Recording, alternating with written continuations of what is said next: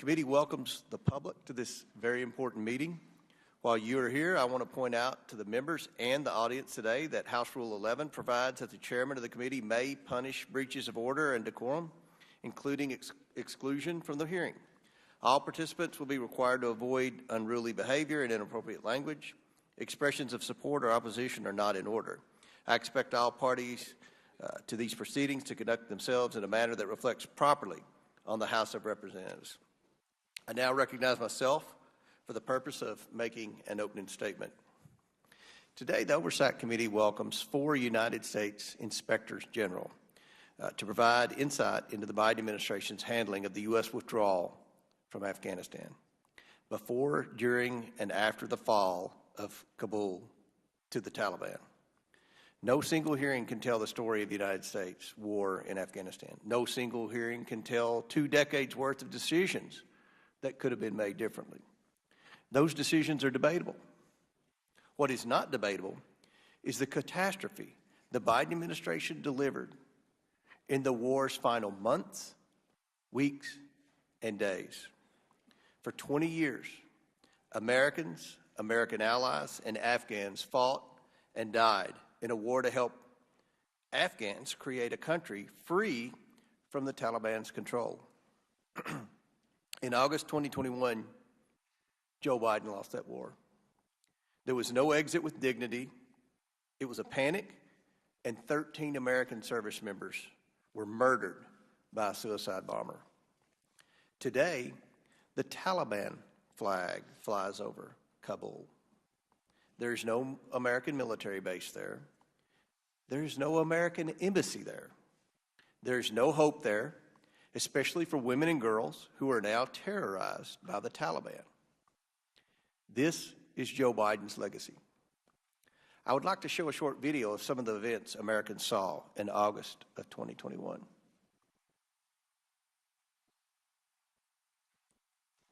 All this talk of chaos, I just didn't see it, not from my perch. At one point during the evacuation, there was an aircraft taking off full of people, Americans and Afghans alike, every 48 minutes. And not one single mission was missed. So I'm sorry, I just won't buy the whole argument of chaos. Coming in right now from Afghanistan, the Taliban parading through the streets in U.S. armored vehicles and flying a Black Hawk helicopter. Regrets about the withdrawal from Afghanistan? I support the president's decision. Do you have regrets about their withdrawal or how the withdrawal occurred from Afghanistan that cost the lives of 13 of our service members? I don't have any regrets. You don't have any regrets. Secretary Austin, it's very telling. In 2021, Americans watched as crowds of thousands of Afghans stood outside the gates of Hamid Karzai International Airport, just trying to get out of the country. Americans watched as people so desperate to flee clung to the landing gear of airplanes taking off and fell from the sky when the planes did not stop. Americans watched as parents handed their infants over to U.S. soldiers, and they watched as billions of dollars of U.S. equipment, trucks, aircraft, weaponry, was just abandoned to the Taliban. The American people watched these scenes and were worried about Americans, innocent Afghans, and loved ones who were still in Afghanistan. Since the Afghan government's collapse, the Oversight Committee has wanted answers from the Biden administration, and we will get them. As our Commander-in-Chief, President Biden's poor leadership and planning led to the debacle that unfolded in Afghanistan in August 2021. Let me be clear. I was in favor of leaving Afghanistan, but it should have never been done like this. I want to also say that the U.S. military, which is stronger and more capable than any other in the world, accomplished an incredible mission, airlifting 124,000 people out of Afghanistan in a matter of days.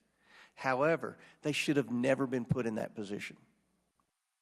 The U.S. withdrawal from Afghanistan has consequences that will not go away overnight, despite the Biden administration's hope that the American people will forget.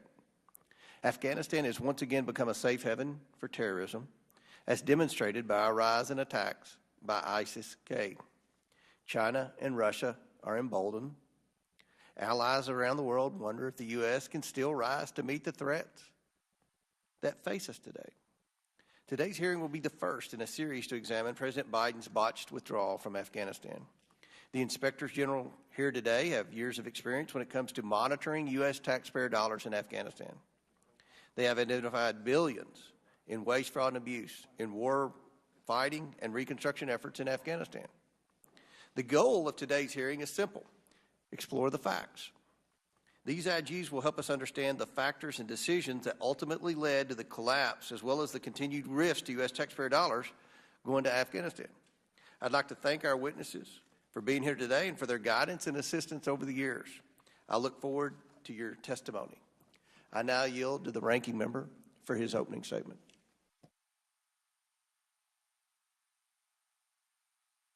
Thank you kindly, Mr. Chairman, and thanks to each of our witnesses for being with us today. When I was growing up, we were taught that partisan politics stops at the water's edge. In 1983, after terrorists killed 241 American service members in Lebanon, our country united in responding to this act of savagery rather than simply blame President Reagan for what the terrorist has done. Today, however, my colleagues seek to blame the Biden administration for the cowardly ISIS terror attack at Kabul airport in Afghanistan, which stole the lives of 13 American heroes in the final days of the Afghan war. This is not just morally confused and politically cynical, but historically disoriented. More than 2 decades long, the Afghan war was America's longest war. It spanned 4 Republican and Democratic presidential administrations. Joe Biden was president during 7 of the 238 months of the war, or to put it another way, for about 3% of the duration of the war, compared to roughly 20% for Donald Trump, 40% for Barack Obama, and 37% for George W. Bush. The Afghan war cost the lives of more than 2,400 American service members, 3,846 private contractors, more than 1,100 allied service members, more than 66,000 national Afghan military and police, and 47,245 Afghan civilians, without even getting into the Taliban side. Understanding what led to the collapse of the Afghan government and security forces is vitally important, but it requires looking comprehensively at the dynamics of the massive decades-long military and nation-building failure, not just the last few months of the war. This hearing's absurdly narrow focus is like trying to explain why the Confederacy lost the Civil War by examining only what happened at the surrender of Appomattox. Today's witnesses have the expertise to explain the structural factors behind the collapse of the Afghan government. John Sopko, the Special Inspector General for Afghan Reconstruction since 2012, repeatedly warned for years that the U.S. lacked a coherent strategy and had not defined its purposes, had set unrealistic expectations for its reconstruction mission in Afghanistan, did not properly understand Afghan political culture and institutions, and never faced the corruption of the Afghan government. In 2019, Sopko issued a report warning not just of risks created by the ongoing reconstruction effort, but also of risks arising from the Trump administration's ongoing efforts to negotiate a settlement directly with the Taliban. And when we zero in on the final months of the war, my Republican colleagues refused to examine the elephant on the battlefield, President Trump's disastrous decision to cut out the Afghan government and negotiate directly with the Taliban, and then to enter into a dangerously lopsided agreement with these authoritarian religious fanatics. In the Trump-Taliban agreement, or Doha agreement, Trump struck numerous bad deals and fateful bargains with the Taliban that would come back to haunt us, including the release of 5,000 Taliban fighters from prison, many of whom promptly rejoined the insurgents in their battle to recapture Kabul. Our colleagues have also conveniently ignored President Trump's decision just 4 days after Joe Biden was declared the winner of the presidential election to secretly order the withdrawal of all troops by January 15, 2021, a move that stunned his own military generals, in which Chairman of the Joint Chiefs of Staff, General Mark Milley, called, quote, odd, not standard, and potentially dangerous. After significant pushback, President Trump rescinded his secret order and replaced it with a directive to draw down to 2,500 troops. Months later, when President Trump begrudgingly left Washington under a cloud of bear mace and tear gas, he did so without providing the new administration any plans at all on how to safely withdraw the remaining U.S. troops or how to safely evacuate Americans and our Afghan allies within the strict timeline prescribed by Trump's Taliban agreement. This failure was not an accident, but was calculated to force Biden's hand. President Trump later bragged about this maneuver at a rally with his supporters, stating, "I started the process. All the troops are coming back home." They could not stop the process. They wanted to, but it was very tough to stop the process. Trump moved forward with the withdrawal of U.S. troops even as the Taliban increased violent attacks against the Afghan government and refused to sever ties with terrorist groups, including the Haqqani network and al-Qaeda. When President Biden took office in January 2021, he faced the difficult choice: send more American troops back into Afghanistan to defend against the newly revitalized Taliban onslaught in the 20-year civil war, or proceed with a full withdrawal from Afghanistan as contemplated by the Trump-Taliban agreement. After extensive consultation, including with his top national security advisors and intelligence personnel, on April 14, Biden announced that the final withdrawal of all U.S. troops from Afghanistan would begin on May 1st and be completed by September 11, 2021. Biden's decision to follow through on the Trump-Taliban agreement was not without risk. Despite careful planning and a consensus from the intelligence community and military leadership on the Afghan military's ability to protect Kabul and defend against the Taliban after withdrawal, the Afghan government and security forces almost immediately collapsed, far more quickly than expected, forcing the administration to evacuate more than 120,000 Americans and Afghan nationals within 2 weeks in what became the largest non-combatant evacuation operation airlift in the history of the United States.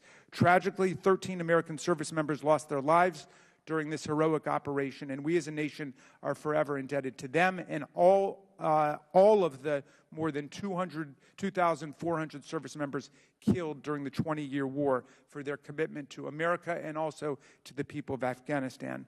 Today, it's imperative that we put partisan politics aside to ensure that the suffering Afghan people continue to experience today, that these people will receive much-needed humanitarian and diplomatic assistance. Let's work together to find ways to support funding for programs that uplift Afghan women and girls in light of increasing violent repression against them.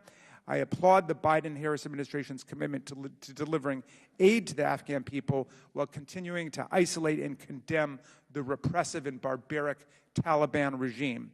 Our country's essential position as a champion for democracy, human rights, and freedom against authoritarianism and violent fanaticism around the world requires us to engage in fact-based oversight to understand what went wrong with our 2-decade mission in Afghanistan. As Mr. Sopko has stated, serious analysis means examining a series of blunders made across multiple administrations over 2 decades. We cannot do our faithful duty as members of Congress by assigning blame on a partisan basis or scoring points in distorted ways. The fate of democracy, human rights, and women's equality all over the world depends on seriously analyzing what went wrong with our intervention in Afghanistan. Let us be serious to that task, and I yield back to you, Mr. Chairman. Ranking Member yields back. I'm pleased to introduce our 4 witnesses today. Mr. Robert Storch was recently confirmed as the Department of Defense Inspector General in December of 2022. He has a long history in the IG community, including serving for 5 years as the National Security Agency's Inspector General. Ms. Diana Shaw serves as the Deputy Inspector General at the Department of State, where she performs the duties of the Inspector General. She has also held leadership positions within the U.S. Department of Homeland Security's Office of the Inspector General. Ms. Nicole Andurella is the Acting Deputy Inspector General at the USAID, where she performs the duties of the Inspector General. She has a long history of working with USAID's OIG in various roles. And Mr. John Sopko has been the Special Inspector General for Afghanistan Reconstruction since 2012. He has more than 30 years' experience in oversight and investigations as a prosecutor, congressional counsel, and senior federal government advisor. Very impressive witness panel. Pursuant to Committee Rule 9G, the witnesses will please stand and raise their right hands.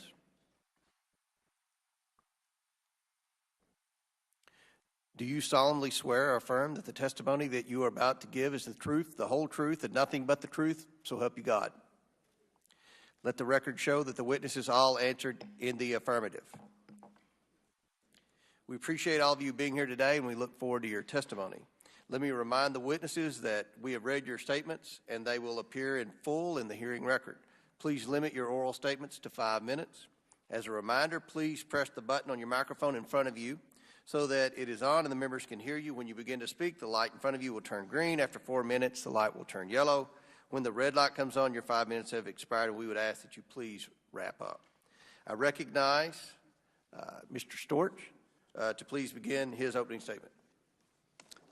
Chairman Comer, Ranking Member Raskin, and distinguished members of the committee. The war in Afghanistan was, in the words of the Chairman of the Joint Chiefs of Staff, a strategic failure. Despite an investment of more than $2 trillion over 20 years and the sacrifices of more than 2,400 American service members, the U.S.-supported Afghan government and military collapsed almost immediately as U.S. forces began their final withdrawal from the country, resulting in a more rushed and contested non-combatant evacuation. My office has provided robust, independent oversight of DoD activities involving Afghanistan going back to 2005. Congress established the lead IG model for coordinating oversight and reporting on overseas contingency operations in 2013. In 2015, the DoD IG was designated the lead IG for Operation Freedom Sentinel, the U.S. counterterrorism mission against al-Qaeda, ISIS-K, and their affiliates in Afghanistan, and related participation in the NATO-led mission to develop the capacity of the Afghan security ministries and national defense and security forces. As lead IG, my office employs a whole-of-government approach to continuously engage and coordinate with my colleagues here from the State Department OIG, U.S. Agency for International Development OIG, and the Special Inspector General for Afghanistan Reconstruction, and many others to develop annual oversight plans and issue quarterly reports that transparently provide information regarding the operation and our oversight of it. With the sunset of OFS following the end of U.S. military presence in Afghanistan, my office's lead IG responsibilities continue with Operation Enduring Sentinel, the mission to conduct over-the-horizon counterterrorism operations and engage with regional partners. To date, we and our partners have issued 31 quarterly reports on OFS and OES. The DoD OIG has issued 223 audit and evaluation reports and advisories related to Afghanistan oversight, containing approximately 1,500 recommendations to improve DoD programs and operations. Last fall, we issued a lessons learned report on U.S. security cooperation activities that analyzed a total of 66 reports from my office and our partners to identify significant challenge areas, including deficiencies with training and advising the Afghan security forces and ministries that resulted in over-reliance on U.S. and coalition forces and a lack of accountability and control for U.S. supplied equipment. In the latter area, my office has issued some 15 separate reports related to the inability of both the DoD and the ANDSF to properly account for a variety of military equipment and property. DoD OIG audits also identified issues with the accountability of U.S. funds that were provided to support the ANDSF, including problems with payroll systems and ghost soldiers and routine theft of fuel and ammunition. Our oversight also identified an over-reliance on U.S. contractor maintenance that persisted throughout the U.S. military withdrawal.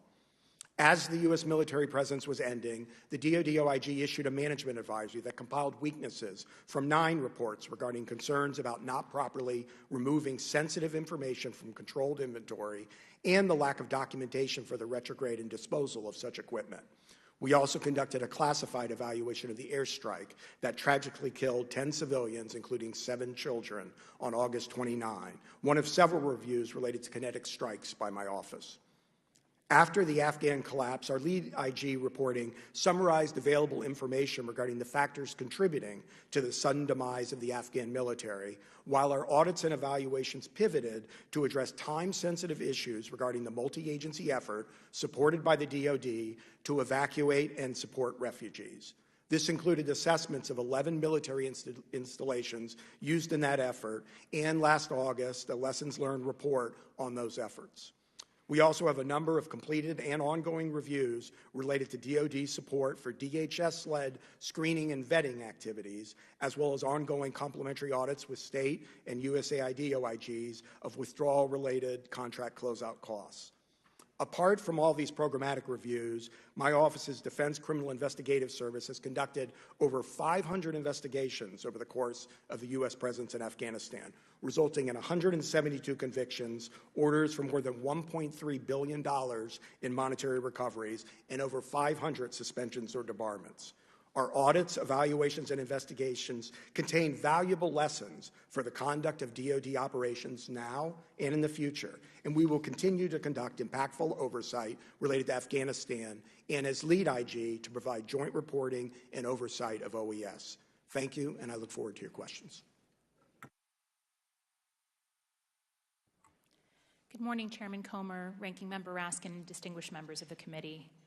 Thank you for the opportunity to discuss the Department of State Office of Inspector General's Afghanistan-related oversight work. I'm very pleased to be joined today by my counterparts from the Defense and USAID OIGs and the Special Inspector General for Afghanistan Reconstruction.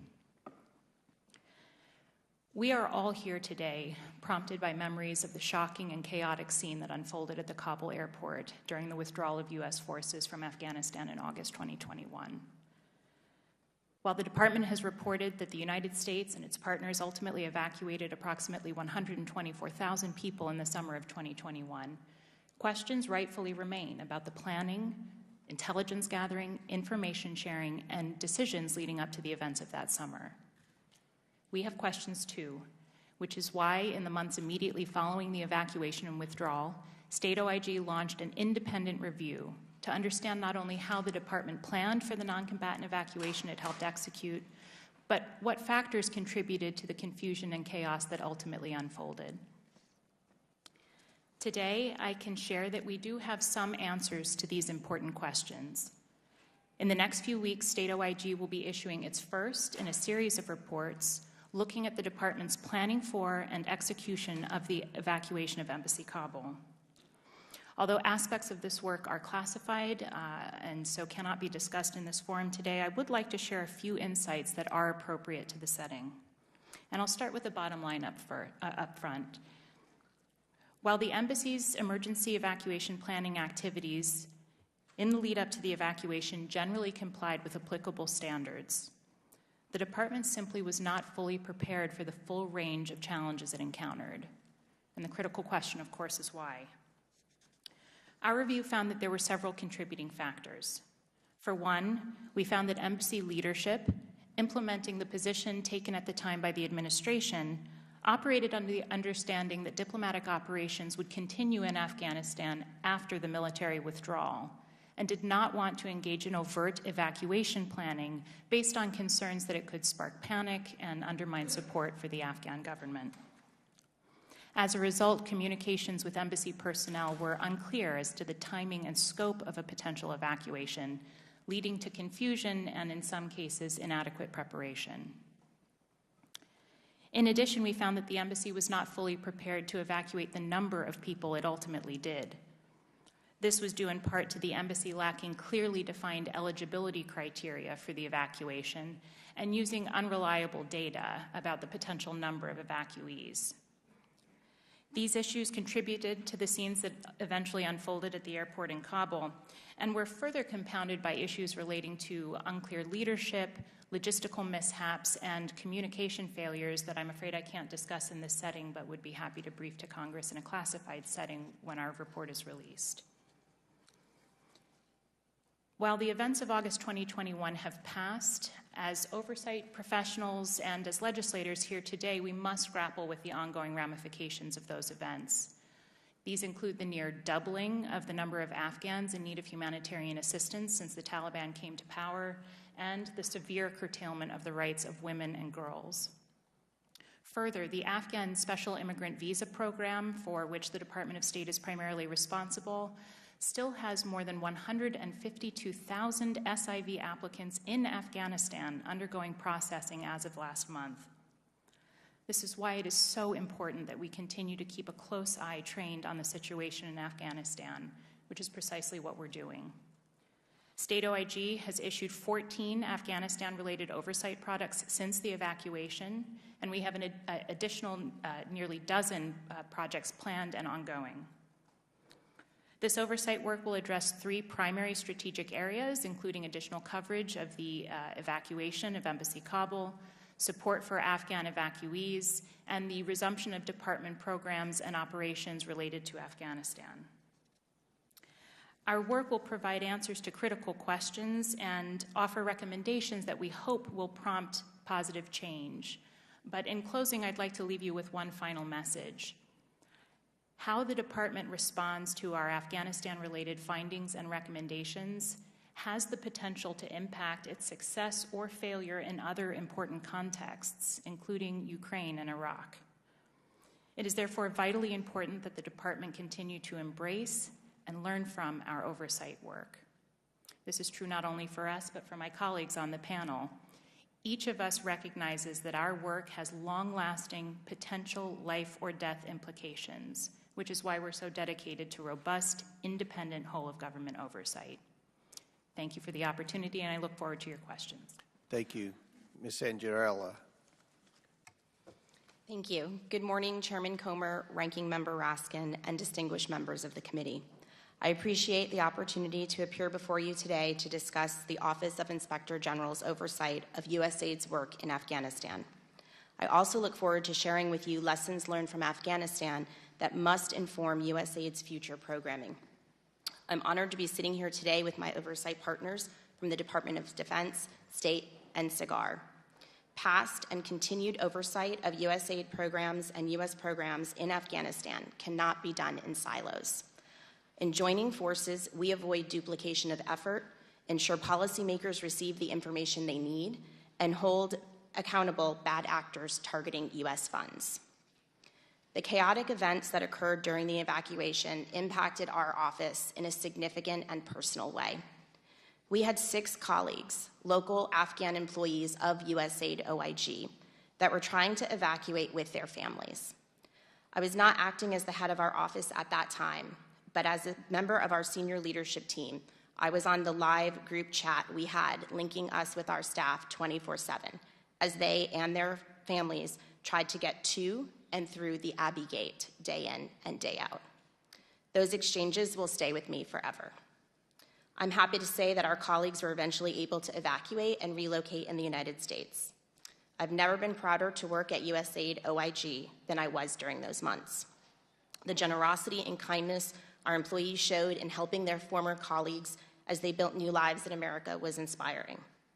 I also want to recognize all of our Afghan USAID OIG employees over the years who were integral to OIG's work. Without them, the work I'm going to talk about today would not have been possible. From 2001 until the evacuation in 2021, USAID invested $24 billion in Afghanistan. The significant level of investment required a proportionate level of independent oversight from USAID OIG. In 2010, we established a Kabul office to advance our work in country. We issued more than 300 reports covering programs valued at close to $6.4 billion. This work resulted in nearly 800 recommendations to USAID and identified hundreds of millions of dollars in questioned costs. Our investigative work led to criminal prosecutions, major False Claims Act statements, and suspensions or debarments of 70 companies and individuals.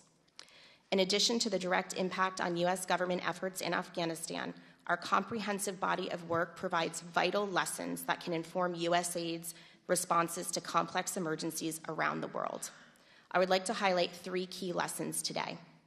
First, effective monitoring of programming activities is essential in complex environments. USAID must implement and then adhere to standards to ensure effective program oversight. It must also plan ahead to ensure continuity of projects in anticipation of staff reductions. One of our Afghanistan audits found that for 127 projects reviewed in Afghanistan, only 1 award used USAID's monitoring system as intended. Second, USAID must clearly define, measure, and link performance objectives to ensure that programs are actually meeting the established metrics and goals. For example, one of our audits found that USAID did not have policies and procedures in place to verify that payments to a World Bank trust fund were being used for their intended purpose. Third, in conflict zones such as Afghanistan, large sums of funding from outside donors attract corruption and diversion, including to sanctioned groups like the Taliban.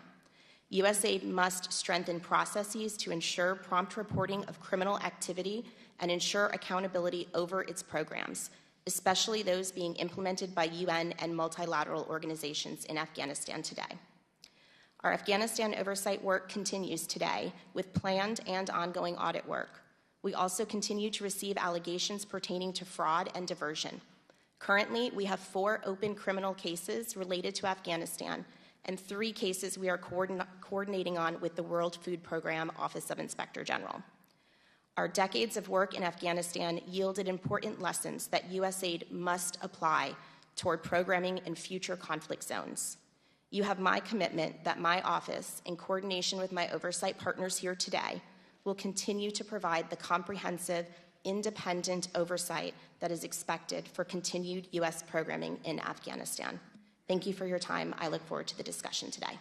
Thank you. Mr. Sopko. Chairman Comer, Ranking Member Raskin, thank you very much for inviting me to come back here to testify. I believe this is the 12th time I've testified before this committee. Unlike my other colleagues here, SIGAR has not been tasked with, nor do we have the jurisdiction to, look at the question of the administration's withdrawal. However, just days after that withdrawal occurred, this committee, in a bipartisan fashion, asked us and directed us to examine the factors that led up to the Afghan collapse and the Afghan withdrawal. Your request, I believe, is extremely critical to today's hearing and your ongoing oversight work, because it provides the context for how the Trump and Biden administration's policy decisions were either effected or carried out. SIGAR's reports, and these are the 2 reports which we have prepared for this committee, are based upon our over 12 years of work in Afghanistan, over 700 audits or reports we prepared, and includes dozens of lessons learned reports on particular issues in Afghanistan. They are also based on over 800 interviews of current and former U.S. and Afghan military and civilian officials. They painstakingly show that the failure to build a democratic, self-sustainable Afghan state, which was the purpose for us going into Afghanistan, was the result of many decisions made over the course of 4 presidential administrations. From ignoring rampant corruption and the lack of a consistent U.S. strategy to the inability to develop self-sustaining Afghan military forces and institutions, the seeds of August 2021's drama were sown many years before. We found that the 2020 Doha Agreement and the subsequent decision to go through with the withdrawal in 2021 merely exacerbated long-existing problems. Among them, these policy decisions dramatically degraded the morale of the Afghan security forces and compounded the Afghan military's total dependence on U.S. combat and contractor support, which left the Afghan military unable to sustain operations. The Afghan government's own self-denial about the U.S. intent to depart, the exclusion of the Afghan government from the U.S. negotiations with the Taliban, again, systemic corruption, and the insular Afghan government decision-making were additional factors that contributed to the disaster. But remember this, once each administration decided to withdraw our troops and contractors, it was not a question of if, it was rather a question of when the Afghan government was going to collapse. Now, I want to change the subject because there are still major problems with our assistance in Afghanistan that this committee should be alerted to. The United States has appropriated $2 billion for Afghanistan assistance since the withdrawal, and a further $3.5 billion may be available through this newly created Switzerland-based Afghan fund.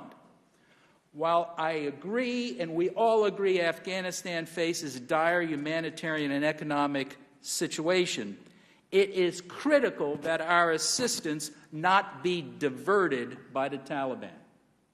Unfortunately, as I sit here today, I cannot assure this committee or the American taxpayer we are not currently funding the Taliban. Nor can I assure you that the Taliban are not diverting the money we are sending from the intended recipients, which are the poor Afghan people. As our 2023 high-risk list for Congress, which we were releasing today at this hearing, indicates, we face serious risk due to Taliban interference with UN and U.S. assistance, and we face a lack of aggressive oversight controls on the trust funds and the multilateral organizations.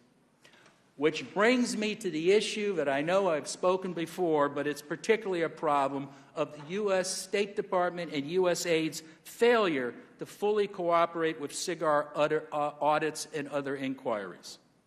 The lack of cooperation by state, and I'm not talking about the IGs, I'm talking about the Department of State and to a lesser extent USAID, is unprecedented in the nearly 12 years that I have been the SIGAR. I must add, in the 2 decades that I did congressional oversight, both in the Senate and the House.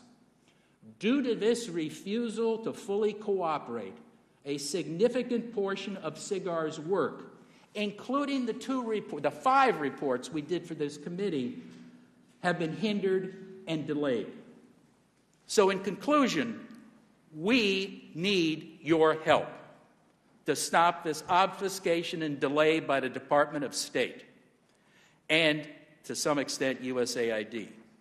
As I'm sure my fellow inspectors general would agree, we cannot abide a situation in which agencies are allowed to pick and choose what information an IG gets, or who an IG can interview, or what an IG may report on. If permitted to continue, it will end SIGAR's work in Afghanistan, but also Congress's access to independent and credible oversight of any administration. Thank you very much, and I look forward to answering your questions. Wow.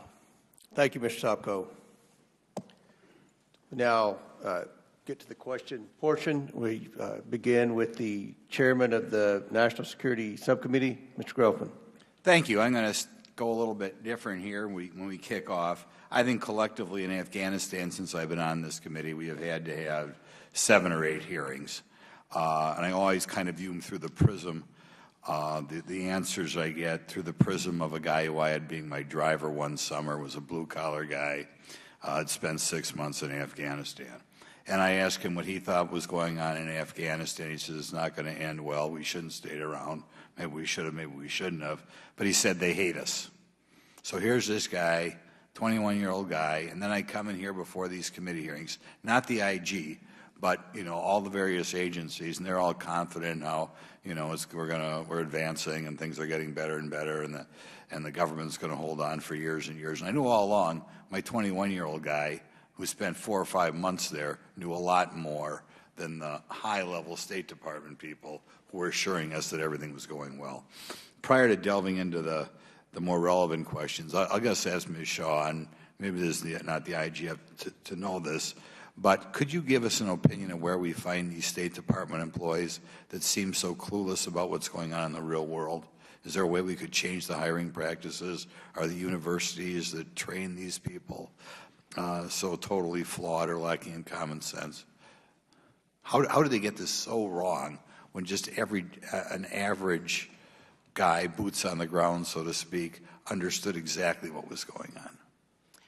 So thank you for your question. I don't know that we have work specifically on that issue, although we do look in the context of contract oversight and monitoring and find that there are folks filling in these positions that lack the technical expertise, lack the experience, and so we do have some work that point to those issues, but on the broader question, I'm afraid I don't have an answer. Yeah, okay. I'm not really worried about technical expertise. I'm worried about common sense. which seem to be entirely lacking.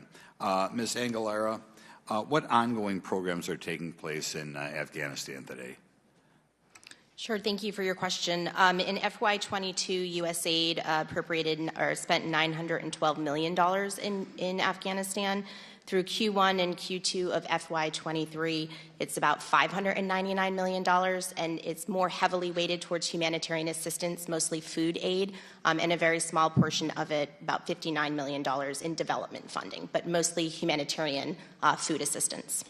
Well, thank you.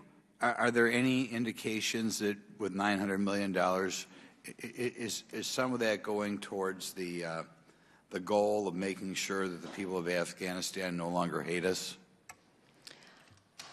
I think the goal of getting food to people, there have been significant impediments to that in the last couple of months with the ban on women working for NGOs and most recently the UN. As of right now, the UN has halted much of its programming for humanitarian assistance, I believe until May 5th, while they decide how to continue implementing programming. Okay, how does USAID ensure the assistance is not going to Taliban? USAID has third-party monitoring and multi-tiered monitoring, and what we do as USAID is evaluate the type of monitoring they have in place right now. Okay, we'll go to Mr. Sopko. Today you're releasing your 2023 high-risk list that examines the ongoing risk to U.S. taxpayer dollars. What are the biggest risks that you've identified? I think the biggest risk is the interference the Taliban has with the UN and the Department of State and USAID programs. We do know that the UN has told us that they are siphoning money off. They're actually going beyond what the Ghani administration and stealing money from us. So that's started. I think the second problem is that we have to rely on international trust funds, like the UN. We have identified in the past, over the last 12 years, that these trust funds, with the UN, World Bank, and et cetera, do very little oversight and are very skimpy on giving information about it, and we think that's continuing, so we don't think state and aid. And when we specifically asked, to give you an example, when we asked state, how much money is the Taliban getting from these programs, they couldn't answer because they don't know. So I can't tell you how much, but that's the biggest. The other serious threat to our assistance, I think, is the refusal of state and aid to answer the simplest oversight questions that we have, like who are your implementing partners? Can we interview them?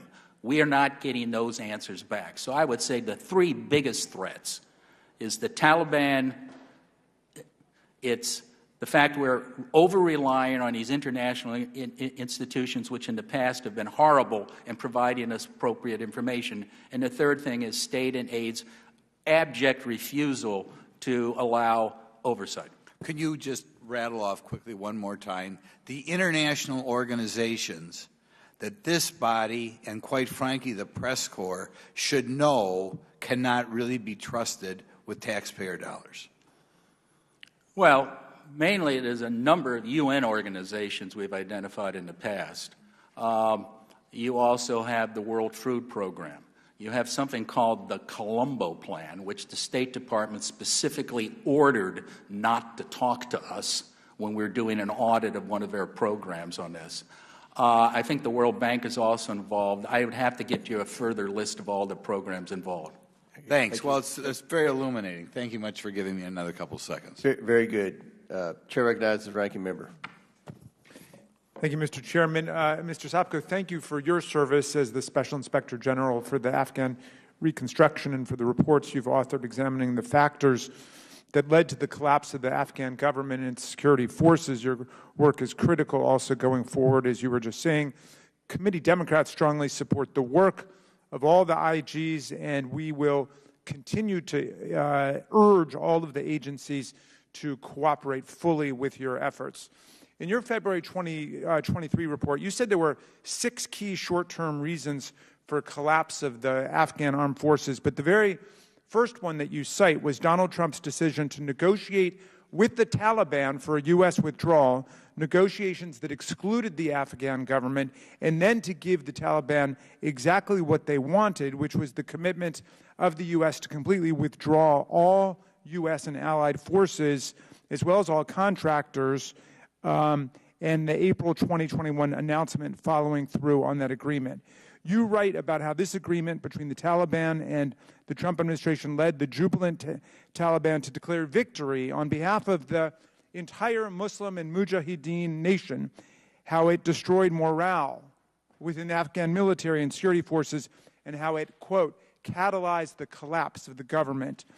Mr. Sopko, did President Trump's decision to negotiate directly with the Taliban and exclude President Ghani and the Afghan government from negotiations undermine the ability of the Afghan government to negotiate a stable peace agreement with the Taliban and to defend itself and the nation against Taliban military attack? As we say, this was one of many decisions, but you're correct. That decision itself undercut the morale of the average Afghan soldier and the average Afghan civilian. But the follow-up is, as we say in the report, we also say that the decision by the Biden administration to follow also added to that elimination of the morale of the average Afghan soldier to continue fighting. By following that path, I gotcha. Yes. Did the Trump-Taliban agreement embolden what you call a reinvigorated Taliban to increase its violent attacks against the Afghan armed forces? Yes, it did. It did. And if you talk to the Afghan generals and people who are on the ground, which we did, they'll tell you that that is exactly what happened. Well, one of the concessions that Trump made to the Taliban was allowing the release of 5,000 Taliban prisoners then being held by the Afghan government, including perpetrators of terrorist attacks, in return for the Taliban freeing, I believe it was 1,000 Afghan prisoners. Thousands of these Taliban-released fighters immediately returned to the battlefield and participated, and in some cases led the Taliban onslaught against Afghan cities, even though there was a provision saying that they were not supposed to rejoin the fight. In September of 2021, after the fall of Kabul, former President Trump lied about this deal, saying, quote, the inept Afghan government led by corrupt President Ghani released 5,000 prisoners, not the Trump administration. We know this is a lie from the language of the Trump-Taliban agreement itself, which explicitly contemplated the release of, quote, up to 5,000 prisoners by March 10th, 2020. Moreover, your report establishes that the Trump administration actually pressured the Afghan government to agree to this condition. Mr. Sopko, isn't it correct that the Afghan government initially opposed the release of these Taliban and terrorist prisoners? You're correct. And how did the Trump administration specifically work to pressure or coerce the Afghan government to agree to this prisoner exchange? I believe it may have been Secretary of State Pompeo, I believe our report indicates, may have actually threatened funding to the Afghan government. I believe. I'd have to double check. Secretary Pompeo, according to the report, threatened to withhold U.S. aid. That's correct. If they didn't go along with it.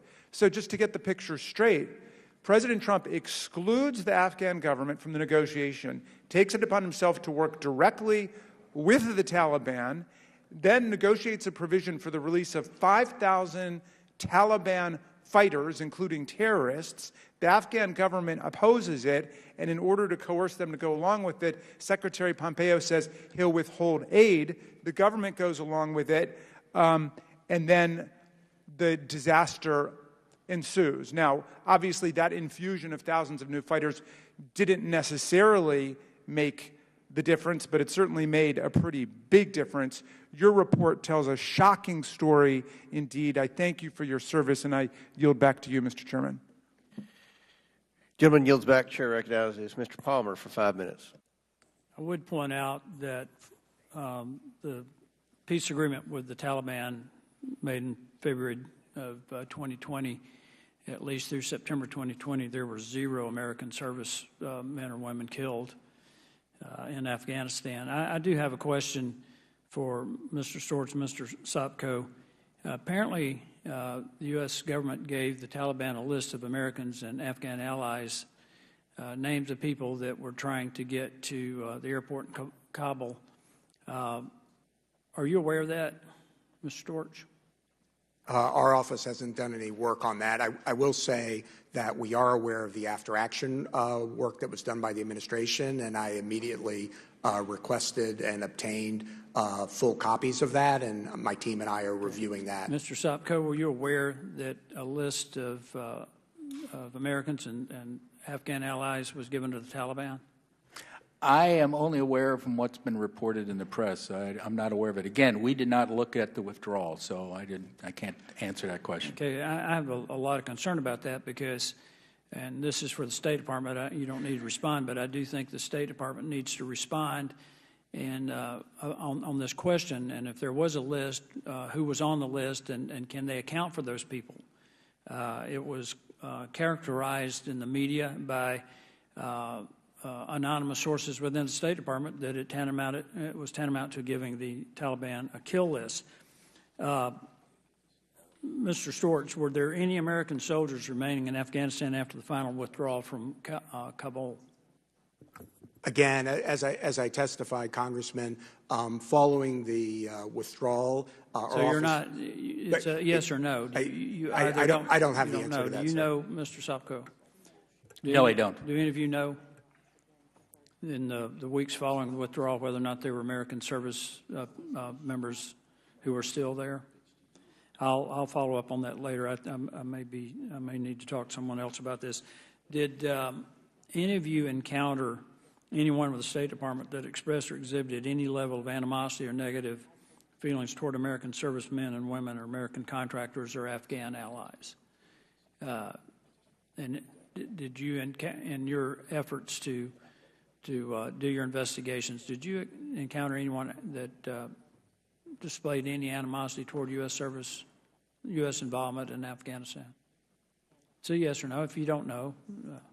You're saying State Department employees who expressed that? Have you talked to people outside of Washington? Oh, absolutely. We interviewed 800-some people, and since the U.S. government wouldn't talk to us, we interviewed a lot of former and current employees privately. Yes, we've talked to a lot of people. I don't remember encountering anybody expressing any animosity to U.S. troops and the people we interviewed. Okay.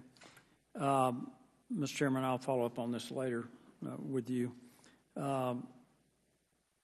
Sopko, you've already expressed some reservations about U.S. funding, sending billions of dollars to Afghanistan to promote human rights, to support the rights of women and girls, particularly the rights of women and girls to work, to get an education.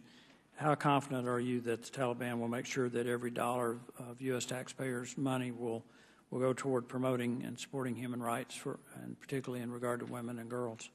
I don't trust the Taliban as far as you can throw them. And the information we're getting, again, not from the State Department, who isn't talking to us, or USAID, who's giving us access, is that the Taliban are already diverting funds. Let me just correct one thing, sir. I am not opposed to humanitarian assistance. That's a policy decision that Congress and the President and the administration have to make. I just am saying, if the purpose is to help the Afghan people, we have to have effective oversight to ensure the money goes to those people and not to some Taliban. And I would just say, I haven't seen a starving Taliban fighter on TV. They all seem to be fat, dumb, and happy. I see a lot of starving Afghan children on TV. So I'm wondering where all this funding is going. Well, I think we're all aware that withholding food and sustenance is a way to maintain control over a population. And I have some serious concerns about what's happened there post the withdrawal and how it was handled in the efforts to post-withdrawal of private contractors to extract people, that frankly some of that's still going on. The fact that the Taliban was going house to house, people could hear gunshots in the streets. I'm very concerned about what's happened in that country, and I support humanitarian aid, but I don't support giving money to people who are murdering people in the street, who are denying people basic human rights, and who are basically withholding the opportunities that for 20 years Afghan women and girls enjoyed while we were there. My last question, if I may, Mr. Chairman, is did anyone at the Department of Defense or the State Department express any reservations about abandoning Bagram? Gentlemen's time's expired, but feel free to answer the question. Yeah, we reported out in our lead IG reporting regarding all the facts and case, but we haven't done any oversight work related to that. Okay. And I would say as well, if I can, I know we're over, but that goes to the point that Mr. Sopko made earlier. Many of these are policy, strategic decisions, and so as IGs, our role is, once those are set, to do oversight that determines whether the policy or strategy is being done efficiently or effectively. I thank the Chairman. I yield back. Chair recognizes Ms. Norton for 5 minutes. I thank the Chair. I strongly agree with the Inspectors General about the need to support the people of Afghanistan amidst ongoing economic and humanitarian crises, and to uplift Afghan women and girls whose basic human rights have been stripped away by the Taliban. It is critical that we provide financial assistance while isolating and condemning the Taliban regime. This new challenge requires a thoughtful and careful approach to delivering aid. While providing this vital assistance is not without risk, we must not turn our backs on our allies. Instead, we must work with the Inspectors General and the administration to identify effective ways to enable direct assistance with appropriate guardrails. We must continue working on new solutions to provide the much-needed relief to Afghan people, while ensuring this aid stays out of the hands of the Taliban. Now, Chairman Comer is holding today's hearing to focus on the events surrounding the August 2021 withdrawal in Afghanistan, and the Chairman has made his position on the withdrawal very clear over the past few years. In an April 2021 interview, Chairman Comer said regarding President Biden's decision to complete the withdrawal of U.S. troops from Afghanistan by September 2021, and I quote, "That's probably the first decision Joe Biden's made that I actually agree with. I strongly support removing all the troops from Afghanistan. I think that the American public has been ready to leave Afghanistan for at least a decade," end quote. And it wasn't just Chairman Comer. Several Republican members of the committee praised President Biden for withdrawing troops from Afghanistan. In March 2021, Mr. Biggs criticized President Biden for failing to withdraw troops from Afghanistan sooner, writing, and I quote, "You still suggest a May 1st withdrawal date isn't possible. That kind of thinking has kept us in Afghanistan for 20 years, end quote. In 2021, Mr. Mace stated on Fox News, "I've never been shy to disagree with the administration, but I couldn't agree more with bringing our troops home after 2 decades of war in Afghanistan, a policy former President Trump and now President agree on." Mr. Sopko, in your testimony today, you stated that while the Trump administration's decision to sign the Doha agreement and the Biden administration's decision to follow through with the withdrawal were immediate factors precipitating the collapse of the Afghan government and its security forces, those decisions had antecedents that stretched to the beginning of the mission of 2001. Mr. Sopko, it sounds like it is your view that after 20 years in Afghanistan, the U.S. failed to build stable Afghan institutions that could survive the withdrawal of U.S. troops from the country. Is that right? You're absolutely correct. That's what we found. Mr. Sopko, you have been warning for years that this was the case, that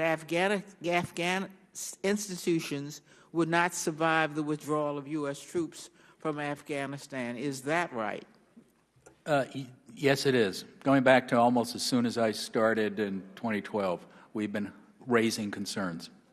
Today, my Republican colleagues who so enthusiastically supported the withdrawal of U.S. troops from Afghanistan seek to blame the Biden-Harris administration for results of that withdrawal. I hope my Republican colleagues will pause their political posturing so that together we can work on learning the lessons that our country's 20-year involvement in Afghanistan teach us. I yield back. Gentlelady yields back. Before I yield to the next questioner, I feel compelled to respond. I think I speak for all three of us that you quoted.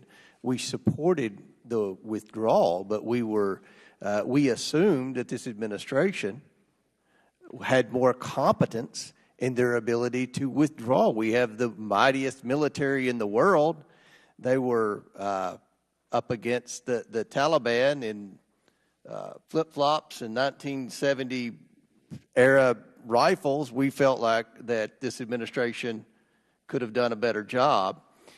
And I don't think you can blame Donald Trump for this administration not cooperating with these IGs, which is very, very troubling. Chair recognizes the chairman of the full House Intelligence Committee, Mr. Turner, for 5 minutes. Thank you, Mr. Chairman. There certainly is a lot to learn. I think we were all aghast as we watched on television people running for planes as the United States withdrew abruptly from Afghanistan. The administration had promised an orderly withdrawal from Afghanistan, one which I opposed. I believed that there was a role for a small force to be able to continue to provide stability in Afghanistan. But the administration promised that they were not going to run for the exits, but they did so, and they did so in the middle of the night, which caused a collapse of the Afghan government and the inability of the Afghan military to operate, and led to their inability to be able to defend themselves. Mr. Sopko, I thank you for all the work that you do. You and I have spoken before. Good to see you. I wanted to highlight some of the problems that you're having in doing your work, and in your testimony, some of the problems that you identified. You sent a letter to Secretary of State Blinken and Samantha Power, the administrator of USAID, in June of 2022. And in that letter, you cited that you were directed by Congress to conduct studies of the collapse of the Afghan military, that state and USAID were required by law to provide you information to be able to do that task, and that they were being prohibited from being able to assist, to provide you the information that you needed, and that you felt that it was thwarting your efforts. You contacted me. I then sent a letter to President Biden transmitting the letter that you had sent. I asked this be submitted into the record, both your letter and mine. What's troubling is in your testimony, you relate that you are still being thwarted, that you are not getting the information that you need to be able to do the job that Congress directed you in reviewing the withdrawal and really the circumstances in Afghanistan. That is absolutely correct. Now, I have not received a response to my letter to the President. Have you received responses from your letters that detail at all why that they're not providing you the information? Welcome to my world, Chairman. We have not received the response back from Secretary of State or, well, anybody in the administration, really. Now, you're the Special Inspector General for Afghan Reconstruction. We're not talking small dollars here. You open on page 2 saying that most people would be surprised that more than $8 billion has been provided by the United States since our withdrawal, $3.5 billion of that from the Afghan Central Bank Reserve. But we are talking billions of taxpayers' dollars that are still being spent in Afghanistan, and yet your task of being able to assess the effectiveness, what's occurring with those funds, is being thwarted by lack of information. That is correct. Now, I do find interesting that even though you're being thwarted, you're still providing us information that's shocking. You indicate that the Taliban are able to benefit from these dollars, that both in fees that they provide, that they require, in directions to NGOs. On page 3, page 4, you go into basically schemes that result in actually taxpayers' dollars going right into the hands of the Taliban. That is correct, but we're not getting that information on a regular basis from state or aid, or in the past from DOD, although DOD is not really doing much in Afghanistan anymore.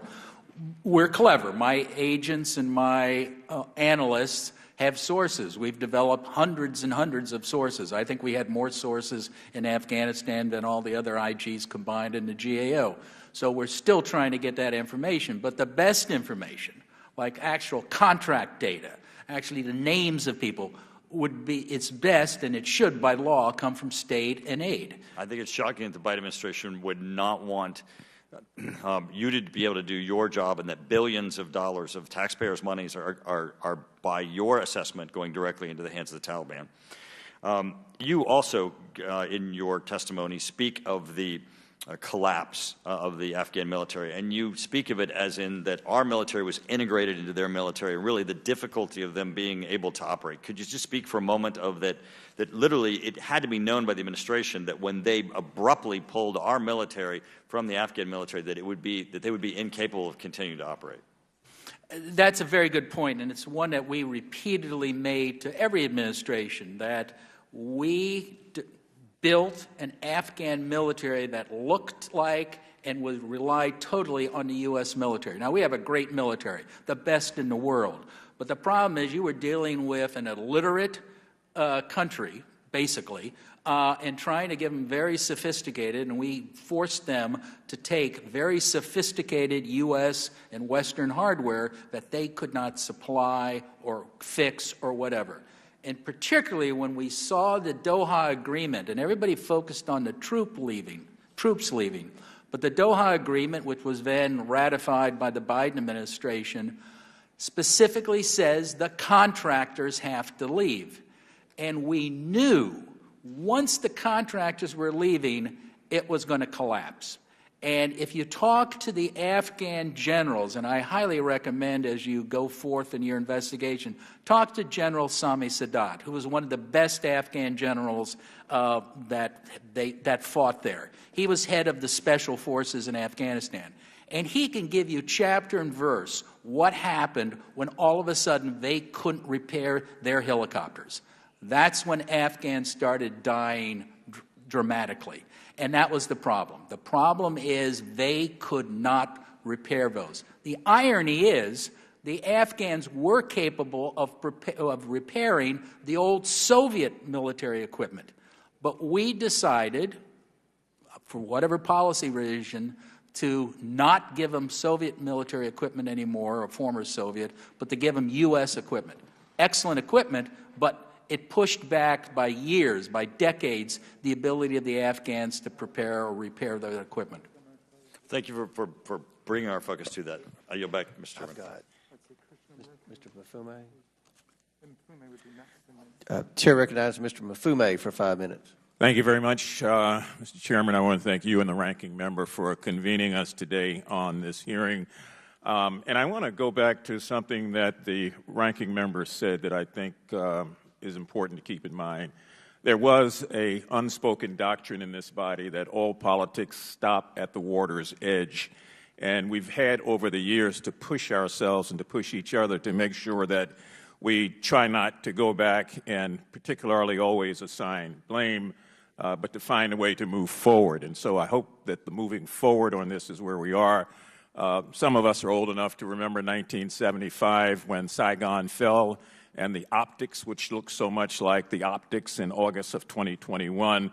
But there was a push, and I urge that we continue to push now, but that we move forward in looking at the real things that trouble us. And one of the things that troubles me, quite frankly, about this whole report is this issue of not enough accountability. I don't know how any of us can defend that. I mean, I'm simultaneously in a small business committee meeting looking at the amount of fraud in the PPP program. So we're always going back to try to find a way to be more accountable to taxpayers, to the American public, and to be more accountable to the truth in all of this. Mr. Sopko, I should let you know that Congress, committee Democrats here on this committee and the previous Congress, including Chairwoman Maloney and Chairman Lynch and staff and others, repeatedly encouraged and pushed agencies to cooperate with SIGAR. I mean, repeatedly. So I regret today, quite frankly, sir, hearing that the State Department, DOD, and USAID have produced some documents, provided some written responses, and participated in some meetings, but have not given the full cooperation that is sought. And I want to underscore something that the ranking member said earlier also, that it's the intention of this committee to always support the work of inspector generals. If we don't do that, then it's pretty difficult for us to move forward with any sense of legitimacy. And so, given the extraordinary importance of SIGAR's work, including the role in helping Congress and the American people to better understand where we are, I'm going to, on the record, urge all three of those agencies today to cooperate more so that we might not be in a position of hearing what we've heard today or in a position of frustration like I am right now, knowing that, that there's apparently more information, more documents, more discussions that should be held and ought to be held. I'm not saying they have to be held in public, but they've got to be held with the Inspector General to find out where we are. We're all concerned about this issue of funding the Taliban indirectly. And as I sit here today, I'm under the assumption that that's what we regrettably seem to be doing. The World Bank Trust Fund has not been able to verify fraud diversion. If that's taking place, we need to know. These are billions and billions of dollars out of the U.S. Treasury that, if they're not going to do what they ought to do, could be better spent at home. But they should be getting into Afghanistan to protect what we see going on with girls and with women there, the tremendous suppression of human rights. And if that's not occurring, then we really do, ladies and gentlemen, have a big task before us in making sure that that takes place. So, Mr. Sopko, and the other thing that grabbed me is that you said clearly on the record that you cannot guarantee that we are not indirectly funding the Taliban as a result of not having the proper information you need. That's scary to note. I mean, I would trust the Taliban as far as I could throw them also. And the fact that they have armaments that have been left behind, the fact that they claim to be a sovereign, independent state now, and the fact that they claim that they don't have to do anything to comply with U.S. requests concerns me. I know they've been hanging out with, for lack of a better term, the Chinese and the Russians and the snuggling up and creating new allies. But for us, the security of women and children in Afghanistan remains a paramount concern, and the accountability of agencies of the United States government to all inspector generals must be a principle that we are guided by, that we live by, and that we pledge to defend. So again, I appreciate this hearing from both the chairman and the ranking member. It helps to get us further down the road and prevents us, I think, from kind of looking back and pointing the finger, but looking forward and saying, here's what we must do now while we have the power to protect the process that has always guided us in the Congress in the United States in the correct way. So, Mr. Chairman, I would yield back, and I thank you for the time. Very good. Thank you, Mr. Mafume. Chair recognizes Mr. Higgins from Louisiana for 5 minutes. Thank you, Mr. Chairman. Just to clarify for Americans watching, we have the Inspector General present on our panel for the Department of Defense, Inspector General for the Department of State, Inspector General for the U.S. Agency for International Development, commonly referred to as USAID, and the Inspector General for the Afghanistan reconstruction. So, ladies and gentlemen, I ask you collectively, just yes or no down the line. Mrs. Storch, we'll begin with you. Have any of you in your duties, in your respective investigations, which we very much appreciate you conducting, and it's an important role that you play for Congress and thus for the nation that we sworn to serve. Have any of you encountered any obstacles or limitations from the executive branch that you would categorize as obstruction? I'm not aware of any such issues for the DoD OIGs. That would be no? You have That's any a no. comment? Yes, yes, sir. No for state OIG. No for USAID. We do not have any access issues right now. Yes, and I'm happy to give you a list.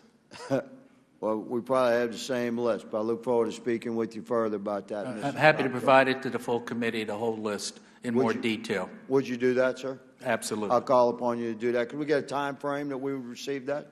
I can give it to you in the next 24 hours. Thank you, sir. We expect to have it. Ladies and gentlemen, I'm going to ask you about the bombing. I understand that this is not perhaps specifically in your purview, but America needs to know what exactly happened and why we allowed this terrorist bomber to kill these 13 Americans and 170 Afghans and horribly maim many others when according to testimony that Congress has received, this bomber had been identified. Test runs of bombings had been conducted in the days prior to the bombing. Our intel guys had identified what the bomber looked like. And according to the testimony of Sergeant Vargas Andrews, a 25-year-old sniper was blown up that day. He arrived on August 16th at his post. On August 22nd, they were advised an IED probe, a practice run by the Taliban, had been performed near the airport there near the gate where he was deployed. Days later, they received word to be on the lookout for 2 specific vehicles. These are all signs of intelligence that had been harvested from the field. And around 2 a.m. on August 26th, the intel guys advised his sniper nest that the suicide bomber in the vicinity had been identified. He was described as clean-shaven, brown dress wearer, black vest, traveling with a companion.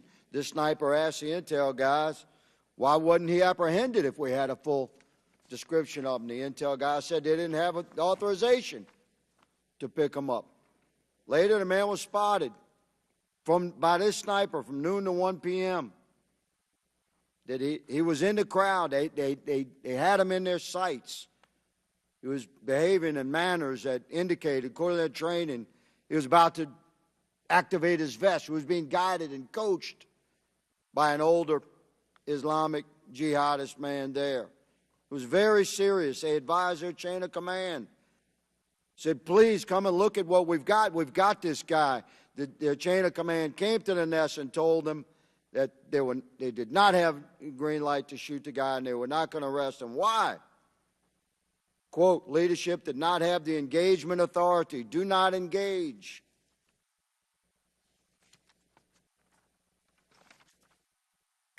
We had identified the bomber. Our intel guys did their work. The Biden administration would not authorize the shooting nor the arrest of the bomber that killed these 13 Americans and 170 of our Afghan allies and wounded and maimed many, many others. Why? I asked the Inspector Generals, do you have an answer? Can you provide that answer in writing to our committee over the course of the next several days? Sir? So thank you for the question. As I testified in my opening statement, following the withdrawal, we pivoted our work at DoD OIG to deal with some emergent issues. In the interest of time, my time has expired. Do you have data regarding? Well, what I was going to say is we've not done oversight work on that now, but as I testified, we did obtain a copy of the administration's after action, and we're actively reviewing that now. And if there's additional oversight work to do, we'll do it. Inspector Generals, if you do have data, my time has expired. If you do have data regarding the bombing attack and the murder of American citizens at the gate in Afghanistan, we ask you to please provide your observations in writing to this committee. Mr. Chairman, I yield. Gentleman yields back. Chair recognizes Ms. Stansberry for 5 minutes. Thank you, Mr. Chairman, and I want to welcome and thank all of our witnesses for being here today. Obviously, our Inspector Generals play a vital role in ensuring the oversight of our federal agencies, and I want to thank all of you as well as your staff for the important work that you do. I also want to take this opportunity to thank all of our active duty military and veterans who served bravely in Afghanistan and continued to serve our country. And, you know, I want to just acknowledge the comments of the previous speaker here. There's no question that the withdrawal from Afghanistan was chaotic, it was terrifying, it was violent, it was difficult, and the loss of those 13 service members can never be replaced. They paid the ultimate sacrifice for their service on behalf of our country. And we should be honoring their memory here today in this committee hearing. But I want to also acknowledge that the American mission in evacuating both our service members, American citizens, as well as our allies in Afghanistan was not in vain. In fact, in those final days, we were able to evacuate 124,000 U.S. citizens and other nationals who were allies to the United States. And I want to say, as a New Mexican, I represent New Mexico's 1st Congressional District. We personally saw the brave service of our service members in helping with the evacuation efforts. In New Mexico, Holloman Air Force Base was one of the 6 designated sites where evacuees were sent when they came to the United States. And I personally had the opportunity to go down and visit not only with the evacuees as they were arriving on our shores, but also the hundreds, literally hundreds of service members, mostly reservists, air women and airmen, National Guards, who volunteered to go help with the evacuation mission because they understood after 20 years of being involved in this conflict that the Afghan allies who were being evacuated had stood bravely with our American troops on the ground, and that our mission and responsibility as we were pulling out of Afghanistan was to ensure that those allies were able to get out and their families were able to get to safety. So I do want to acknowledge that those efforts were not in vain, and to acknowledge the lives that were lost. But I also think it's really important that we set the record straight on really the path that got us into this mess and those final chaotic days. And so, Mr. Storch, I know you've been asked many of these questions already, but I just really want to be clear about the path that got us to the final days of the evacuation. So first of all, is it not true that President Trump entered into negotiations directly with the Taliban in February of 2020? And isn't it true? Thank you. And isn't it true that over the course of those negotiations and the agreements that the Trump administration had with the Taliban directly, they were negotiating directly with the Taliban, it included an agreement for a rapid drawdown of the troops who were stationed in that region? Yes, and I should say all of this is based on our lead IG reporting. We've reported on this. Right. And so it was the Trump administration who set the wheels into motion to actually rapidly draw down the troops and did so in direct negotiation with the Taliban. And yet, even though those agreements were put into place in 2020, there were a series of agreements on the side of the Taliban regarding their behavior with respect to the international community, those who remained in country, and the United States, which ultimately the Trump administration did not hold the Taliban accountable for. Is that correct? We've reported out on the back and forth on all this. Yes, ma'am. Exactly. So it was President Trump who failed to actually ensure that the Taliban upheld their portion of the agreement before agreeing to rapidly remove American troops, putting our troops at risk in those final days. And Ms. Angarella, these actions ultimately left our Afghan communities vulnerable and also led to the collapse of the humanitarian assistance infrastructure that was in country at the time. Is that not correct? It certainly increased the challenges for delivering the humanitarian assistance, yes. So I just want to be clear, you know, in the final days of the American pullout from the war in Afghanistan, It's clear, and Mr. Sopko, you stated this yourself, that the Trump administration, quote, sold out the Afghan government. Mr. Sopko, did you state those words? I think that's quoted from somebody else. I don't think I said that, but I think it's in our report. So it's in your report. So it's really crucial that we're clear about what happened in those final days and that it was the previous administration who set things into motion. And finally, I know I'm out of time here, but I do want to acknowledge once again our brave service members who have not only continued to serve and help those evacuees and Americans who are continuing to work on these issues, but as well as our aid workers and international community. So thank you, Mr. Chairman, and I yield back. Gentlelady yields back. Chair recognizes Mr. Biggs from Arizona for 5 minutes. Thank you, Mr. Chairman, and I thank you, our witnesses for being here today. Mr. Chairman, I request unanimous consent to submit the following into the record. November 7th, 2022 letter from you and Rep. Grothman to Inspector General Sopka. October 25th, 2022 letter from you and Rep. Grothman to Inspector General Sopka. June 22nd, 22 letter from the Office of the Special Inspector General for Afghanistan Reconstruction to Congressional Committee chairs. And a February 1st, 2022 email exchange between individuals in the Office of SIGAR and the Department of State. Without objection, so ordered. Thank you. And each of these documents discuss and provide evidence of the Biden administration's actions to evade cooperation with SIGAR, which has been working on 5 separate reports requested by Congress. These reports discuss the underlying causes that led to the rapid collapse of Afghanistan, Afghan national defense and security forces, potential loss or compromise of U.S. reconstruction assistance resulting from the Taliban's return to power, the ramifications of the U.S. military and diplomatic withdrawal for national security and for the people of Afghanistan. Mr. Sopka, in particular, I thank you for your testimony. Last June, you informed this committee that the Biden administration was refusing to respond to requests for information. And you've given an update today. And quite frankly, I've not seen any public letters from the previous Democrat chair of this committee requesting that the administration comply and cooperate with you. You've indicated pretty conclusively that you've got a broad scope of information you need. You're not getting it. Sitting next to you are the inspector generals for those 3 agencies or departments. I hope that they will encourage that and look into that as well. But I want to specifically now direct the rest of my attention, Mr. Sopko, to you.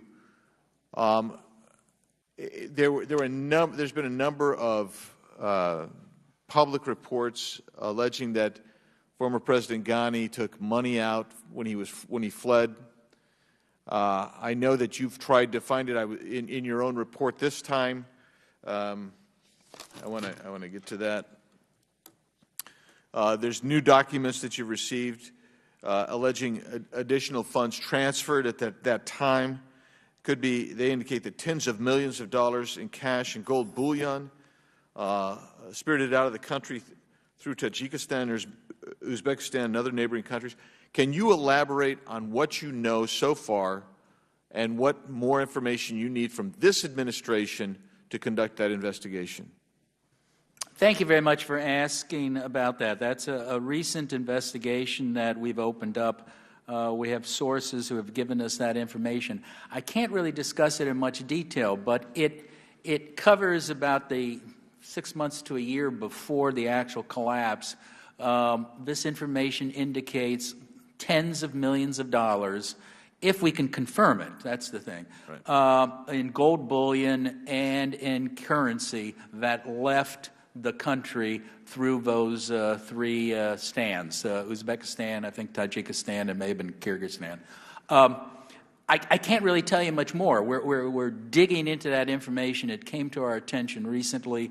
I will report back once we can. We don't know if we're going to be able to make the case. Some of this information is old. We're actually in the process of translating a lot of this information right now, and but I can't really tell you much more.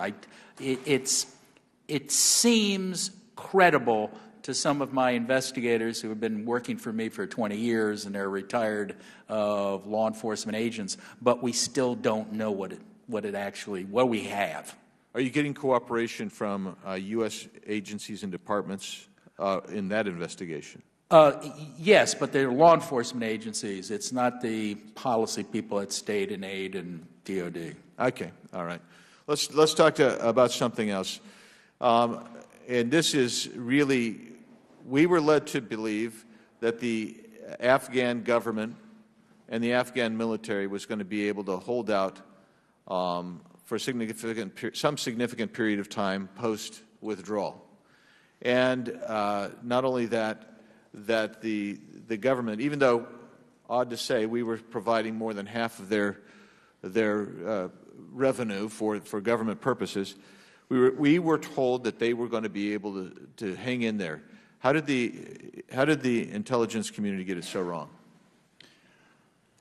I can't really speak for the intelligence community. I mean, when we briefed our reports to the intelligence community, we would always ask them, and I can't reveal what they're saying in unclassified, we always ask them is, are we wrong? And they would come back and say, no. So I don't know who was telling which administration that things were going really well, but if you read our reports, and if you read some of the reports from my fellow IGs, particularly the former DOD IG, you could not believe the Afghan government was going to survive, particularly when we withdrew our troops, particularly when we withdrew our air support, and particularly when we withdrew the contractors. I don't really know who would actually have thought the Afghan government was going to survive. And in January, I believe, I issued a report and talked to this committee, the January of that year, that the Air Force itself was saying that the Afghan Air Force, once the contractors left, would collapse within a matter of months. So everybody, this was the worst kept secret in Washington about the capability of the Afghan government to survive. Again, I'm just shocked. It's like the number 300,000 Afghan soldiers and police. I don't know who is telling the administration there were 300,000 Afghan soldiers and police toward the end. Nobody we talked to ever said that that number was near there. We had reports that half of those people were probably ghosts. We were paying their salaries, but they didn't exist. So, I mean, there is a lot of things floating around, and I don't know who is in the intelligence community, not the people we were talking to, because they all agreed with our assessments, our negative assessments. I don't know who is putting this information out and what's the basis for it. Thank you. My time's up. Thank you. Chair recognizes Ms. Baylett from Vermont for 5 minutes. Thank you, Mr. Chair. Today we've been examining mistakes made over this 20-year war that tragically cannot be undone at this point. So I want to focus now on one thing that Congress can and should address immediately, and that's the Afghan Adjustment Act. Vermont is proudly home to hundreds of Afghans who have been resettled in our state. And I was honored recently to meet with a man named Ashukala, who is an Afghan interpreter who worked alongside a Vermonter who served the U.S. Army in Afghanistan. Now, Ashukala and his wife reside in Vermont, and we are so grateful that they're now part of our community. Under the Biden-Harris administration, we've welcomed approximately 100,000 Afghan evacuees to the United States since the summer of 2021. But many of those allies were admitted only on a temporary basis. And right now, they live in fear of an uncertain future. And I talked to many of those folks in my hometown of Brattleboro, Vermont. In July of 2021, the House voted overwhelmingly and on a bipartisan basis to increase the capacity of the Afghan Special Immigration Visa Program. And that bill would have provided an additional 8,000 special immigrant visas and would have eased the burden on obtaining visas. Now, I ask unanimous consent to submit to the record an August 2021 USA Today article about that vote, which occurred as more Afghan territory continued to fall to the Taliban. And it stated, quote, "Some of the Republican House members who this week excoriated President Biden's strategy to pull U.S. troops out of Afghanistan and evacuate Afghan civilians voted last month against legislation to speed up the visa applications process for Afghan citizens. All 16 no votes were from Republicans, and 4 of those members sit on this very committee. Currently, evacuees have only 2 options for resolution: the asylum system or the Afghan Special Immigrant Visa Program. There are now well over 150,000 people currently trapped in Afghanistan awaiting processing through the Special Immigrant Visa Program, while more than 7,000, it's actually 70,000. 70,000 Afghans, many of whom fought alongside our troops, are currently in the United States living in legal limbo. So, Ms. Shaw, is it fair to say that the Special Immigrant Visa Program is severely overburdened and needs resources? Thank you so much for that question. That is a serious area of oversight for us. As you noted, there are more than 150,000 SIV applications still pending. And so our work has found, prior to the evacuation and our current work and ongoing work, I think are trending in this direction as well, that while some progress has been made to try to streamline the process and to better resource it, there's still plenty of room for improvement. Processing times still exceed well beyond that 9-month target stated in statute. And so I will note that the Department from April 2021 until 2022 did increase their processing rate by about 15 times. So we're seeing progress, but there's still that significant backlog, and so it's a major area of focus for our work. And following up on that, Ms. Shaw, you said it's a 9-month turnaround in statute. Where are we right now with the timeline? What's the average timeline for one of these folks waiting for relief? So I don't have averages as of today, but our past work, which looked at averages in the 2020 time period, showed that although we couldn't get a definitive answer on every phase of the process because of how some of the data comes in, we did determine that just 2 of the 4 phases were resulting in average processing times of more than 17 months. And so you can sort of extrapolate from there. So years? Potentially, yes. Okay. Ms. Shaw, so is it fair to say that neither the asylum system or the SIV program can provide timely assistance right now to these individuals who need relief? So it is true that they can't provide that right now for every person in the backlog, but there are recommendations pending in our work that certainly could help improve the situation, and we hope to be able to offer additional recommendations. So simply put, I just want to say, our partners deserve better. This is not acceptable. And I ask my Republican colleagues to recognize the urgency of this effort and join Democrats in passing a bipartisan Afghan Adjustment Act that will make good to these people who risk their lives alongside of our servicemen and women. Thank you, Ms. Shaw. Chair recognizes Mr. LaTurner from Kansas for 5 minutes. Thank you, Mr. Chairman. During the summer of 2021, there was much debate in Congress regarding American military presence in Afghanistan. There was passionate discourse, even within the Republican Party, over the matter. But nearly 2 years later, we've reached a policy consensus. The Biden administration's botched withdrawal from Afghanistan was an unmitigated disaster. Despite 4 months of prep time, the failed evacuation was marred by poor decision-making and incoherent operational logistics every step of the way. This began with President choosing to make the State Department responsible for withdrawal rather than allowing our military leadership at DoD to determine how best to protect our service members and American interest. Abandoning Bagram, our most strategic and fortified foothold in Afghanistan, before the evacuation was even complete, led to thousands of Americans and SIV holders stranded behind enemy lines.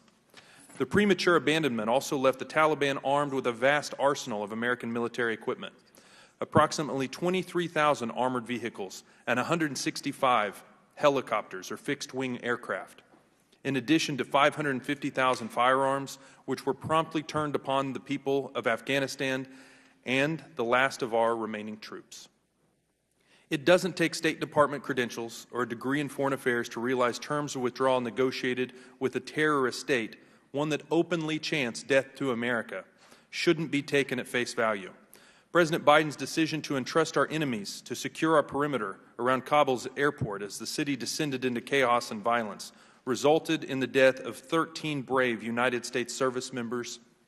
Weeks before this debacle unfolded, President Biden made the ill-fated prediction that, and I quote, "There's going to be no circumstance for you to see people being lifted off the roof of an embassy of the United States from Afghanistan." Just 36 days later, we saw people being lifted off the roof of an embassy of the United States from Afghanistan. The disastrous withdrawal has lasting implications beyond the fact that we now lack a militaristic presence in the preeminent terrorism hub of the world, the region in which the 9/11 attacks were plotted. Chinese state media openly refer to the Afghan effect as an accelerant of international instability, which has emboldened them to increasingly test the waters regarding an invasion of Taiwan. Vladimir Putin witnessed this weakness and lack of leadership and started building up troops on Ukraine's border a mere month later. Our botched evacuation underscores much of the geopolitical upheaval we're witnessing today, and it all could have been avoided had the Biden administration simply not rushed our withdrawal to meet an arbitrary deadline. President Biden is our commander-in-chief, and the buck stops with him. For Mr. Storch and Ms. Shaw, no American service members were killed in action between the signing of the Doha Agreement and President Trump's departure from office. The Doha Agreement was conditions-based, but the Taliban wasn't abiding by the deal. Do you believe the Biden administration had ample time to renegotiate the deal between assuming office and the withdrawal from Afghanistan had they so wished? We haven't done any audits or evaluations, any independent oversight that would address that issue. There are a lot of factors that go into it. We did report out on the chronology in the lead IG reports, but other than that, we haven't done any work on that. The same is true for State OIG. Do you have opinions about this? So I will share with you, I think what makes the work of OIGs impactful is that we have rigorous standards and procedures that we follow to produce our oversight products, and that's true for all of us. So I appreciate the opportunity to testify, but on these sort of issues, if we haven't done the work, we can't really testify. Troops on the ground surrounding the Kabul airport were allegedly ordered not to intervene in passport seizure operations by the Taliban. Can either of you identify which member of either the State Department or DOD that issued that stand-down order? I have no information on that. I'm sorry. I don't either. It's potentially covered in some of our upcoming work, so we can take that as a get back. Why hasn't there been any good faith effort to identify this individual? I can tell you that the scope of our work is looking at the full range of events as they unfolded. The department had a role to play, and so we're looking at each aspect of that. I don't know if that particular issue is a major focal point of the work. We had a broader scope. Wouldn't you agree that that's an important piece of information as we're trying to get to the bottom of what happened and hold people accountable within the administration? Our work is primarily looking for opportunities for recommendations, so we are looking at policies and procedures. Now, if we do identify information that suggests that there was misconduct on the part of a particular individual, we would, of course, investigate that. I am not aware of any allegations along those lines. Same answer here. I yield back, Mr. Chairman. Gentleman yields back. Chair recognizes Ms. Lee from Pennsylvania. Thank you, Mr. Chairman. It's easy for my colleague to Monday morning quarterback about the time that it took to evacuate more than 120,000 people from Afghanistan. But I'd like to remind them of the reality on the ground. Unfortunately, the fact is that starting the evacuation mission any sooner would have likely yielded the same result. As President Biden said on August 12, 2021, the evacuation of thousands of people from Kabul is going to be hard and painful no matter when it started and when we began. It would have been true if we had started a month ago or a month from now. There is no way to evacuate this many people without pain and loss of heartbreaking images you see on television. If the evacuation mission had begun any earlier, it would have signaled a lack of confidence in the Afghan government when its collapse at that time was not inevitable certainty.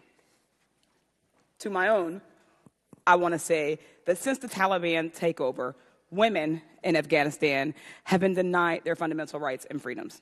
They're invisible, isolated, and suffocated in their own country. Girls can no longer go to school beyond 6th grade. Women can no longer work or travel without a male chaperone. Watching this unfold has been a sobering reminder of how swiftly and aggressively women's and girls' rights can be taken away, something we are all too aware of here in the U.S. as women's access to health care is systematically eroded.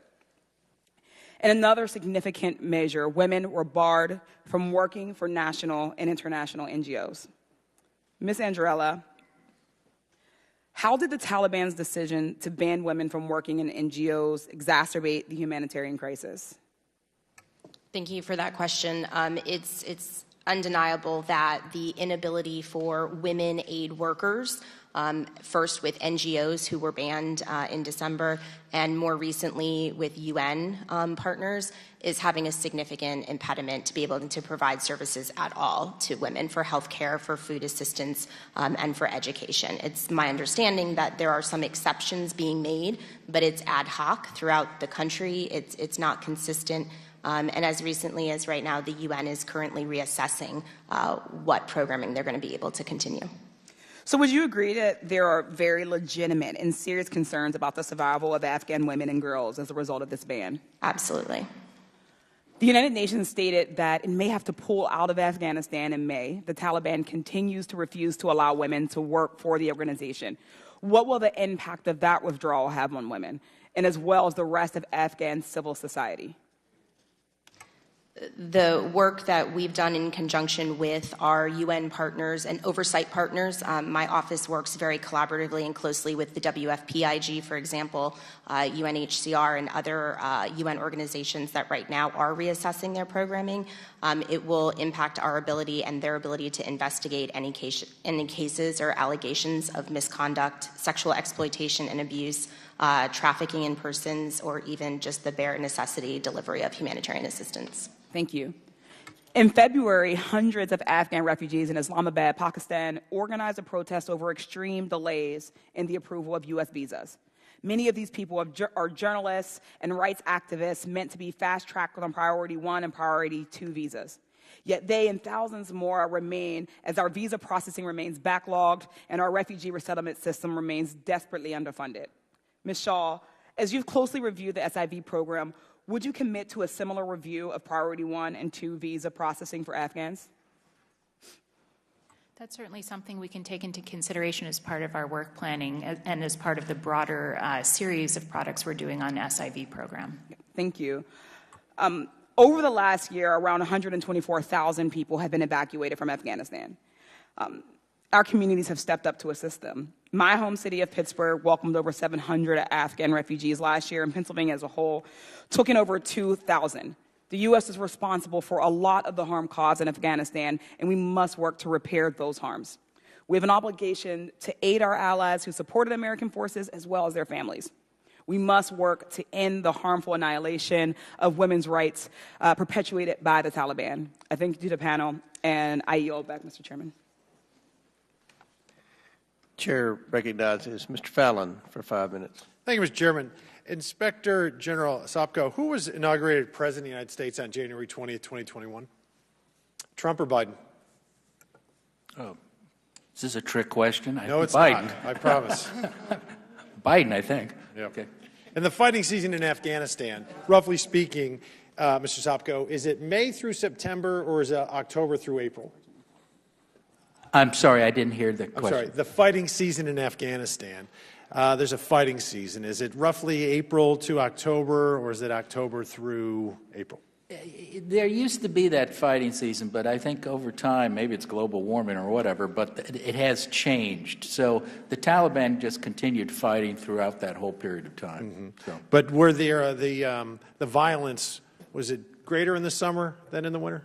Usually it's greater in the summer than in the winter. Yeah. Once the passes opened up, then they were coming in. But once the Taliban started taking more territory in Afghanistan, they didn't have to worry about getting the passes from going over the passes and waiting for the snow to melt. And who was Commander-in-Chief when the troops retrograded? We drew down from, against the advice, incidentally, of senior military commanders, we drew down from 2,500 to about 650. Was it Biden or Trump? Oh, it was President Biden. I thought you were talking about the Commander-in-Chief on the ground. Okay. And who was the President of the United States on August 26, 2021, when ISIS-K terrorists, who were amongst the 5,000 that escaped Bagram because we drew down to 650. Who was president then on August 26, 2021? Biden or Trump? I think it was Biden. Biden, yeah. And this administration, the Biden administration, oversaw the abandonment of approximately $7 billion worth of U.S. military equipment in Afghanistan. And then the administration, Joe Biden's administration, the National Security Council, authored a 12-page report on the Afghan withdrawal. Mr. Sopko, who did the report blame for this disaster? I can't say. I mean, I read it. I don't know. Well, it was clearly that they blamed President Trump, and that was just very disingenuous. And the State Department, in your own words, didn't cooperate with your oversight responsibilities. Is that true? True, but I had nothing to do with my agency wasn't asked to help prepare that report. Oh, I know, because that report, yeah, Mr. Our Sopko, reports stand for themselves. Yeah, your report is actually from an independent entity. Yeah. That report was garbage, and it wasn't worth the paper it was written on. I remember being in armed services in about a month after the attack on our service members that killed 13 Americans. And I asked General Milley and Secretary Austin if they could guarantee the American people that none of those 5,000 terrorists and criminals and scumbags that escaped Bagram a couple weeks prior to the 26th were responsible directly for the attack that killed the 13 Americans. And they both said that they could not guarantee that. Well, come to find out that the suicide bomber was indeed one of the 5,000 folks that escaped. And what has this administration done? I mean, they've obfuscated, they blame President Trump, they stonewalled SIGAR's oversight responsibilities, and this has been a catastrophic failure. And Joe Biden, Secretary Blinken defended the withdrawal, saying that he made the right decision. Secretary Austin said that he had no regrets just recently. I mean, this is absolutely inexcusable. So, Mr. Sopko, did the Afghan security forces have the expertise and training required to take over and secure Bagram Air Base? I can't speak specifically for that air base, but the way it occurred, they didn't even know the Americans were gone until hours afterwards. So, but they actually protect the base. They probably could have if they'd been given advance notice. But what they told us and what General Sadat told us and others, they kind of woke up one morning and all of a sudden we were gone. And how long did the Afghan forces remain in place before the government fell?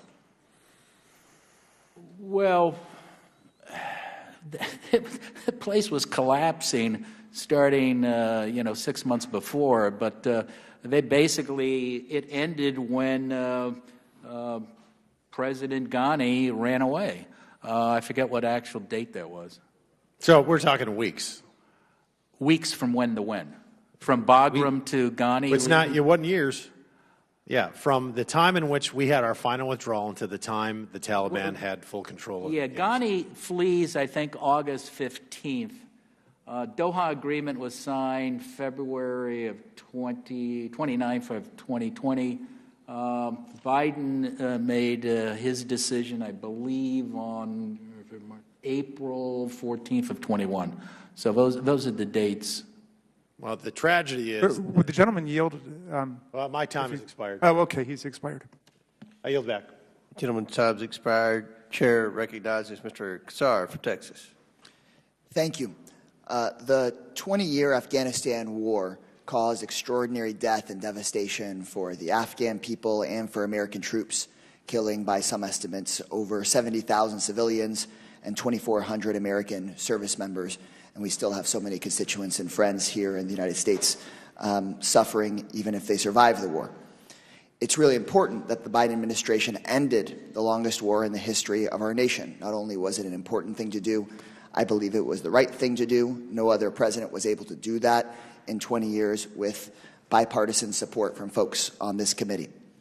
But almost 2 years later, in addition to living under a repressive and autocratic Taliban regime, over half the Afghan population is on the brink of starvation, in part because of actions taken by the U.S. when we froze Afghanistan's central bank assets, resulting in a liquidity crisis. That means that normal people aren't able to access their money. Human rights groups have warned that 70% of Afghans are unable to meet their basic needs, including food, and more civilians could die from this financial crisis in the country than during the 20 years of war.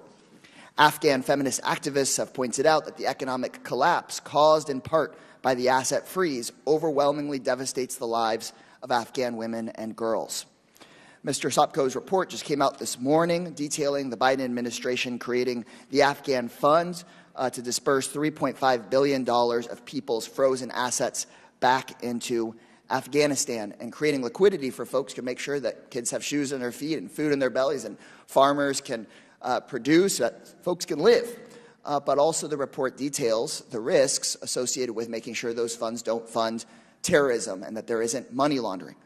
But we have to fix this problem. People shouldn't starve for humanitarian reasons, but also folks starving pushes them further into the hands of their oppressors, and we don't want the money going to funding terrorism. So how are we going to solve this problem urgently and quickly to whoever can respond? Well, you've hit it on the head, Congressman.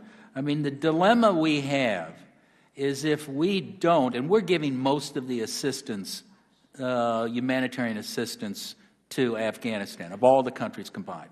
If we stop that assistance, millions will starve. Unfortunately, and this is the difficult thing is we don't have the adequate oversight to prevent the money from going to the Taliban or other nefarious groups. I think as IGs, we say do better oversight if you make that policy decision on continuing funding. There's a further dilemma which you've touched upon, and that is the way the Afghans are treating over 50% of their population. Basically, if you're a woman in Afghanistan, you're in a prison.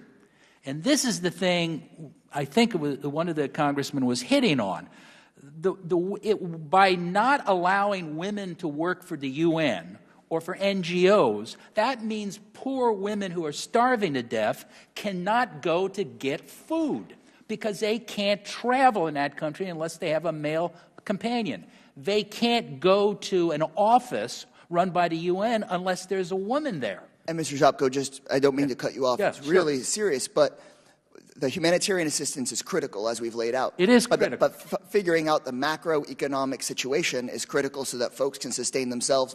It's a real problem. What are we going to do? And when, I mean, it's been almost 2 years. What do we think here amongst us we could do to solve the fact that folks can't go to the bank and get access to their money?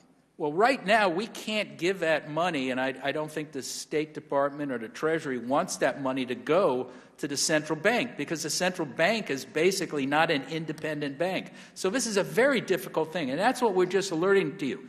It's a good idea. I hear you, and I hear that there's problems. My question is, what are we going to do about it? The world is real rough, and in Afghanistan, it's way worse than that. So what are we going to do? And Ms. Shaw, if you have a 15-second answer, that'd be great before my time expires. Sure. I would just say, as has been said before, we don't decide the policy, but when that funding is given, our work does show that there are improvements that can be made to the monitoring and oversight of those funds to provide the sorts of assurances that you're talking about. And our investigative work can also look at situations and allegations of potential fraud, diversion, and mismanagement. So there are mechanisms that can be used to better safeguard. It may not be perfect. It can't guarantee no dollars will go into the wrong hands, but in terms of balancing those competing interests, that's what our work has been able to show. Well, we denounce the Taliban as we should, but when the U.S. contributes to the suffering of everyday people, that pushes the population further into the hands of their oppressors. So if we want to make Afghans and Americans safer, if we want to take on the Taliban, we should focus on feeding and clothing people, not starving them, and we should solve this problem. Thank you.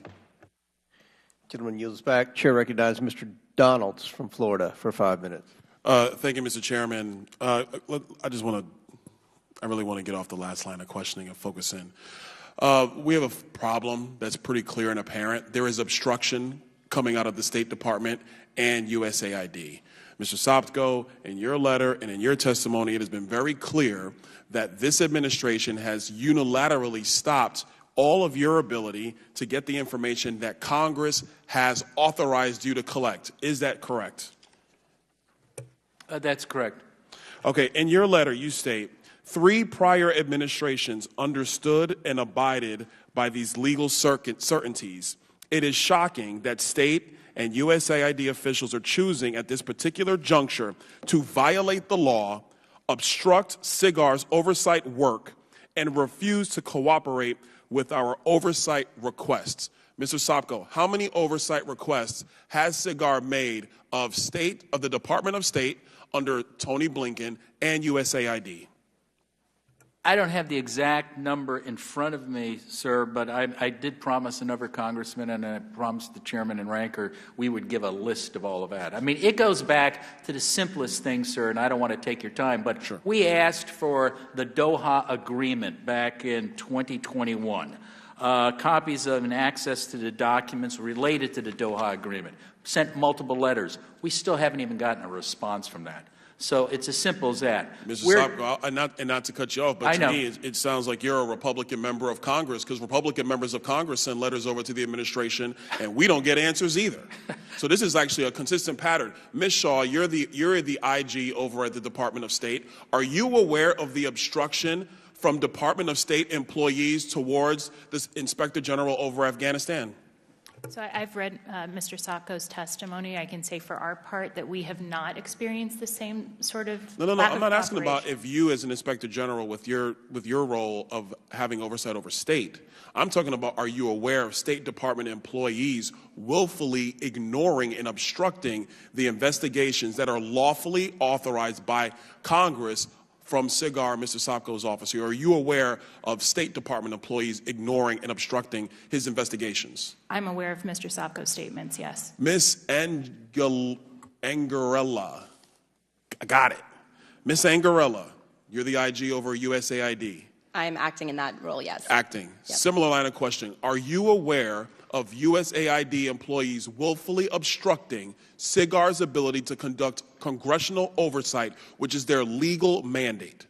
I would say the same as Ms. Shaw. I'm aware of IG Sopko's letter. I would say we have not had any access issues, and I would say further that I'm happy to partner with any oversight IG to do joint work or get access to any documents or people at USAID and assist in that matter.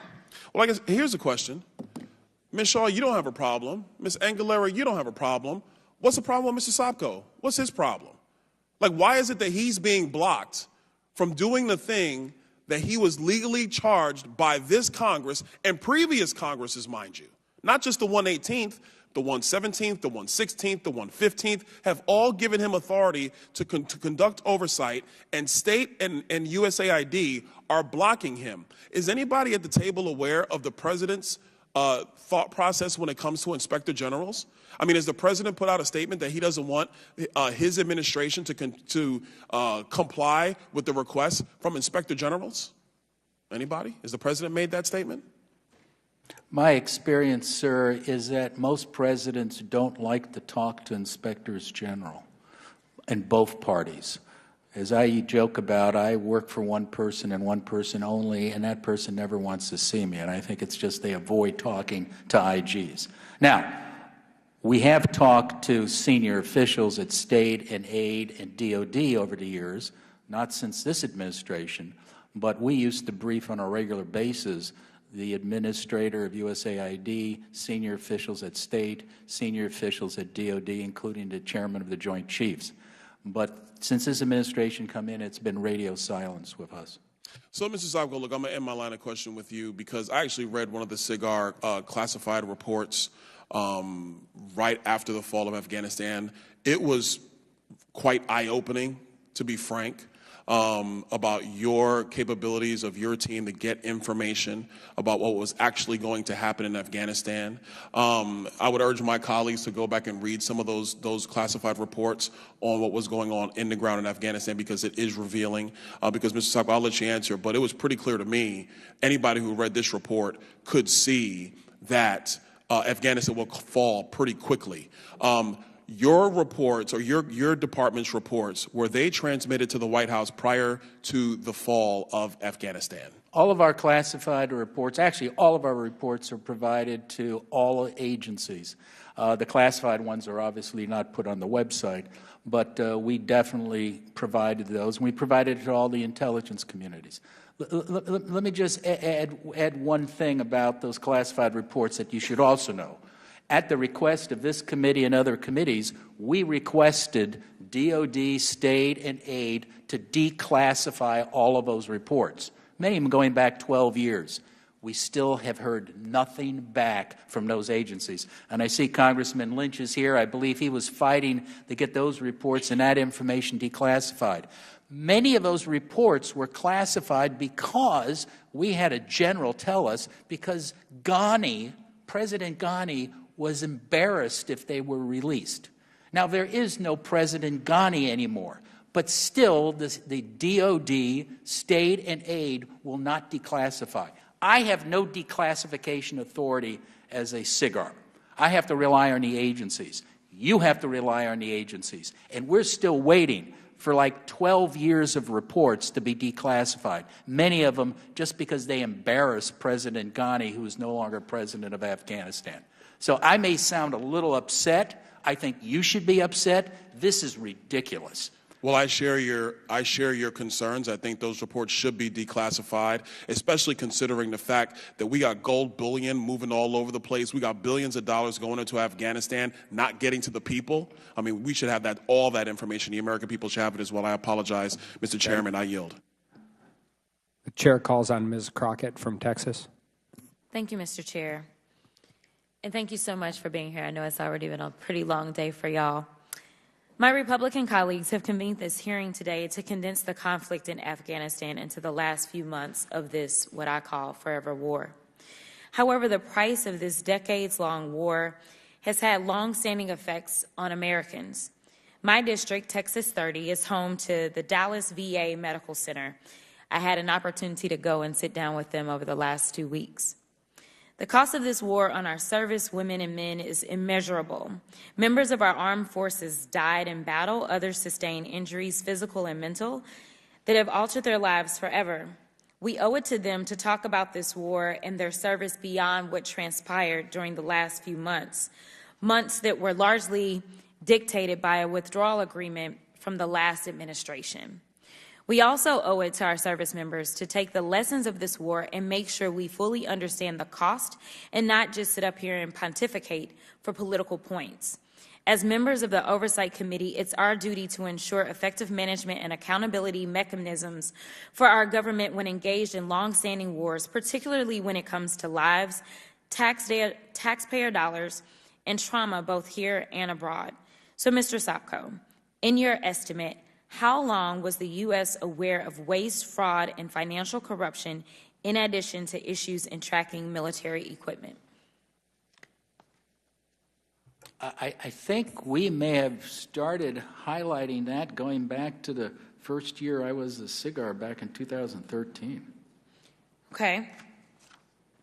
I've got some reports that may go back a little bit earlier than that.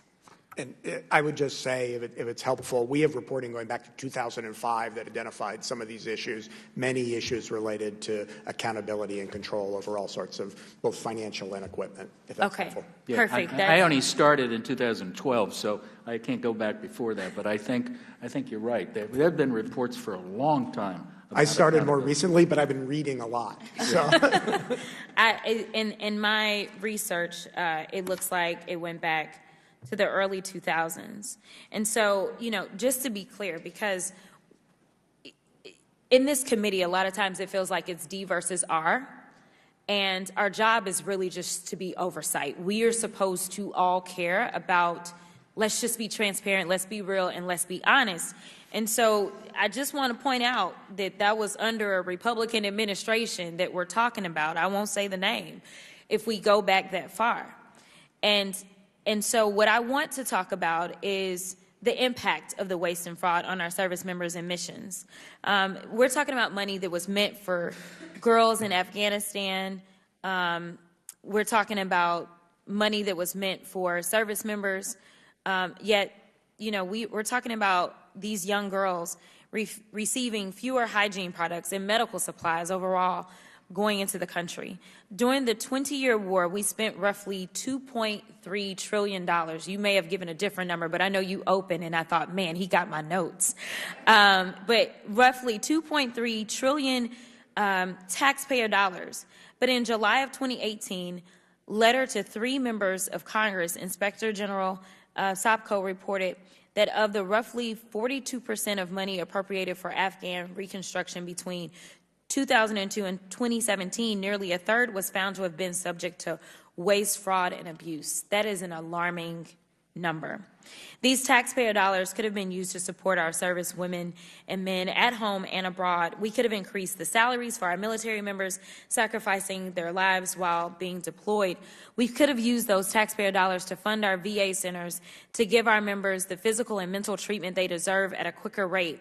We could have funded VA workforce and vocational training programs for our members transitioning back to civilian life. We could have helped hundreds of thousands of veterans struggling with substance abuse and also addressed the unacceptable rates of veteran homelessness. Clearly, I have a long laundry list of things that we could have done.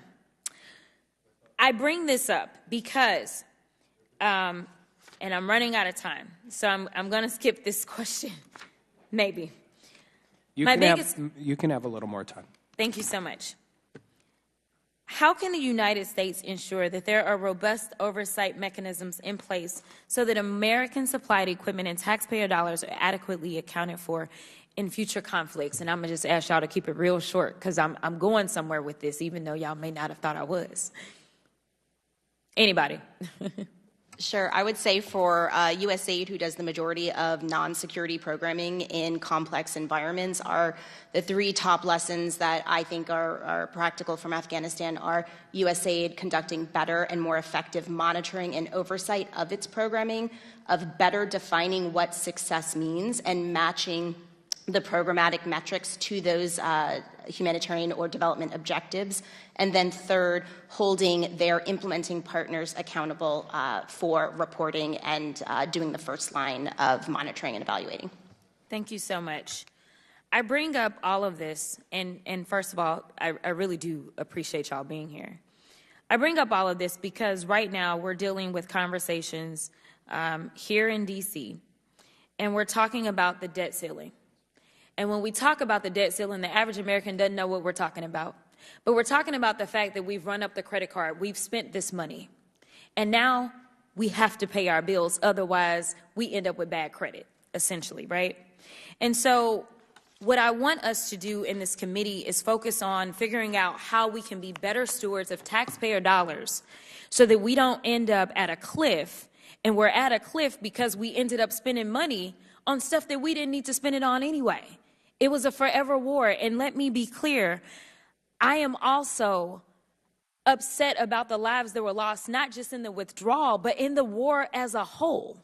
I am also upset that the American people right now are potentially going to suffer the effects of the fact that we failed at our oversight, and now for whatever reason, we are going to be held hostage by the people in charge in this body instead of just paying our bills, moving on, and making sure that as we go forward with our new budget, we're clean about it. And the money that we give out in that new budget, we make sure that we have effective and good oversight and we don't sit in forever wars. Thank you so much, and I yield back.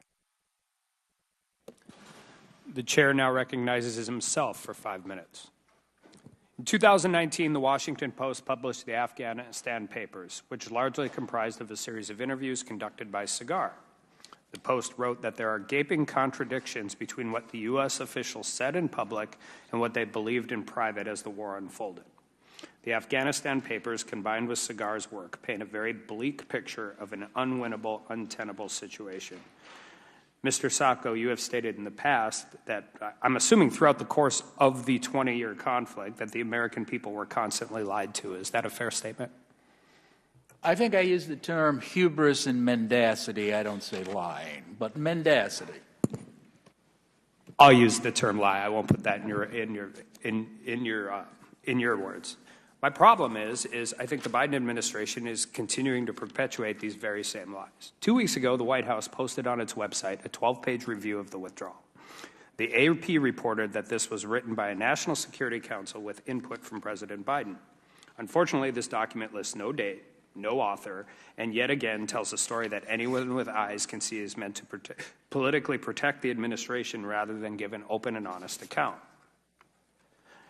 Mr. Sopko, the White House paper claims that the assessment in early 2021 was that the Taliban advances would accelerate across large portions of Afghanistan after a complete U.S. military withdrawal and potentially lead to the Taliban's capturing of Kabul within a year or two. Was this claim consistent with your assessments prior to withdrawal? Partially. We predicted the Taliban would win. We never give a date.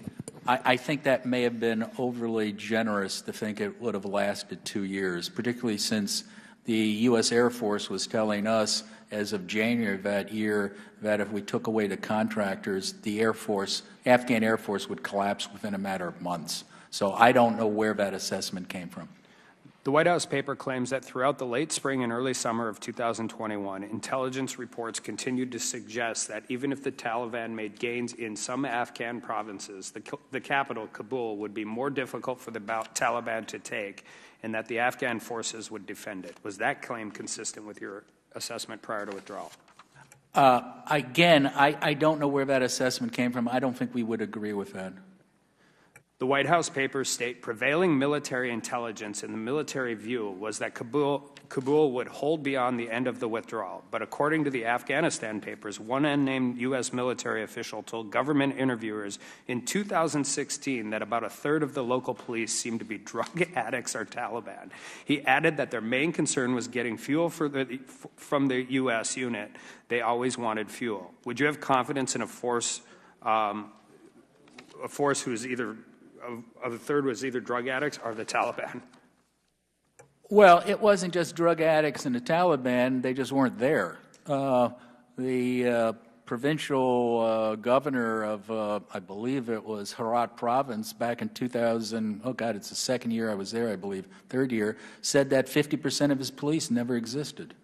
So I think, I go back to this saying, it wasn't just drug addicts and Taliban, it was also they didn't exist. My next question is on ghost soldiers. So the White House paper states that the ANDSF had significant advantages compared to the Taliban. They had vastly superior numbers and equipment, 300,000 troops compared to 80,000 Taliban fighters, an air force and 2 decades of training and support. Yes or no, was that an accurate assessment? Well, they did have an Air Force. Unfortunately, they were trained on the Soviet equipment, and we switched equipment to American. And our Air Force, again, said they weren't going to be ready as an Air Force by themselves till 2030. So they had an Air Force, but when stuff broke down, they couldn't get it in the air.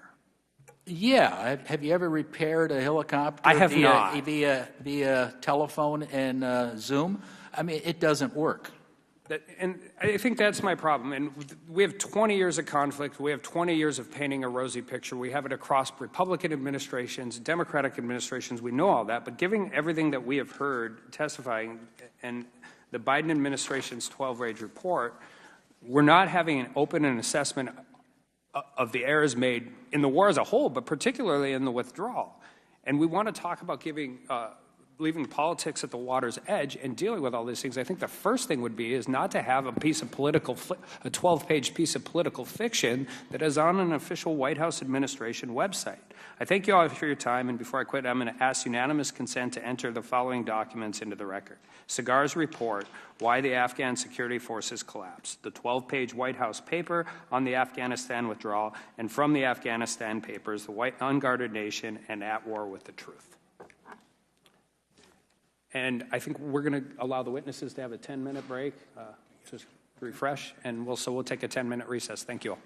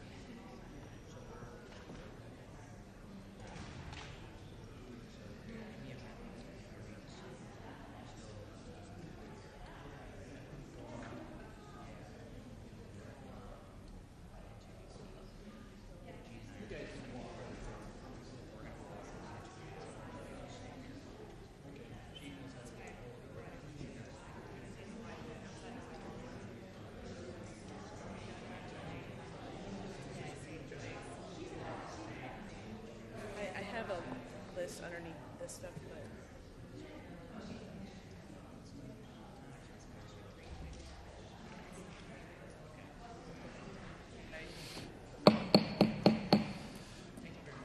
The Committee on Oversight and Accountability will reconvene, and Chair will recognize the gentleman from Florida, Mr. Frost, for 5 minutes. Thank you, Mr. Chairman. You know, like many folks have said, and I'll say for myself, I do not support endless wars. I know that when we send in troops, we need to ensure that we know how we're going to get them back out, home with their families. You know, many Republican colleagues and Democrats for a while have agreed that the war in Afghanistan needed to end. And just a few years ago, when Donald Trump was president, Republicans in Congress were raving about the need for a speedy withdrawal. And my Republican colleague, Mr. Biggs, had publicly called for an immediate withdrawal from Afghanistan. Our Chairman Comer praised the Trump-Taliban agreement, which was riddled with concessions, including the release of 5,000 Taliban members. And the agreement that President Trump made set a deadline to withdraw that I would say even worse, January 15th, a time of transition just a few days before President Biden was sworn in. And so now that President Biden had the courage to do what President Trump couldn't, which was saying no to the endless war, now we have this political outrage. And the reality of war, especially this war, is that withdrawal was always going to be messy. And Mr. Storch, I want to ask, can you point to a specific thing you believe that President Biden could have done to guarantee a safe and orderly withdrawal with no lives lost? Thank you for the question. So we have not done any oversight regarding what one administration or the other did with regard to that. We did find a number of issues, and some of them are very similar to the ones that IG Sopko talked about, that led to the rapid demise of the Afghan security force, and that led to the much more expedited non-combatant operation. And given that the war in Afghanistan spanned decades and countless Americans serving overseas, if President Biden had waited another year or deployed another 100,000 troops, would that have helped guarantee a safe and orderly withdrawal with no lives lost? Again, that's not something we've done independent oversight on, although as I've testified before, one of the things we did do is get a copy of the full after action that was done, and we're examining that now, and if there's additional lessons learned or oversight to be done, we'll do that. Okay. Ms. Andrella, if President Biden had doubled the amount of aid that we're providing, can you say that that would have prevented the rise of a Taliban government? We haven't done specific work on that, so I couldn't say. And Ms. Shaw, I think you know kind of where I'm going with this, but if President Biden had renegotiated the terms of the withdrawal, bearing in mind that the Taliban were already ignoring many of the Trump administration's lax terms, would that have guaranteed a safe and orderly withdrawal?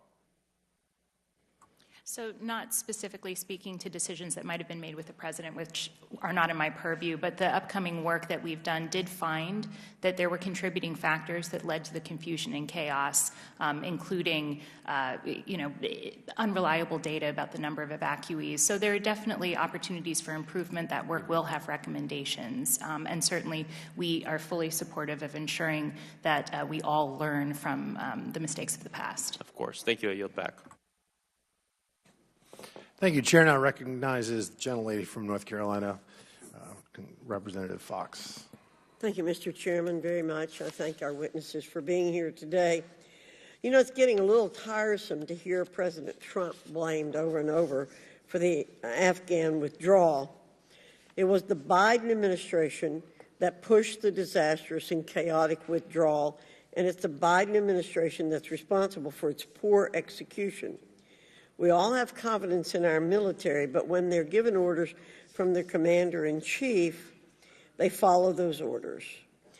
Mr. Sopko, were the orders to withdraw in the manner that they withdrew given by the Biden administration? Congresswoman, as I mentioned before, we did not look at the withdrawal, my agency. So I really, you could ask the State Department IG. I think they looked at the withdrawal. Ms. Andrella, do you have a comment on that? From USAID's perspective, no. No. Ms. Shaw? I'm sorry, do you mind restating the question? Were the orders to withdraw in the manner that they withdrew given by the Biden administration? So our work looks specifically at decisions and directions given by embassy leadership at the time. And so we did find that they were taking primary lead working with the Department of Defense to execute that non-combatant evacuation. But somebody had to give the order to the embassy, right? Presumably so. Presumably so. Okay. Mr. Storch. Yes, ma'am. Were the orders to withdraw from Afghanistan given by the Biden administration? So thank you for the question. We reported out in the lead IG reporting on the facts of what happened with the operation. In terms of doing any oversight related to that, as I've testified, when the evacuation took place, our office pivoted to working on very time-sensitive issues related to the evacuation itself, to the refugees and that. So we haven't done any independent oversight that I could testify to. As I've also testified, we have gone back and gotten the full after action that was done by the department, and my folks and I are examining that, and if there's work to be done, we'll do it. I think it's a pretty pitiful situation where we have 4 federal government employees who cannot answer a simple question: was the order to withdraw given by the Biden administration? I'm really not sure that that's under any question. Congresswoman, I will cut to the chase. Obviously, the Biden administration was in charge, so the order had to come from the Biden administration. I think what all the IGs are saying, particularly mine, I have no jurisdiction to look at that decision. But obviously, it was made by the Biden. I didn't ask you to look at the jurisdiction. Yeah. I asked a simple question. Yeah. Were the orders to withdraw given by the Biden administration? Somebody in the Biden administration gave those orders. Okay. I'll take a risk and say that, but Yeah, no, to the extent that's the question, there's no question. A federal government employee taking a risk. Oh, my goodness, this is a red letter day. Ms. Angarella, do you agree with that? I would agree with IG Sopko, yes. All right, let's take this. Ms. Shaw, will you agree with that? Yes, I will agree. And Mr. Storch? Yes, ma'am. All right, finally, we get an answer out of this panel having to do with the withdrawal. Okay. Probably my next question is going to be a waste, but so I'll go on.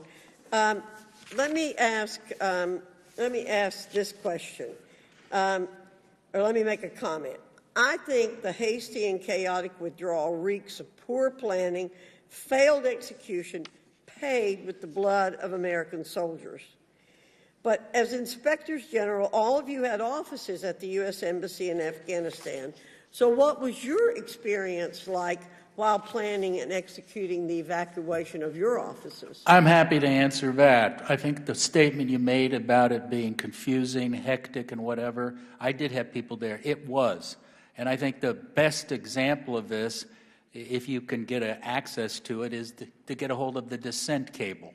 Because what we were told, I've never seen it, but there was a descent cable done by career State Department employees who describe, we've been told, the problems and how chaotic and how horrible it was at that situation. Well, thank you for that information. Ms. Angarella. Yeah, I would say our direct hire American Foreign Service officer staff were withdrawn earlier, but USAID IG had locally employed staff, 6 of whom were trying day in and day out to get to and through the Abbey Gate. And as a member of the senior leadership team at the time, we were engaging 24 hours a day on a text message exchange with all of that staff. And as I testified, it will stay with me forever. Thank you. Ms. Shaw. So our 2 remaining U.S. personnel left with the ordered departure in April 2021, so did not experience the circumstances of August, but our work did find that it was confusing and chaotic. Thank you. Mr. Storch. Yes, ma'am. We had a number of offices at different times in Afghanistan doing oversight. The number of people in country started to decline beginning in 2016, and then with COVID. So by the time of the actual demise of the Afghan government and the like, we were primarily working from Qatar and other locations. Thank you very much, Mr. Speaker. Mr. Chairman, I apologize for going over. Thank you, Chair. Thank you. Chair now recognizes Ranking Member Lynch from Massachusetts. Thank you, Mr. Chairman. And I appreciate your great work on all these issues as well. I just want to clean up something that was said earlier in the hearing hours ago. Before, Mr. Chairman, before you were in the chair, there was an allegation that our committee, and specifically my subcommittee, had not done oversight of the withdrawal process, or including the Biden-Harris administration's Afghanistan withdrawal. I just want to remind my colleagues that in the 117th Congress, my National Security Subcommittee held 3 separate hearings regarding U.S. policy in Afghanistan, including one with former Special Representative for Afghan Reconstruction, Zalmay Khalilzad, after President Biden announced the withdrawal in April. In August 2021, at Mr. Grothman's request, who was my ranking member then, Republican colleagues, we received a bipartisan briefing for the subcommittee from one of today's witnesses, Special Inspector General John Sopko. The subcommittee also received a classified briefing jointly from state DOD, DHS, and intelligence community in September 2021. And in December 2021, we held another hearing on withdrawal, and we had a classified briefing on the administration's counterterrorism policies, including in Afghanistan. So to claim that the Democrats hadn't done oversight on Afghanistan is simply not true. In addition to those formal settings, we also sat with the negotiating team, Donald Trump's negotiating team with the Taliban at the Munich Security Conference, and also here at the Capitol with Republican leadership. We were able to sit down with twice. We had 2 luncheons with President Ghani and his whole team. After the agreement had been signed to withdraw by the Trump administration with the Taliban, but prior to actual withdrawal. So, oddly enough, I was elected on September 11th, the day of the attack. So as soon as I arrived in Washington, D.C. as a new member of Congress, Afghanistan was at the top of our list of priorities. During my time in Congress, I've led or participated in over 20 CODELs to Afghanistan. Mr. Sopko and I are old friends. We have done a lot of work, and Mr. Sopko, you're an honest broker in all of this. You've seen enough of me and enough of, and every single CODEL I did was with Democrat and Republican members. I never ever, and I know sometimes people do this, but I never ever went to Afghanistan without Republican members as part of as important and participating members of those congressional delegations. So, Mr. Sopko, there was a suggestion that we were a hindrance. The Democrats were a hindrance to getting information, on the ground in Afghanistan and getting information to Congress.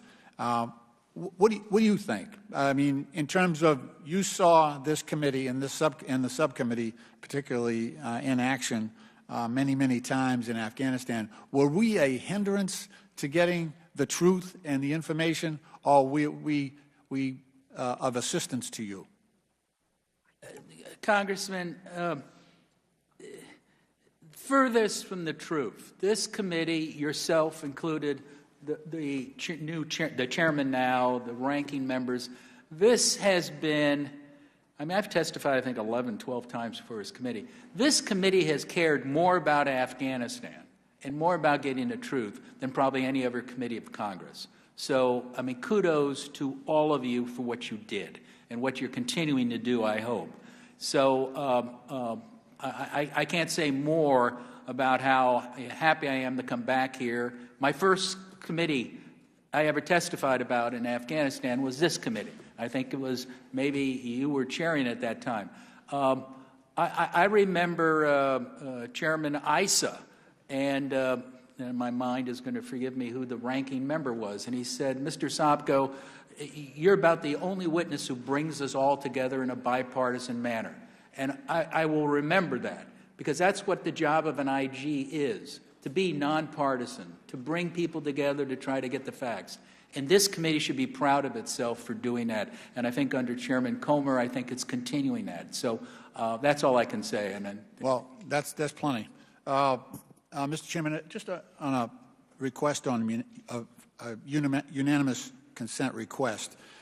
So the Committee of Democrats have long supported the vital work of Inspectors General, and we appreciate the work that you do.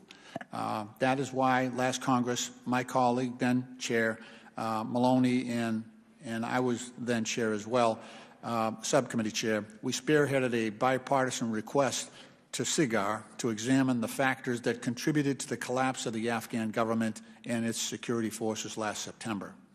As Mr. Sopko has testified before, this request led to 5 reports that have provided us and the American people with exceptional insights into the failures and mistakes over 20 years that explain the rapid collapse of the Afghan government and its armed forces. So what I would ask, and I, through you, Mr. Chairman, to Chairman Comer, Full Committee Chair Comer, would be an effort to draft another letter similar to the one that we tried to do last session to support our Inspectors General and to encourage the administration and the agencies to be forthcoming and cooperative with the Attorney General community in terms of getting the information and the truth and the facts out so that we might learn from those lessons and maybe prevent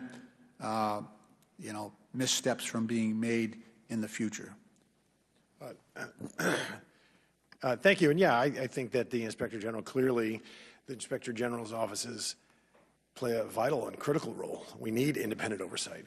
And I'm sure that myself, the other subcommittee chairs, and Chairman Comer would very much like to write a letter and supporting, in a bipartisan fashion, the work of the IGs, because it's just one tool to get to one critical tool to get to the truth. So and I'll leave it up to our very capable staffs to come up with language that would reflect that intent. And I yield back, and I thank you for your courtesy, Mr. Chairman. Thank you.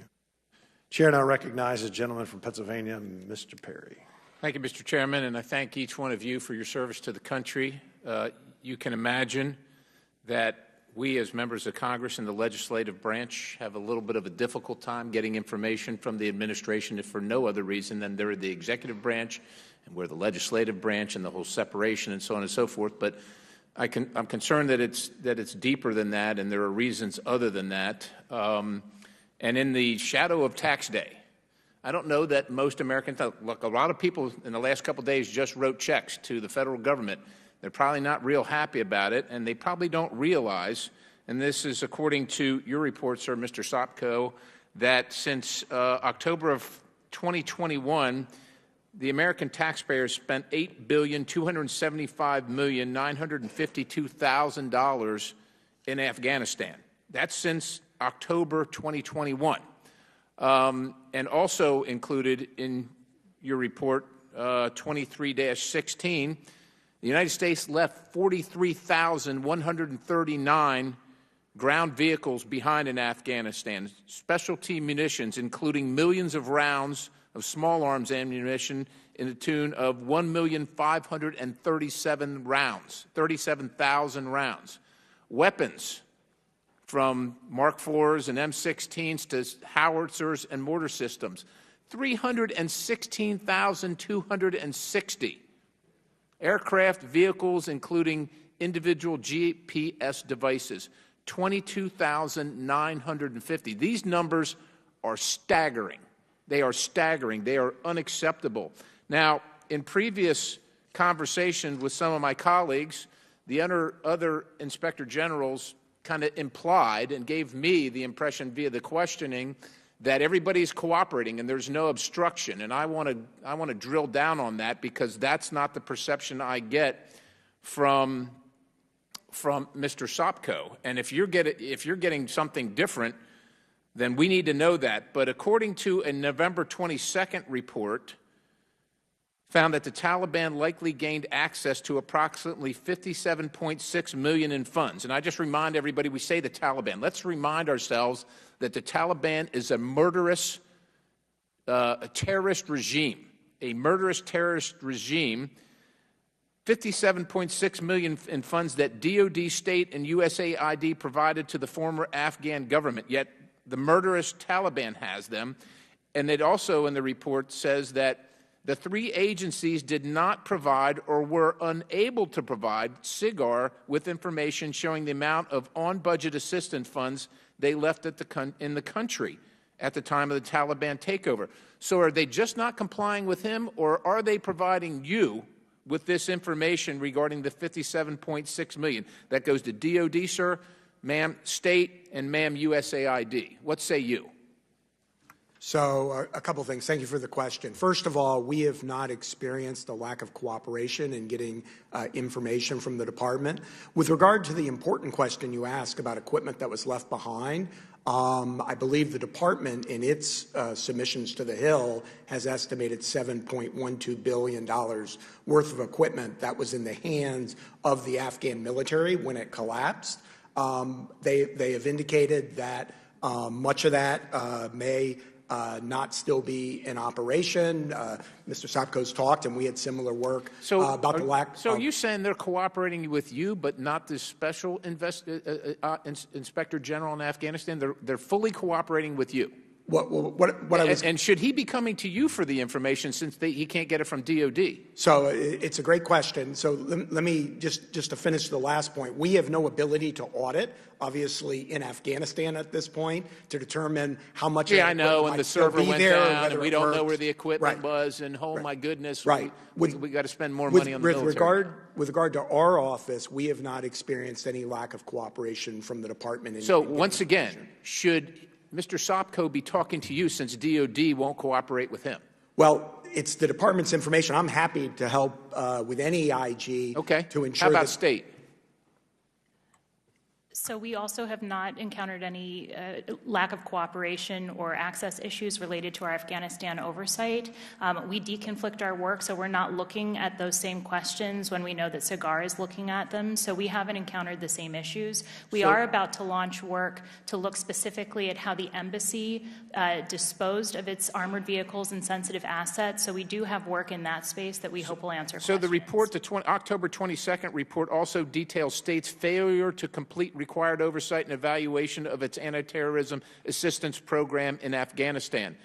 Do you recognize that as true, and have the information they provided lead you to the same conclusion or a different conclusion? We haven't looked specifically at that issue because that was an issue that SIGAR was looking at, so we work really hard to stay out of their lane. But if they can't get the information, should he come to you?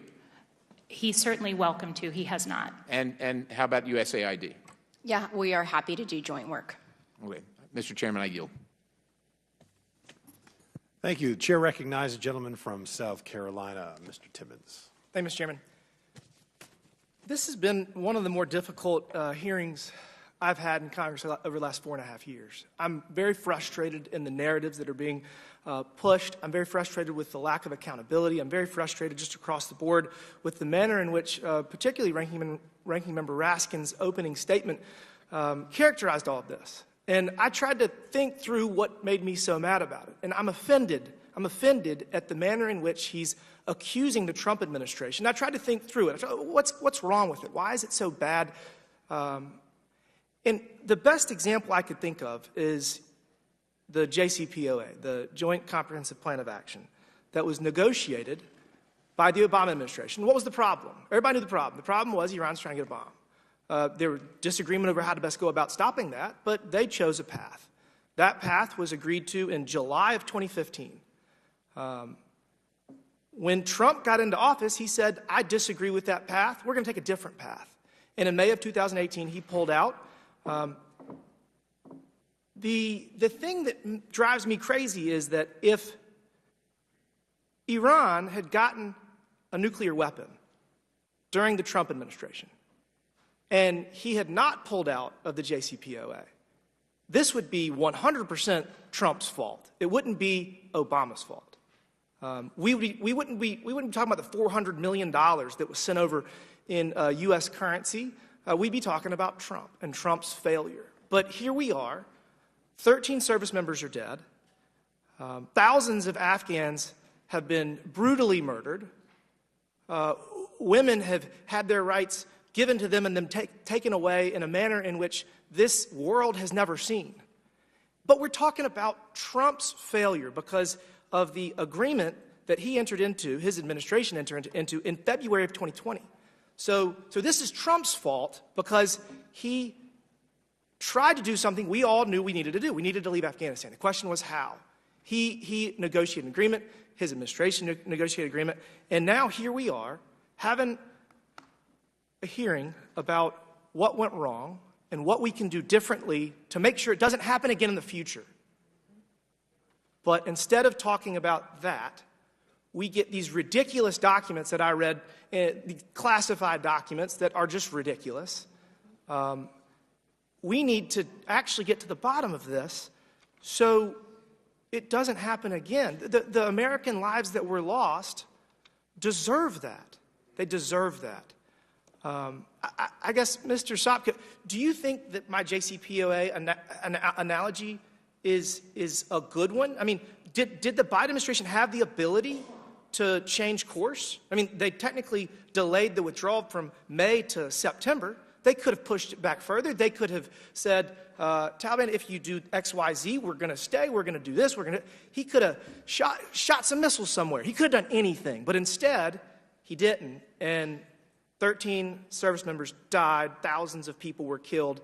And our credibility in the global stage is lost. So, I mean, I guess, what are your thoughts on my JCPOA analogy, number one? And number two, in what world are we talking about Trump's deal and not talking about the mistakes that were made in the days and weeks leading up to the withdrawal? Well, Congressman, I really can't comment on the JCPO. Do you think it would have been Trump's fault if Iran got a... do you think it would have been Obama's fault if Iran got a nuclear bomb under the Trump administration? Look, I think you're asking a good question. I think this committee, or the state IG or whatever, should look at that question. You know, was it reasonable to delay? I can't tell you whether it was reasonable for President Biden to delay or not. And I don't know if maybe the state IG is looking at that. But those are good questions to ask. That's what oversight should be. And it should be independent, nonpartisan oversight. And I fully support that. I spent 20 years working on Congress, working for Sam Nunn, John Dingell, Bill Roth. We did independent oversight. And I think you need to do that. But I can't really tell you if he's right or wrong on that because we haven't looked at it. The 20 years that we spent money and blood in Afghanistan and the 13 service members that died deserve accountability for the mistakes that were made. And we are not doing our job. The documents that I read, these classified documents, biggest joke I've ever seen. We need to do our job. We need to make sure this doesn't happen again. We need to learn from our mistakes so we don't make them again. And with that, Mr. Chairman, I yield back. And I agree with you 100%. Thank you. Chair now recognizes the gentleman from Virginia by way of Massachusetts, Mr. Conley. Thank you very much. Go Red Sox. And thank you all for being here today. And I agree with the gentleman who just asked his line of questions. We need to learn from history. But you don't learn from history by whitewashing it. Decisions and events that took place had history. They had context. They had antecedents. And some of my friends on the other side want to pretend history never existed. It all started when Kabul fell on someone else's watch. But that did not happen in a vacuum. And I might add, until that very day, my friends of the other side of the aisle were still trumpeting Donald Trump's peace agreement in Doha. In fact, let me quote from their webpage, which is behind me here. Trump has continued to take the lead in peace talks as he signed a historic peace agreement with the Taliban in Afghanistan, which would end America's longest war, end quote. You know when that came down? The day the Taliban marched into Kabul. They were proud of it. But today they want you to believe none of that happened. Joe Biden caused it all.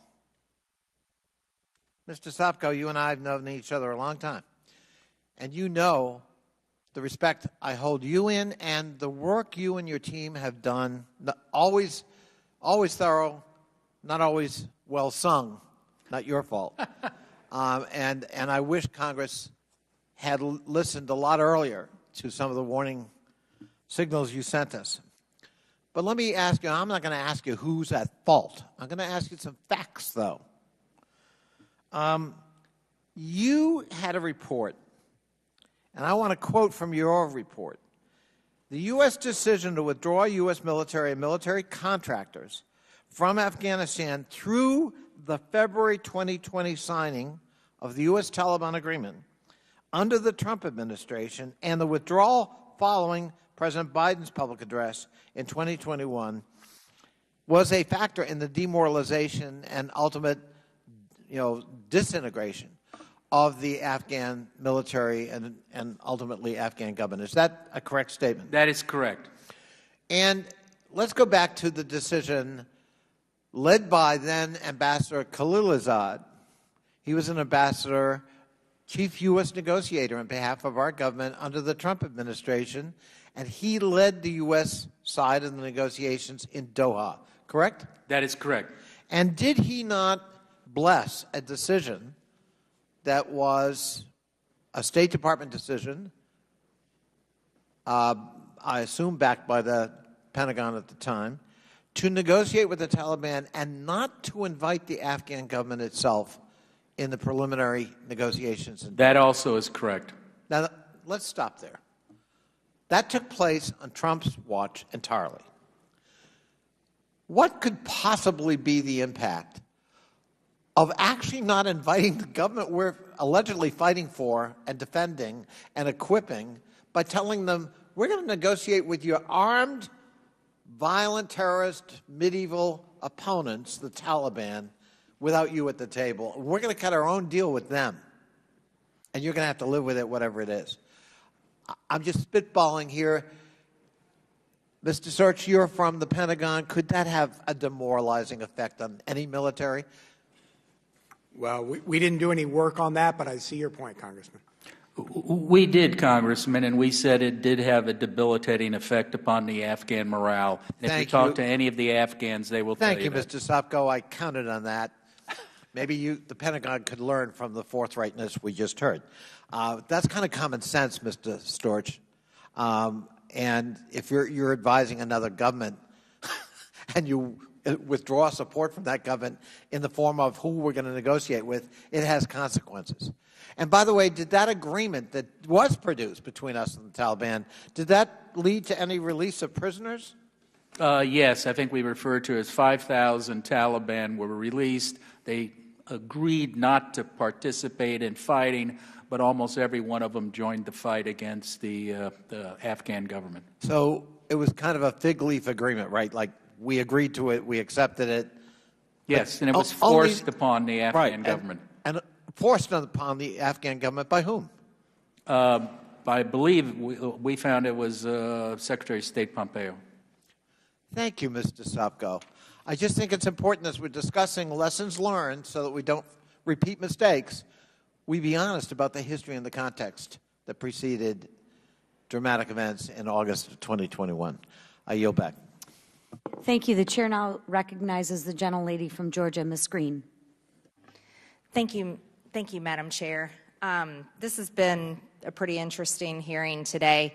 I'd like to remind everyone here watching this hearing and in this room and my colleagues across the aisle that Joseph R. Biden was inaugurated on January 21st of 2021 and was president and commander-in-chief over the Afghanistan withdrawal. All attempts to blame President Trump for all of the failures and deaths and arming the terrorist Taliban government fall completely and squarely on the shoulders of President Biden. Since 2002, the U.S. has spent over $2.3 trillion in Afghanistan. The U.S. lost 2,328 U.S. military lives and over 20,000 other military members were wounded.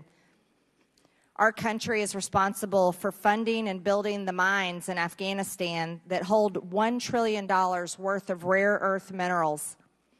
The United States had intelligence days before the suicide bomber exploded himself, murdering 13 of our military members. They had the intelligence. It was even in the news that they knew this was coming, but yet it happened anyways. Arming the terrorist Taliban, the Taliban who we fought since 2002, is unthinkable, and most Americans can't even comprehend it. And now, since the failure and the withdrawal in Afghanistan, Bagram is now under the control of Taliban and China. And since Biden's failure, $8 billion has been given in assistance to Afghans in Afghanistan. It is incomprehensible, but yet we're here trying to figure out how and why and what happened. And I have to tell you, most people I talk to in my districts and most people I talk to when I travel across the country cannot understand how this happened. And many veterans I talk to take pride in our military, as I take pride in our military, and they are so ashamed that our military was humiliated in this failure in Afghanistan. And so I do have some questions, and I thank you all for coming to speak with our committee. Mr. Sopko, in October 2021 letter to Daphne Rand, an official at the State Department, you said the Biden administration instructed SIGAR to remove all reports from your website following the collapse and asked you to redact information on the website. Who specifically in the admin instructed your office to do that, and why? I don't remember the name. We can get the name of the person who sent that. I don't have that in front of me.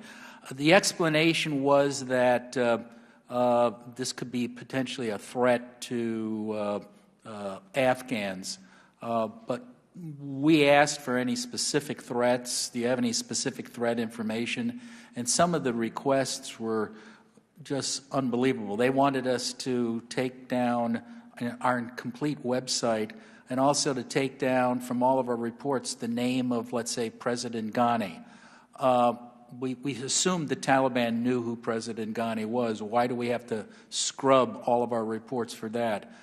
They also wanted us to take down the name of a city in the United States, which I think the Taliban could look at a map. So it was a bizarre request, and they never did give us any information as to why they wanted us to pull down all of our reports, which have been public, many of them, for 12 years. Yeah, that is pretty hard to understand why any administration would want to censor information. And you're right. I mean, Afghanistan can easily look at the map, or they can talk to their friends in China because they flew a spy balloon across our country, and I'm sure they pretty much have pictures of everything.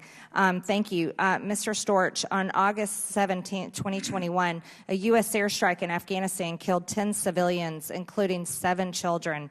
Since the strike was supposed to target an ISIS terrorist, Mark Milley called it a righteous strike. A few weeks later, however, U.S. Central Command admitted that they had hit the wrong Toyota Corolla. My question is, as the Inspector General of the Department of Defense, do you see this kind of absolute failure from Mark Milley a lot? And have there been other times when the military has hit the wrong Toyota Corolla or another target on accidentally killing a bunch of innocent children? And then Mark Milley called it a righteous strike. I still don't understand that. Can you explain, please? Yes, ma'am. Thank you very much for the question. So the strike on, I believe it was 29 August, our office did do a classified review of that strike. And we looked at what led up to it. We looked at the reporting on it. We looked at the communications thereafter. Yeah, as I say, it's classified, so I can't talk about it in this briefing, but happy in an appropriate setting to provide more information about that. I would also say that's one of a number of reviews that our office has done regarding different kinetic strikes. not limited to Afghanistan as well. And as I say, happy to provide more information in the appropriate setting. Thank you, Mr. Storch. We'll have committee staff follow up, and I yield back my time. Thank you. The chair now recognizes the gentleman from New York, Mr. Goldman. Thank you very much, Madam Chairwoman. Mr. Sopko, did the Afghanistan war start on January 21st, 2021? No, 20 years before. Yeah, it's the longest war in our history, isn't Absolutely. that right? Yes. And certainly in your evaluation of the last 9 or 10 years, 10 years of that war, was it your understanding that one decision impacts the next decision, which impacts the next decision, and so forth? It depends on the decision, but yes. I mean, I think we highlight that there was 4 administrations made many mistakes over that 20 years. Right. Now, Mr. Storch, are you aware of a November 11th, 2020 memorandum from President Trump relating to the withdrawal of troops from Somalia and Afghanistan? I'm not sure I'm familiar with that. I'm sorry. Okay, I find that interesting because it was a memo that Donald Trump issued to all servicemen to withdraw all troops, every single troop from Afghanistan by January 15th, 2021. Does that familiar to you now? Yes, it does. Thank you. Yeah. And do you know whether that was vetted by anyone at the Department of Defense? So that is, and that may explain my initial question. That's not something that our office has done independent oversight on, so I honestly don't know the answer to that. Why not? I mean, it's absolutely incredible that a president would issue an order to withdraw all troops from an ongoing war without consulting anyone at DOD, which is what both Secretary Austin and Chairman Milley have said. Yeah, it's a great question. I really appreciate it because, you know, one of the things that I think underlies the response to that question and just in general some of the issues we've discussed is as inspectors general, our work looks at the execution of policies and strategies that are set by administrations, regardless of partisan affiliation, right? So with regard to who made which decision and how that was made, that's typically those are matters for the management and for the administration and the leadership of the agencies to do. Once those policies are set, we look to see whether they're done effectively, efficiently, economically. Thank you for that. Thank you for that explanation. Yes, sir. The point I'm making here, and Mr. Sopko, you've been making this all day, and I think it's a very valid point, which is if we are to conduct meaningful oversight over the war in Afghanistan that lasted for 20 years, we can't just start on January 21st, 2021. Would you agree with that, Mr. Sopko? No, you can't start with the Doha Agreement either. Right. I mean, we had years of problems which put the context of why the Taliban, why the Trump made a certain decision and the Biden administration made a certain decision. Right. The 5,000 members of the Taliban who you just referenced to have been released and then not abided by their promises, in your investigation of the withdrawal, did you determine whether any of those 5,000 Taliban members were involved in the violence surrounding the evacuation? I don't think we had that granularity on that. We just knew that the Afghans said that most of them, the Afghan soldiers and military, they said most of those Taliban went back to fight. Mm-hmm. But it's certainly possible that some of those would have been there, right? They were fighting. Yeah. You know, this war is very personal to me and my district. I represent Wall Street and 9/11, the World Trade Towers. And this is where the 9/11 Museum lives. This is where the principal attack that led to the Afghanistan war. And one of the things that I'm really struggling with is that we have what is clearly politicized oversight, trying to have a gotcha moment against President Biden. But my colleagues on the other side do not support additional support for our veterans. they did not support the PAC Act. Will the gentleman burn yield pits. for a question? I have 20 seconds. Will You're you? about I to can go. give you some of my time. Okay, See, the can issue I just that- finish? Can I will just you yield? finish? I will not yield. Let me just finish. And if I could have a little bit more time, Mr. Chairman, you'll have plenty of time to respond, Ms. Luna. The point I'm trying to make here is that there are two significant pieces of legislation that would not only support our veterans by providing more health care, but would also support the many Afghans, the hundreds of thousands of Afghans who helped our troops during the 20 years of the wars. And my colleagues on the other side of the aisle do not support these bills. So we can talk all we want about the evacuation, but let's see where we're going to be when we put our votes on the line and whether we're going to support our troops and whether we're going to support our foreign allies who helped us over a 20-year war. And I yield back, Mr. Chairman. Gentleman yields back. Before Chair recognizes the next speaker, I feel we have to respond to the statement that this is a political hearing. Our four witnesses are inspectors general. And the main theme that I've heard thus far is that they're not getting cooperation from this Biden White House. What? Okay, Mr. Chairman, what is the basis for you opining on this right now? Misstatement. It's not a misstatement. It's a assertion of me that you want to focus solely on what has happened since January 21st, 2021. And that's to score political points because meaningful oversight would go back for 20 years. This is about fighting for the families that never got closure because they lost loved ones on failed military leadership. So stop making it about this. If you want to ask the questions, I don't bring up the understand what PAC basis Act. she has to talk. You can make whatever. Point of order.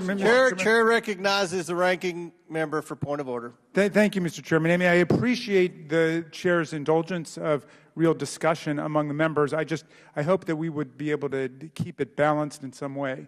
So if the gentleman could have the chance to respond to you, that would be wonderful, and then we could move on. We'll move on. Point taken. Chair recognizes Ms. McClain from Michigan for 5 minutes.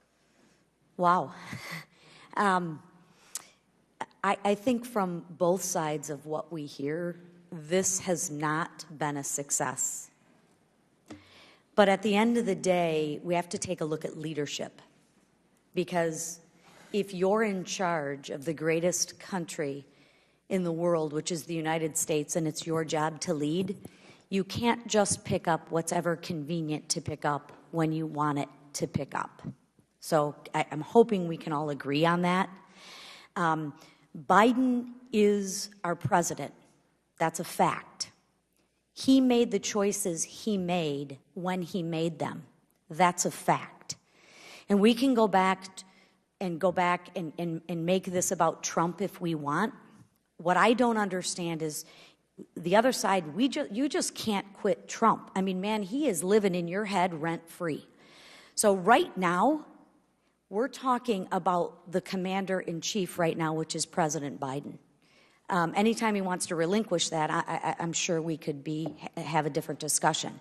But with that said, for the past 2 years, let's talk about the facts. The Biden administration has wholeheartedly defended this atrocity in Afghanistan. They've defended it.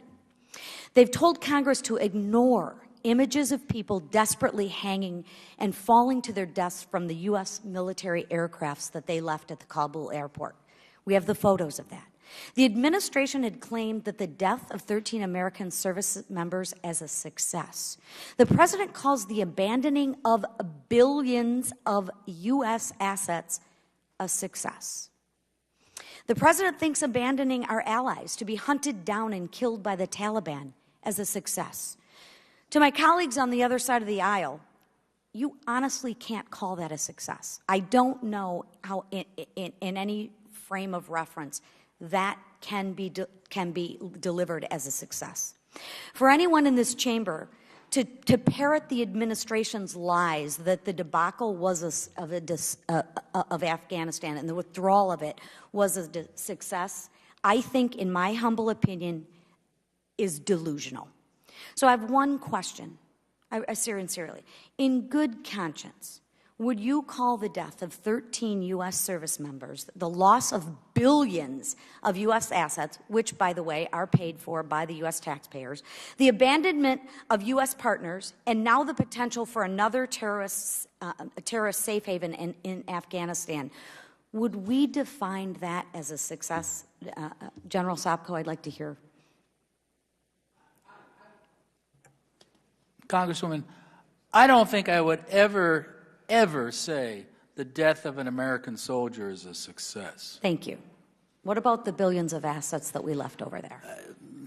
It's wasteful, to say the least. But I think that's the frustration with the American people is, you hear the waste, the fraud, and the abuse. But Congresswoman, if I can just tell you, I mean, if you're talking about a withdrawal, no matter what time, you are going to leave a lot of equipment behind. I mean, and a lot of it is broken, and you try to destroy some of it. So a lot of his equipment wasn't under the control of the U.S. military. How much did we destroy? I don't know. I didn't look at it, but we tried to destroy it. But remember, we weren't at all of these Afghan military bases. The Agreed. Afghan soldiers and police were there, and what they did with them, I think that's part of the problem. And at the end, our troops were gone. They were protecting Kabul, and, we don't know where that stuff was. So. To my point. Yeah. To my point. And to the gentleman's question earlier about going back, I think we can't fix a problem and learn from history unless we can have an honest look at history. So I agree. We have to stop whitewashing this as a success. I don't think the American people expect perfection from us, but I do think that they expect progress from us. And I think we owe it to the American people to have an honest dialogue about the facts of what actually happened on the withdrawal. And again, if you're in charge, if you're the coach of a baseball team, or if you're the coach of a football team and you lose the game, I've never heard Nick Saban say, well, it's not my fault, it's my offensive line's fault. No, as the leader, you actually take some ownership. I think we all could learn a little bit from that. But in conclusion, we all have eyes. We all saw what happened during the disastrous withdrawal. There is no way anyone can claim this as a success. And with that, Mr. Chairman, I yield back. Thank you. Gentlelady yields back. Chair recognizes Mr. Moskowitz for 5 minutes. Mr. Chairman, thank you. This is an important topic, and we do need to get to the answers of why the Afghanistan withdrawal did not go according to what the experts in the Pentagon and elsewhere thought. We need to know why there were intelligence gaps. We need to know how that happened. There are lessons to be learned so they're not repeated, so that other soldiers, other Americans, men and women, don't wind up in the same situation. I want to remind everyone, we had soldiers die over 20 years of the war, not just in the withdrawal. So this is just as much about them as well. And it's an important topic, and it's something I think the American people want to know and want examined. And we have to make sure that we improve our military through oversight. But this committee, who says it's an important topic, we're 100+ days into the next Congress. And this committee thought that before we would talk about the Afghanistan withdrawal, they thought it was more important to talk about Twitter first. And not only did they think it was more important than the Afghanistan withdrawal, they thought it was more important to talk about the hiring policies of the Biden administration. They also thought it was more important to talk about a laptop that was found at Radio Shack before the Afghan withdrawal. They thought it was more important to talk about the D.C. government and public urination before the Afghan withdrawal. And so I know this is a serious topic, but just look at the hearings we've had before this one. And so it's tough for us on this side of the aisle to accept that this isn't a serious hearing. This was a 20-year war. It was started by President Bush. You remember President Bush. I know many of you have disowned him because he disagrees with President Trump. But 4 presidents, 20 years of good decisions, 20 years of bad decisions. You don't want to examine 20 years You only want to examine, like, the last week. You know, when marriages dissolve after 20 years and they get in front of a judge, they don't just say, you know, everything was great until the last week of marriage. It's crazy. President Trump invited the Taliban to Camp David around the anniversary of 9/11. What? Like, are there any questions about that? Trump released 5,000 prisoners, many that included terrorists, 5,000 Taliban prisoners, many that included terrorists. I thought, Mr. Sopka, you said that it was Secretary Pompeo who negotiated that release of the Taliban prisoners. Is that correct? That is my understanding. It may have been somebody else with him, but I remember that. No, fair enough. And because this committee has amnesia, as we've shown on our COVID debates and other debates, who did Secretary Pompeo work for again? This is another trick question, isn't it? It is. I think President Trump. Okay. Can you imagine, for a second, you don't have to answer this one, if Joe Biden had released 5,000 Taliban prisoners, many of who probably wound up in Kabul that day? Can you imagine what these folks would be doing? I mean, the heavens would open for them based on that. I mean, it would be unbelievable to watch. But they have no questions and never had any questions. And many supported the release of these prisoners. No, they don't want to know what effect that had at all on the fall of Kabul. No, don't look at that at all. Only look at the fact that it happened during a Democratic administration. You know, I'm even hearing some of my colleagues say that they can't get information out of this administration. It's ironic when those same colleagues didn't comply with subpoenas, now complain they can't get information. That's the problem with this place. It's not serious. This is no different than COVID. You guys only wanted to talk about COVID under the Biden administration. COVID was a 3-year issue. And so I'll end with this, Mr. Chairman. It was accused that the Democrats don't want to quit Trump. We'll quit Trump when you quit Trump. We look forward in a bipartisan fashion, quitting Trump together. Thank you, Mr. Chairman. I yield back. Mr. Chairman, I have a unanimous consent motion. I'd like to introduce a November 11, 2020 memo from the Acting Secretary of Defense. The subject is withdrawal from Somalia and Afghanistan. Without objection, so ordered. Chair recognizes Mr. Edwards for 5 minutes. Thank you, Mr. Chair. I can see now why things are so tough to get done up here in Washington, D.C. And I also understand why the folks on the other side of the aisle want to distract this conversation from its true purpose.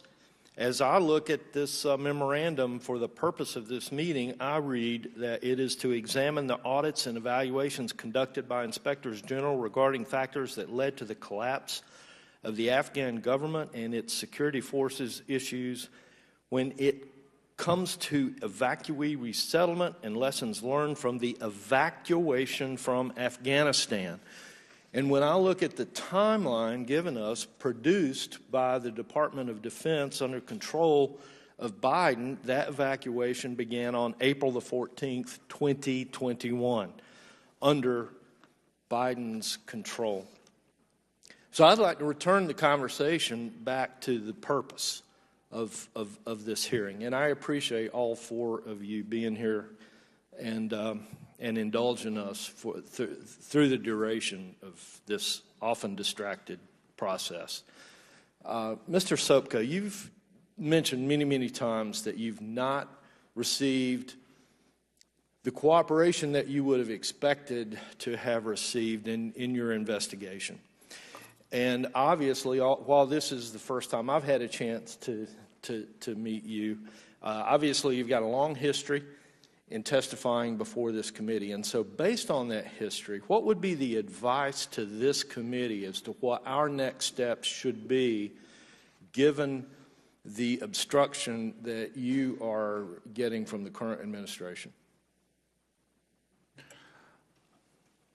Just dealing with the obstruction issue, sir, I mean, I think the question that somebody asked before is why aren't they providing us with the information, but they're providing it to the other IGs? I would seriously like to find out why they're doing that. If you're talking about just the obstruction, I'm not talking about your obstruction that you may have related to other investigations. I'm talking about my problem. I have a job to do, and I'm not able to do that job because of state and aid, and mainly state because they've issued this ridiculous legal opinion basically saying I no longer exist. Thank you. And so what would be your advice to this committee as to enable you to do your job? What can we do to enable you to do your job? Well, call in the administration and have them explain it. And, you know, look, I used to work for... Perfect. That's all I need. Thank you. Mr. Storch, do you know, through your investigation, was there any specific consideration given to sensitive equipment that might have been left behind? We've talked about broken equipment and flat tires and all the other things that might have been left behind. A total of $7.2 billion, I heard you testify. Was there any specific consideration to sensitive equipment?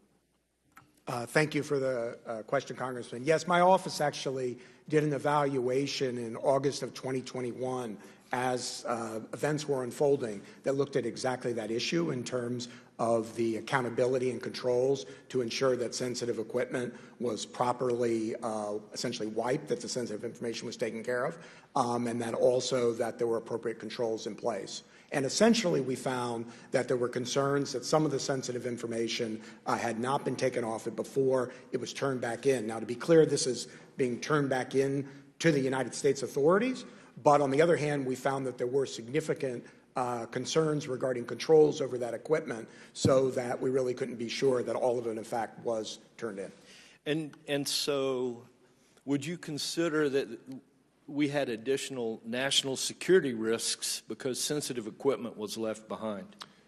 I wouldn't have any basis to go there. Again, you don't know what you don't know, right? So I can't say that there would be particular national security risks.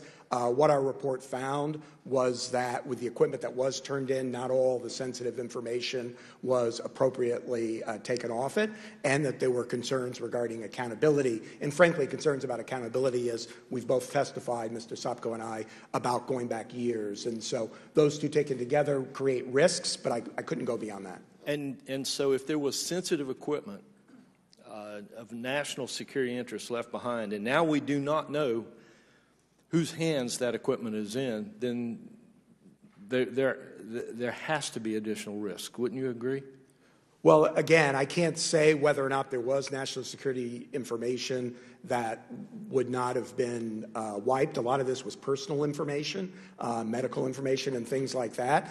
But certainly, if you can't account for all the equipment, you can't rule out that possibility. Thank you. Mr. Chair, I see my time's expired, so I yield. Gentleman yields back. Chair recognizes Mr. Garcia for 5 minutes. Thank you, Mr. Chairman. Thank you all to our witnesses for being here. I want to obviously just begin by saying that there's no question that the withdrawal from Afghanistan was very difficult. We know this. We have had a 20-year war, and certainly we had failed to build a sustainable state or an Afghan military that could withstand alone against the Taliban, and so we understand this is a very complex issue, and I want to thank you all for your service. Now, in an era of increasing global threats and with so many priorities, we know that we can also not fight these forever wars, and so this has been a difficult withdrawal, and certainly we can argue that the administration could have moved slower, but I also want to remind some of our colleagues some of the history here. Now, in July of 2019, just 2 years into Mr. President Trump's presidency, then Secretary of State Pompeo revealed that President Trump had ordered him to reduce the number of U.S. troops in Afghanistan by the 2020 election, even though the Pentagon was opposing this policy. So first, to Mr. Storch, were you aware of any tactical, or are you aware of any tactical reason why November 2020 would have been the appropriate date to draw down troops from Afghanistan? So we reported out in the lead IG reporting regarding that chain of events. We did not do independent auditing or evaluation to analyze the tactics involved or the strategic decisions. And staffing in particular is a sort of quintessentially management position. There are a lot of things that go into it. So we didn't go any further than that. Mr. Sopko, same question. We don't have any specific information on what was behind that decision. Because I'm not aware, because I personally am not aware of any tactical reason why that date would have been set, and I think most of the public would agree with that. Before that plan could be enacted, President Trump signed also the highly flawed Doha Agreement. In October 2020, President Trump's national security advisor announced that the Trump administration would follow through on the Trump-Taliban agreement that was made and draw down forces in Afghanistan to 2,500 by early 2021. Just hours later, and before the vice presidential debate, I think we're all aware, President Trump then recklessly tweeted, and I'll quote, we should have the small remaining number of our brave men and women serving in Afghanistan home by Christmas, end quote.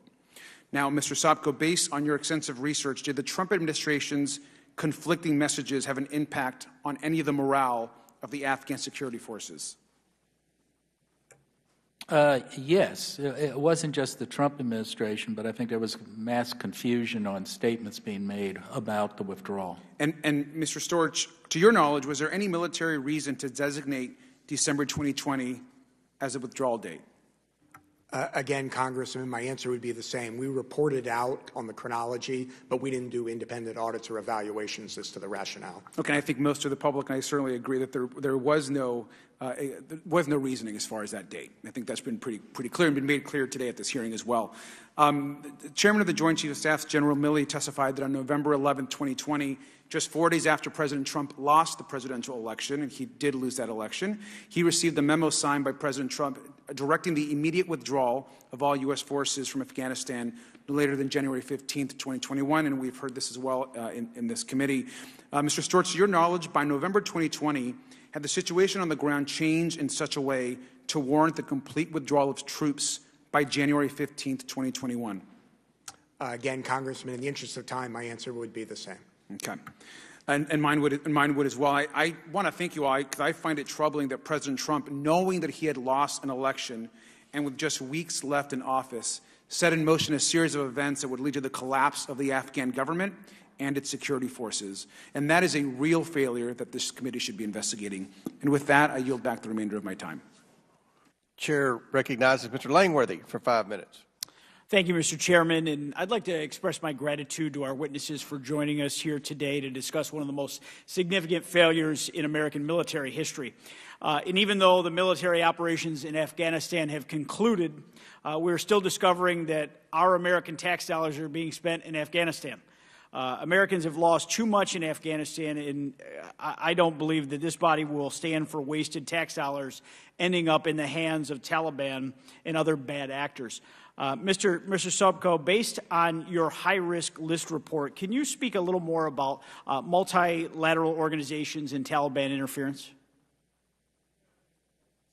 From our discussions with the UN, basically, and I think maybe the World Food Program, they're talking about the Taliban, first of all, issuing the order not allow women to work at NGOs, issuing another order not allowing women to work at the international organizations. We also were told that the Taliban isn't so much stealing the money directly from the UN, although they may be doing that, we don't know for sure. But what they're doing is that they're illegally billing or charging the subcontractors for the UN and other international organizations and then getting that money. They are also interfering by telling the UN and other implementing partners that they can't give money or assistance to certain ethnic groups. The Hazars in particular have been identified. We have also been told that they are diverting some of the food assistance mainly to the wives, the children, and actually Taliban fighters, instead of going to people who are maybe more needy. So there's a whole series of those issues that we're being told by officials of the international organizations. Problem is, we're not able to get books and records from the international organizations or from the State Department or USAID. Okay. I think it's just important that we understand how funds are getting to Afghanistan, especially knowing that wire transfers are restricted. Regarding your high-risk list report, can you explain the process of how U.S. funds are going to humanitarian aid groups and then getting to Afghanistan? We're sending bulk cash to Afghanistan, and I think on a regular basis. Maybe the aid IG would remember the exact number. I don't know if it was 5 million, 15 million a week or whatever. And then the money is then used to go to the UN and go to the implementing agencies. So it's all cash, which is also very... You're always worried when you're dealing with that much cash in a place like Afghanistan. Yeah, I can imagine. So we're not seeing that the Taliban is directly shaking down the NGOs. It's more through fees and other means that they're that has been explained to us. They're getting clever at that. We don't know. They may be doing other shakedowns, but again, if state and aid don't answer our questions and don't give us the books and records, I can't tell you. Thank you very much. Ms. Angarella, does the U.S. aid have any ongoing programs in Afghanistan? Yes, U.S. aid has mostly humanitarian assistance, very small developmental programs. And to add on to what IG Sopko said, we do have current work in Afghanistan. We have investigations that we are working. Our criminal law enforcement agents are working 4 cases that have come to us either through U.S. aid self-reporting or the NGOs or implementing partners that U.S. aid is working with. We also have memorandums of understanding, which are formal information sharing agreements. So we know how many open investigations the WFP IG has and how many affect USAID funding. So we are coordinating right now on 3 cases that are active that WFP is investigating in Afghanistan related to USAID funds. And specifically, what we're seeing in the interference of the delivery of foreign assistance, both in kind, is pressuring organizations to pay taxes and tariffs, intimidating some aid organizations to hire Taliban-affiliated personnel, and the preclusion of NGOs and UN organizations from hiring women to actually deliver the assistance and the programs. Thank you very much. I yield back, Mr. Chairman. Chair recognizes Ms. Brown for 5 minutes. Thank you. I first want to acknowledge the chairman, ranking member, and our witnesses for being here today. I would also like to say it is important to note that while in office, President Trump routinely vilified public servants across the government. He particularly antagonized what he referred to as the Deep State Department. Amid this tenor, the State Department's workforce plummeted by 9% from December 2016 to March 2018. So, Ms. Shaw, can you tell us how the attrition at the State Department impacted the Afghan Special Immigrant Visa Program? Thank you so much for the question. Our work over many years has determined that staffing has been an issue in terms of being able to keep pace with the number of applications. The work we published in 2020, I believe, recommended that an assessment be done of staffing levels. When we did a follow-up compliance review, we found that the staffing assessment had been done and some changes had been made, but the backlog still was not being wound down at a pace that would keep pace with the applications. And so we have ongoing work to further look at the way the program's been streamlined to see if we're finally seeing some of those positive effects. To follow up, you mentioned the backlog. Was there a substantial backlog for the Special Immigrant Visa Application Program in 2020? You know, off the top of my head, I couldn't tell you exactly where it was at that time, but I believe that what our work found at that time period was that there was a backlog. It has, of course, since been impacted by the evacuation. For the record, that backlog had increased to 18,864. Another question. Ms. Shaw, what was the Trump administration's impact on other refugee settlement and support services relevant to the Afghanistan withdrawal? Well, I can think of one context. We recently issued a report about resettlement agencies that the department worked with domestically to resettle Afghan evacuees. And what we did find is that the reduction in the number of refugees that was decided within the Trump administration had a downstream effect in that the implementers and resettlement agencies did scale back their resources, recognizing that they would not have as many people to serve. And then, of course, with the evacuation, we saw a huge surge, and so their ability to quickly staff up to meet that spike was one of the major challenges that we identified. So would you say that the visa and resettlement program should have been contemplated as part of a successful Afghan withdrawal effort during the Trump administration? I can't say whether it was or not, but I know from the State Department perspective, based on our work, that they did give some focus to it after we found that there were significant issues, including one of the most senior level positions to oversee that program. The senior coordinating official had been a position left vacant for several years during that administration. I'll take that as a yes. I think it's fair to say then that President Trump failed to put critical pieces in place before aggressively advancing the U.S. withdrawal from Afghanistan. And I want to close by asking unanimous consent to submit to the record a Twitter thread by Olivia Troy, the former Homeland Security and Counterterrorism Advisor to Mike Pence. Without objection, to ordered. Thank you. In this Twitter thread, she's replying to an assertion that Trump would have successfully evacuated all Afghan partners, and she wrote, and I quote, "There were cabinet meetings about this during the Trump administration where Stephen Miller would peddle his racist hysteria about Iraq and Afghanistan. He and his enablers across government would undermine anyone who worked on solving the SIV issue by devastating the system at DHS and state." She continued to say, Trump had 4 years while putting his plan in place to evacuate these Afghan allies who were lifelines for many of us who spent time in Afghanistan. They'd been waiting a long time. The process slowed to a trickle for review of their priorities, then came to a halt. End quote. Donald Trump and his administration knew full well that his withdrawal commitments were a recipe for disaster, but did nothing to address it. Those facts should not be ignored during our discussion today. And with that, Mr. Chairman, I yield back. Gentlelady yields back. Chair recognizes Mr. Burleson for 5 minutes. Thank you, Mr. Chair. You know, real leaders accept responsibility for mistakes and pass on credit for successes. I'm from Missouri. We are the home of President Harry Truman, who famously had on his desk, "The buck stops here." We are a long ways from Harry Truman. Because this whole hearing for hours, all we're hearing is we want to blame any mistakes, not on myself or my administration, or accept any responsibility. Instead, we're going to blame it on previous administrations.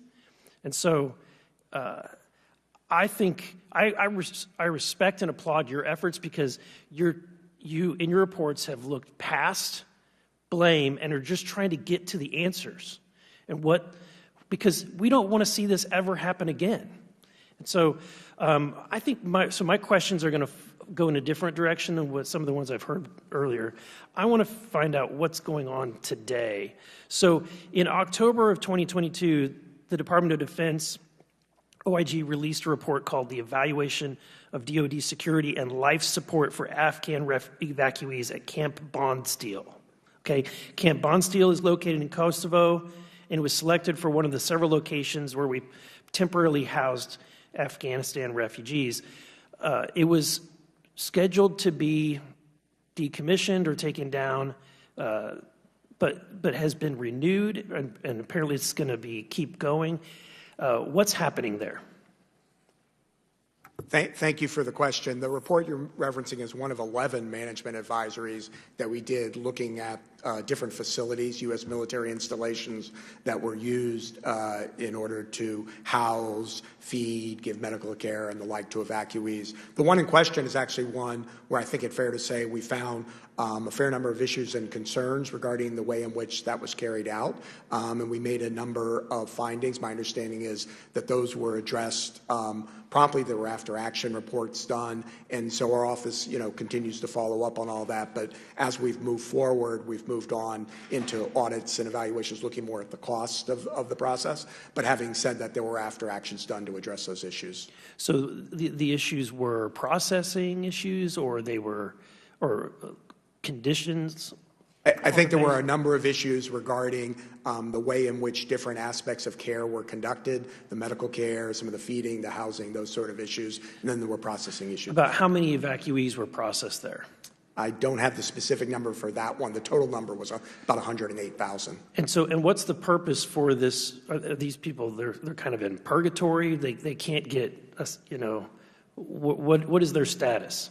So as I understand it, the purpose was to provide safe spaces for these individuals to continue to pursue their refugee status and their applications visas. And so folks were evacuated from Afghanistan. But there was red flag issues with some of these evacuees. Is that not accurate?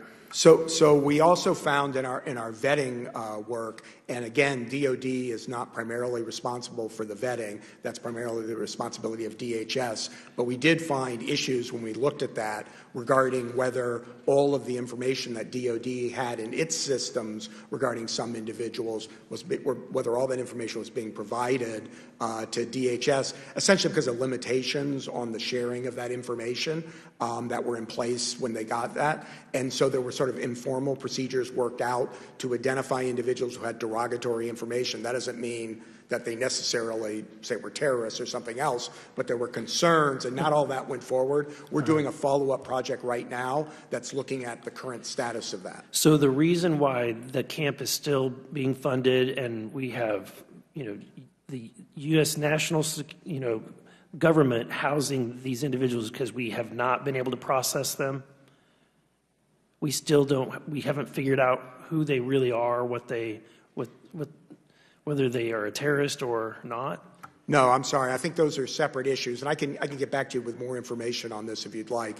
But there's the one issue regarding the provision of housing and other services to the people under Operation Allies Welcome. The separate issue is the support for the screening and vetting process, and that's what I was alluding to with the latter. I don't believe that the latter was particularly related to Camp Bondsteel.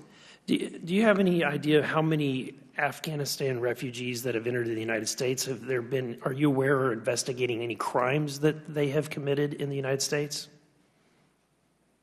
So my office has, I believe, about 24 active investigations that both from legacies, from OFS, and from OES. Those don't involve refugees or that sort of situation. One of the issues we found was that there was ambiguity regarding jurisdiction over how to investigate crimes involving individuals who were brought into the country, and that's one of the places. But there have been crimes. Gentleman's time's expired, but please go ahead. Yeah, I don't know that there have been crimes. My office, that wouldn't be our jurisdiction is over DOD. One of the things we found was there needed to be better delineation of jurisdiction over who would investigate any such crimes. But I don't have any information regarding whether those individuals themselves had committed crimes, if that helps. Thank you. Chair recognizes the gentleman from Arizona, Mr. Gosar, for 5 minutes. Thank you, Mr. Chairman, and thank you for being here. The United States' 20-year experiment in Afghanistan has been a complete and total disaster. $2.3 trillion was spent. 2,328 U.S. military personnel have been killed. And in almost every theater the U.S. meddles in, whether it be Iraq, Syria, or Afghanistan, death and destruction follows. And the U.S. has nothing to show for it. And what a shame, considering the immense sacrifice our brave soldiers have made fighting in senseless wars forced upon them by out-of-touch political elites. The obvious lesson to draw from the recent Middle Eastern wars, and the one that the American people learned long ago, but somehow few elected officials from either party seem to understand, is that these wars don't work. The only fruits are evil. Many people die, lives are ruined, and America is weakened. But now our genius leaders have decided that what didn't work in the Middle East, and which was tried multiple times, must be rinsed and repeated in Europe. And the same result is playing out in Ukraine as it did in Afghanistan, Syria, Iraq, Libya, Yemen. The list goes on and on. And the result is a more unstable world and an immense amount of human suffering. Mr. Storch, the grieving mother of a Marine who was one of the fallen 13 servicemen who died at the hands of the infamous suicide bomber in Kabul, contacted my office with some pertinent questions. The Marine's name was Marine Lance Corporal Dylan Marola. As a background, President Biden sent 3,000 troops in August of 2021 to help with that evacuation. Also, if one reviews the ages of the 11 of the 13 servicemen who died, they were anywhere from the ages of 20 to 23. Marine Lance Corporal Dylan Marola and 8 others had only been in Afghanistan for under 2 weeks when they were killed. So my question, why were such young, inexperienced troops chosen for such a dangerous mission?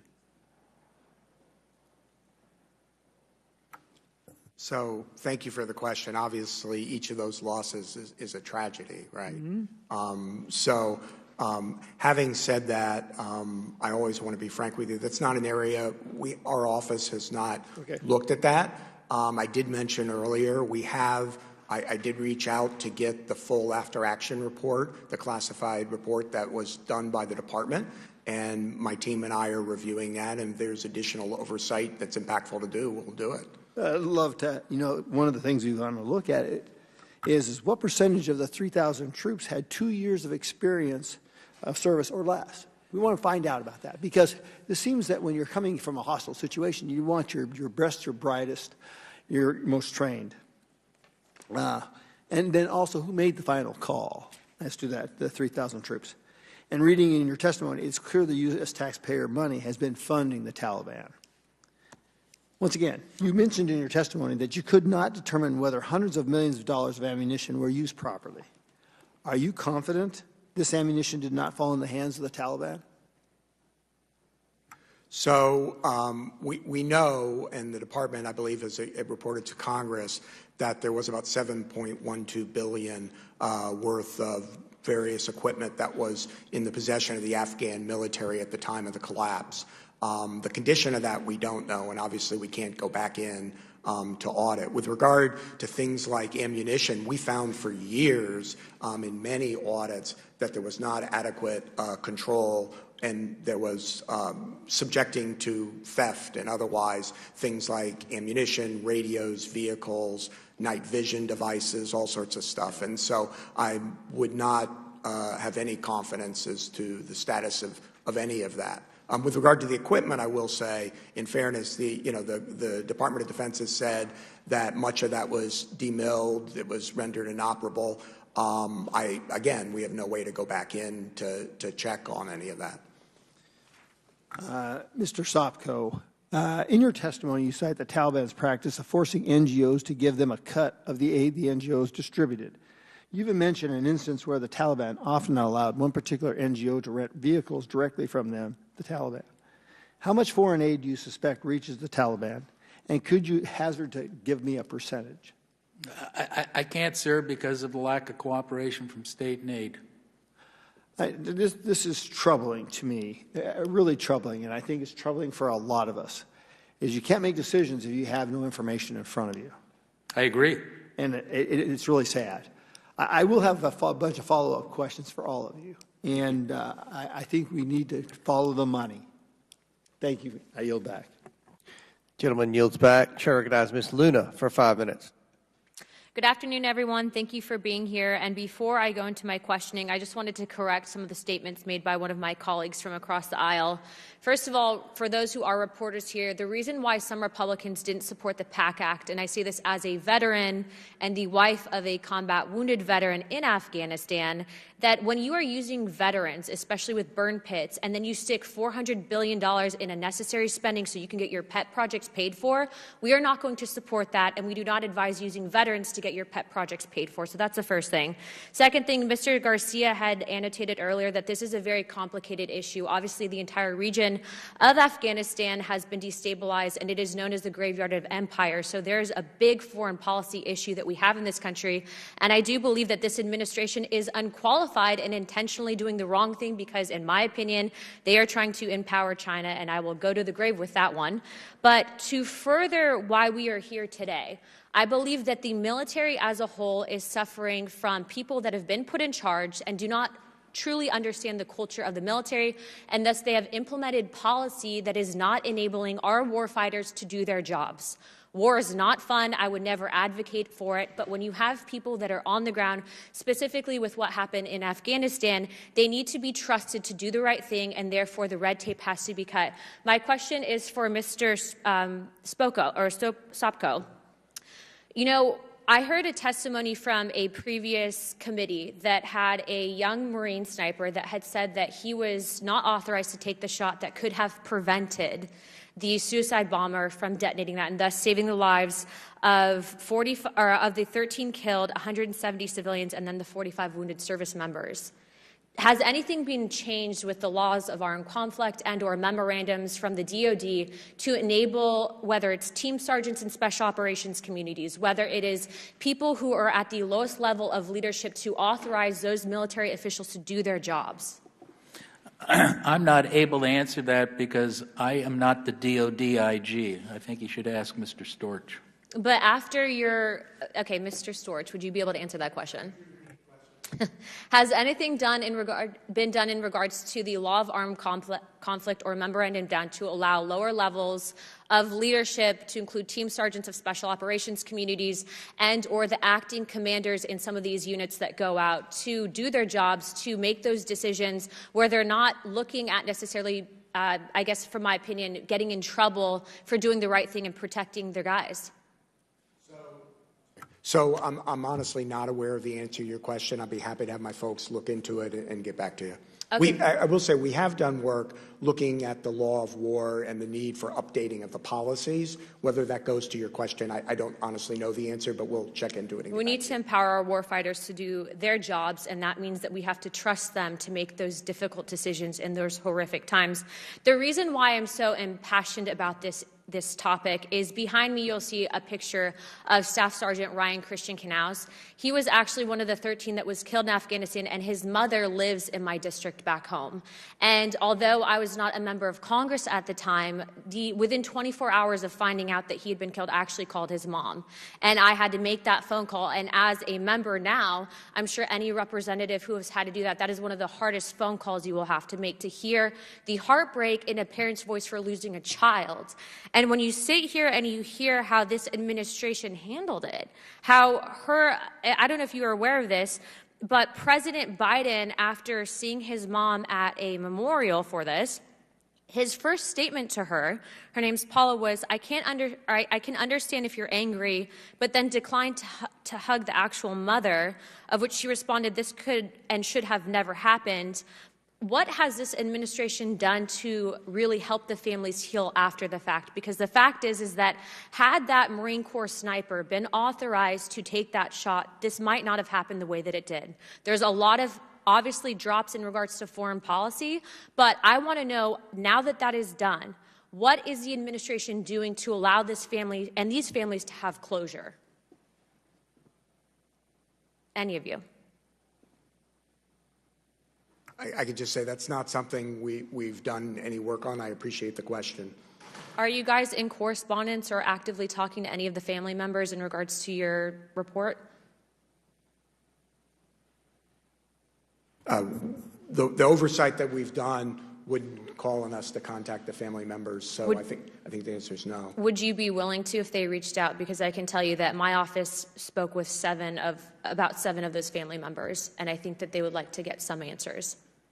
So we're always happy to talk to people and to hear from them, and if there are issues to be addressed, we'll look into addressing them. Perfect. Thank you very much. Chairman, I yield my time. Chair recognizes Ms. Mace for 5 minutes.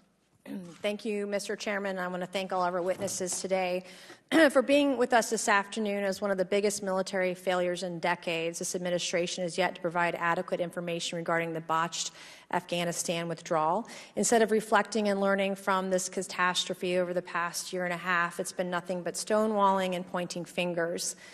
Even the Secretary of Defense, Lloyd Austin, said he has no regrets about the U.S. military withdrawal from Afghanistan. No regrets for the 13 lives lost. I believe that's an embarrassing comment from the Secretary.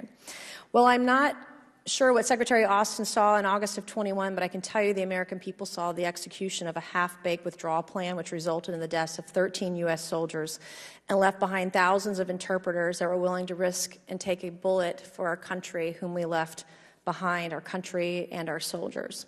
I want to say thank you to the Inspector Generals for being here. We have a long road ahead of us to get down to the bottom of what actually went wrong, and we appreciate your time and your effort this afternoon in that endeavor as we continue this fact-finding mission. Mr. Storch, while I have you here this afternoon, I have a few questions unrelated to Afghanistan. My first few questions are about the role of an Inspector General, and you can presume that my questions are yes or no. Do you believe in protecting the integrity of our government? Is that the role of the IG? Yes. Do you believe in detecting waste, fraud, abuse, misconduct, and corruption in our government? Yes, ma'am. Do you believe the government should be transparent in all that it does? Yes. Do you believe in providing reports to the government about potential waste, fraud, abuse, misconduct, and corruption in government? Yes. Do you believe such reports should have a full set of facts in order for them to be complete? Yes. All right. Mr. Storch, in 2020, your office issued a report on the Jedi Cloud contract. Are you familiar with that contract? I am. Are you familiar with the report? I am. Okay. As you said earlier, without having a full set of facts, a review can't possibly be full and complete.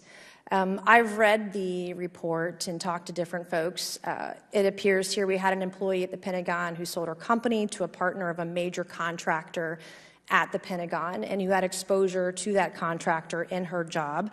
And when you read it, it looks like there's the potential for conflict of interest, something that the American people have no appetite for, regardless of who's in charge.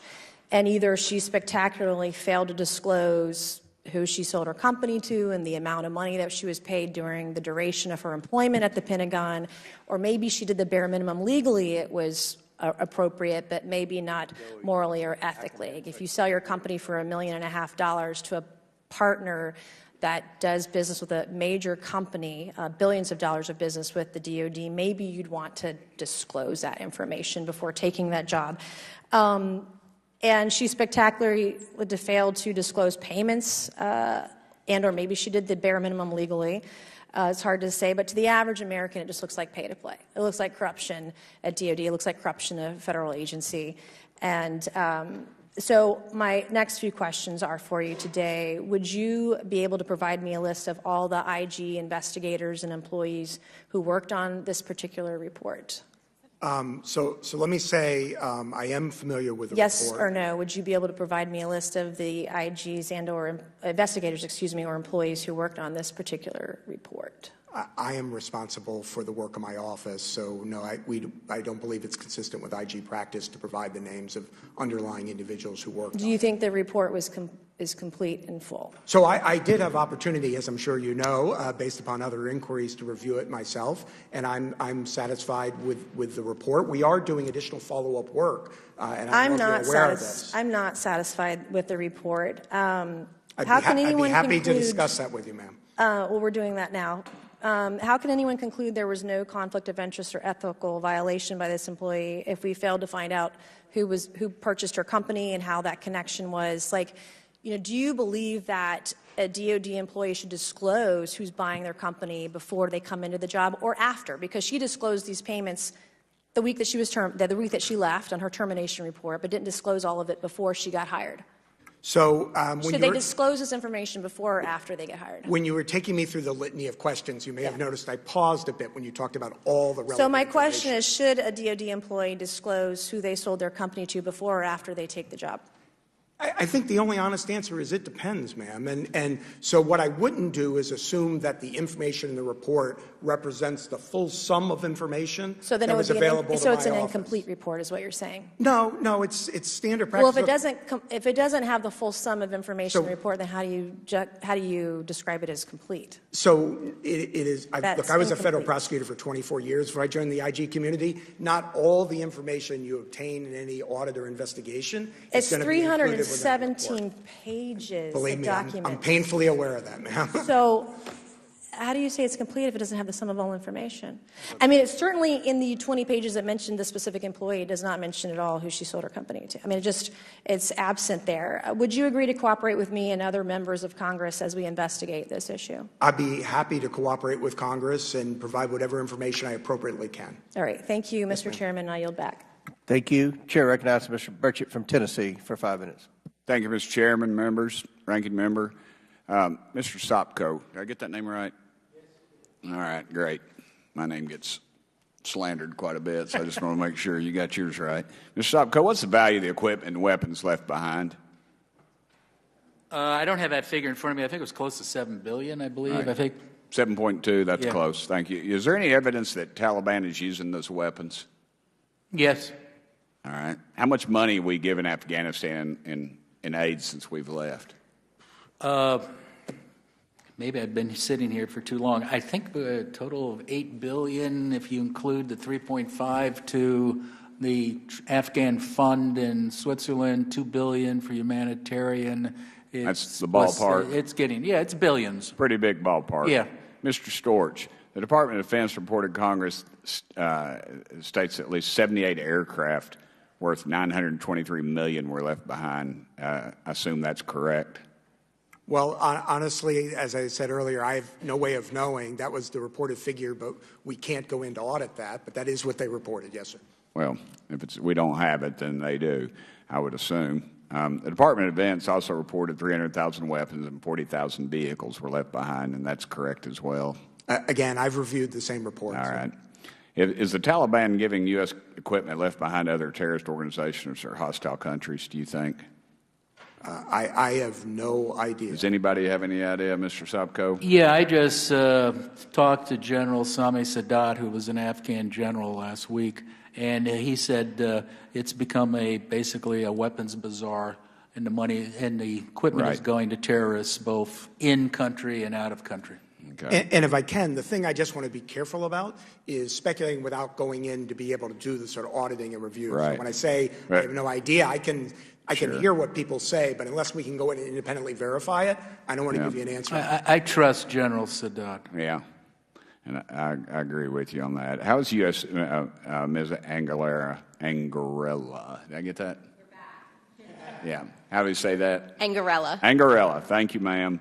How is USAID working to ensure the aid we are sending now does not end up in the hands of the Taliban? Sure, thank you. Right now, USAID is not physically on the ground, so they are using third-party monitors and their multi-tiered system. Is that generally reliable? There are limitations to it, absolutely.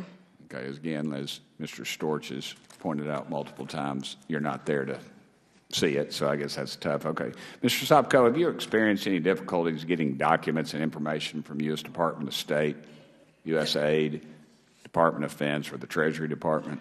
Yes, to all four. Which would you say is the most difficult? State. What about USAID? They come in second. Department of Defense? Well, they're not doing much in my world over there, so their obfuscation and delay is no more, but they did. I mean, they were a particularly big problem when we were doing about the collapse of the Afghan military. Obfuscation is a big word, and I'm sure I understand what it means, but Chairman Comer doesn't. Could you explain that to me? Well, I'm from that area too, so I think he understands it well. He's probably experienced it. They're foot dragging. Okay, that's what I figured. Okay, well, thank you. Robert Gates, he's the former Secretary of Defense under President Obama, warned that Biden had been wrong on nearly every dadgum major foreign policy and national security issue for the last 4 decades. This Afghanistan withdrawal, to me, is no exception. $7.2 billion in equipment is being used or sold to our enemies. And, of course, we know that will end up probably killing Americans in the future or our allies. Hundreds, if not thousands, of Afghans are dead. 13 U.S. service members were killed, including my constituent, Army Staff Sergeant Ryan Canals from Corrington, Tennessee. I know his daddy, and I know Miss Luna represents his mama. And so, I know them very well. His father, I guess, is a neighbor of mine since I live in the Corrington community now. And it just disgusts me that he should have been spending his Easter with his family. And the Biden administration cannot keep hiding the true cost of his disastrous actions. And I appreciate the Inspector General's being here today to finally provide some dadgum transparency for the American people. I think we deserve it. These families deserve it, and it still just disgusts me. So thank you all. Thank you, Mr. Chairman. Gentleman's time's expired. Chair recognizes the chairman of the Subcommittee on Government Operations, Mr. Sessions, for 5 minutes. Mr. Chairman, thank you very much, and thank you to each of you. I sat in for about 40 minutes earlier today, and it was lively then, and probably exactly what you came to expect. Perhaps it's turned a little bit later this afternoon. Thank you for your time. We count on you. We count on your reports. We count on your information. When I was here a little bit earlier, there was a brief discussion about the administration's view about how they became prepared or lack of preparedness based upon some bit of intel that they, and I don't mean an intelligence report, I'm talking about their viewpoint, that the Afghan Air Force would be able to take care of the problem when we pulled out. We know that's the crux of part of how they defended themselves. Is that a fact? Well, as both Mr. Sopko and I have testified, there are significant concerns about relying upon the Afghan Air Force, both in terms of it being overtaxed, in terms of its dependence on U.S. contractor support for maintenance. In some of our work, I think we found anywhere from 80% and up of the maintenance was done by U.S. contractors. So once those were pulled out, hard to figure out how those planes were going to stay up in the air. And as has previously been testified, there were pretty clear predictions that wasn't going to last for long. Yes, sir. I'm not very bright today. My point is, isn't that true that became some symbolism by the State Department, the Defense Department? They were relying upon that bit of information about how they decided their withdrawal would work. In other words, that the Afghans, someone had told them, hey, we got the Air Force, we'll be stable, we can sustain ourselves. Is that the true statement, or is there more to that? Well, Mr. Sopko may have more, but I'll say in the lead IG reporting, we do report that there was a belief that the Afghan Air Force and the military would last longer, and therefore that would facilitate a more orderly evacuation. Right. Okay. Thank you. That is what I was wanting to hear back. So now I've got 2 minutes and 19 seconds, give or take. Our chairman's very benevolent and our ranking member's very benevolent. And maybe this is not the bow to wrap it up, although you're getting close to the end. Or you can go have lunch by about 4:30 or 5 today. My point is, we lots of times have found ourselves fighting, whether it be getting out of Vietnam, getting out of anything else we fought about getting out of here. Has someone taken time to have a document that really depicts a what-if chart and how we need to be prepared for things? Because I'll be quite blunt, I was shocked, stunned, disappointed. I had heard that the NSA, DOD, three-letter organizations, maybe others, CIA, had said to the White House or to the NSA maybe or the White House, here is our, this is now January of 21. President comes in, here's the document, here's what we think to be prepared for, and they waited until well past August to even give direction to those agencies. Is there truth to that? Did you look at that to say what kind of preparation was necessary? Because we heard that. I was a part of everybody leaving, trying to get people here who had been supportive of us. What was that? Modeling to the White House to say, look, you started when President Biden, 100 days before the election, they embedded people into the administration. You know that, I do too, to be prepared for when whoever the winner was would take over. Did the agencies that I suggested, did they provide the White House an analysis, and when was that analysis responded to? That's not something that my office has looked at, to my knowledge. Anybody? Those are very good questions, sir, and hopefully your committee will look into that. We have not looked at that. Who would be best for us to write to and say, can you please go give us this analysis? Because I've looked at a number of these briefings, and I have yet to see, oh, DOD provided this. CIA provided this. The vulnerabilities about how we might be approaching this. And then, once again, unfair, we heard the White House waited months and months and months and months to give them direction back. And that was the biggest frailty. The planning that was done ahead of time was not responded to. If I can help you answer that question, I think, first of all, you have to look to the people who are on the ground. So it's General Miller and his team, very competent generals who were giving advice back to Washington as to what the situation was on the ground. Also, we have intelligence entities that were on the ground giving advice.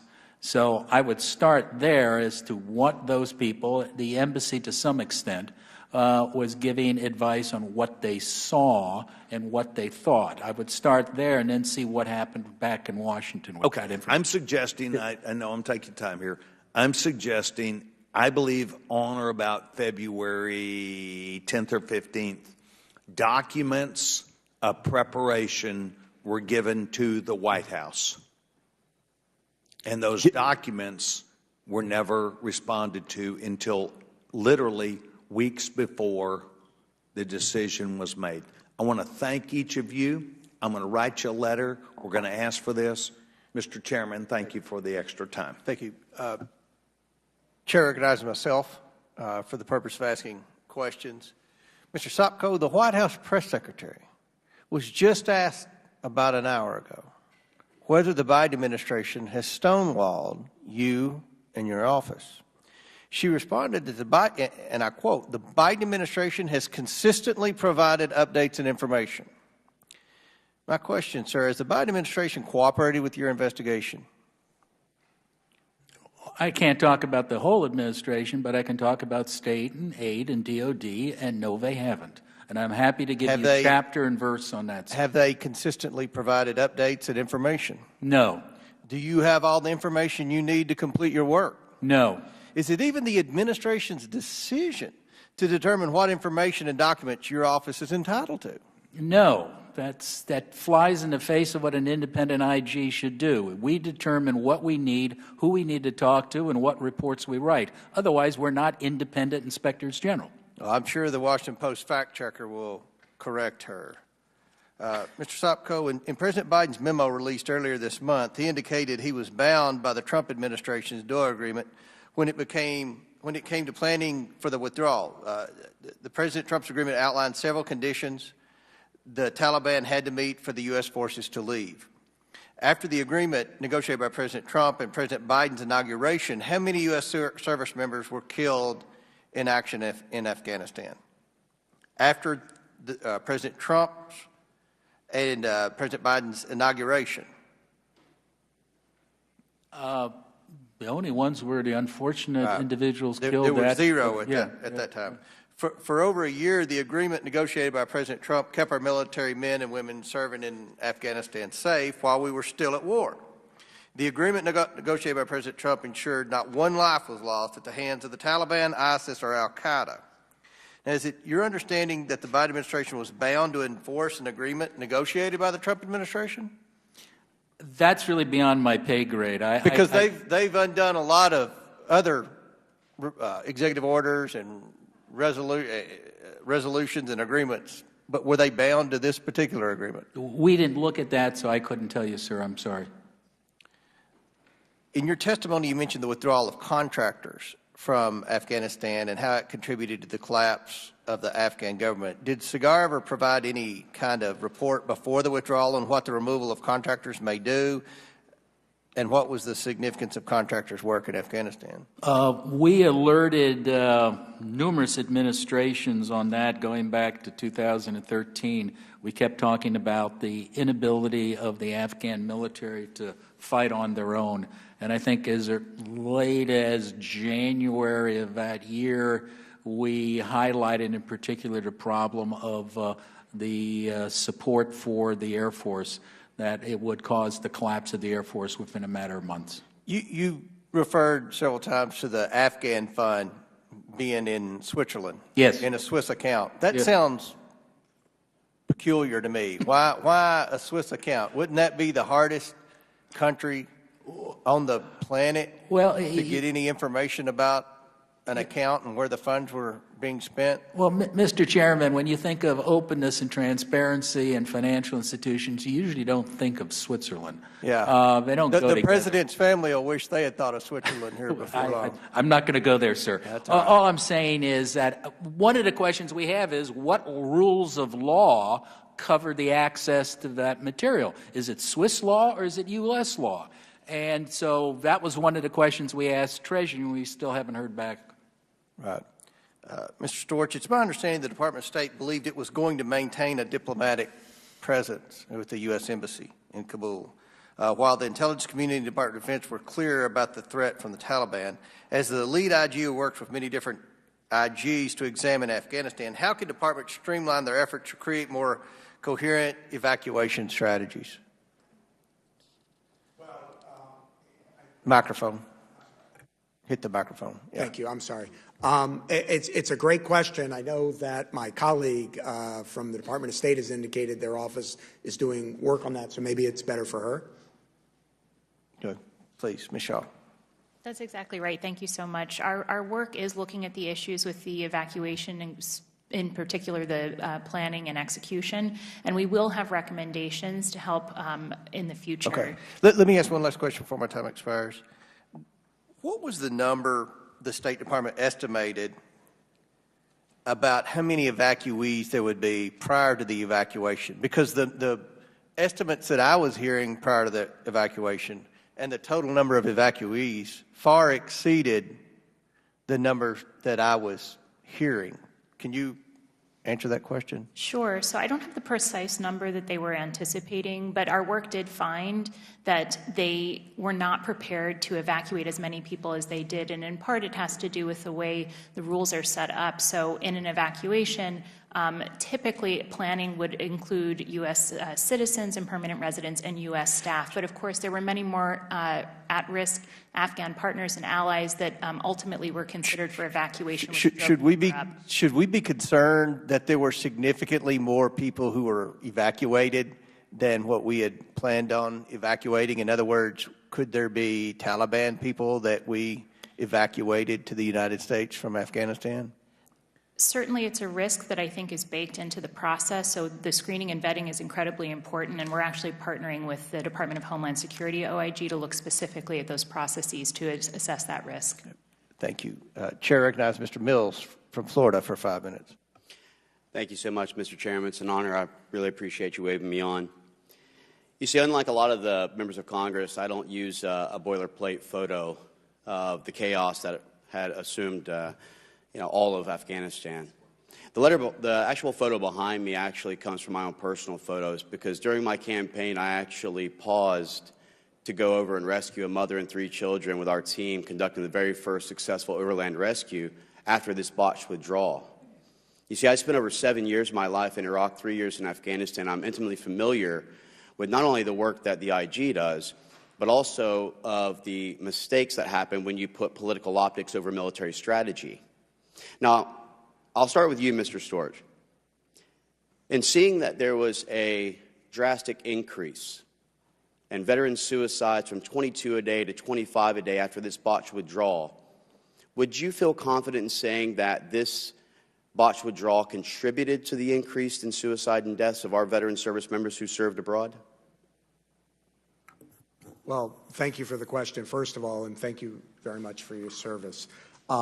This is an incredibly serious issue, obviously, and one that our office has taken seriously for a long time. We've done a good body of work on mental health issues, and particularly in the area you're speaking about. One of my deputy inspector generals testified here before SASC last year, I believe, about it. I don't know, honestly, whether I have enough, sort of information to make the causal link that you're saying definitively, but, sort of generally what you're saying certainly is, makes sense. And so that's probably the best I can do. Understood. Again. And I appreciate that. And I'm sure the family of Master Sergeant Chadwick Paul, who was a good teammate of mine who took his own life, would feel the same way. Oh, my goodness. Yes, sir. Ms. Shaw, would you agree that State Department cables are not protected by executive privilege if they are not directly being sent to the President themselves or the executive branch? Thank you for that question. It's actually not an issue that I've considered. It wasn't an issue in the course of our work, so I'm not sure I have an answer for you on that. Well, the reason I asked that is that there was a cable that was sent by the United States State Department that it was known as the 23 Diplomat Descent Cable, that talked about the fact that the political optics that was being placed above military strategy was actually endangering the mission as a whole.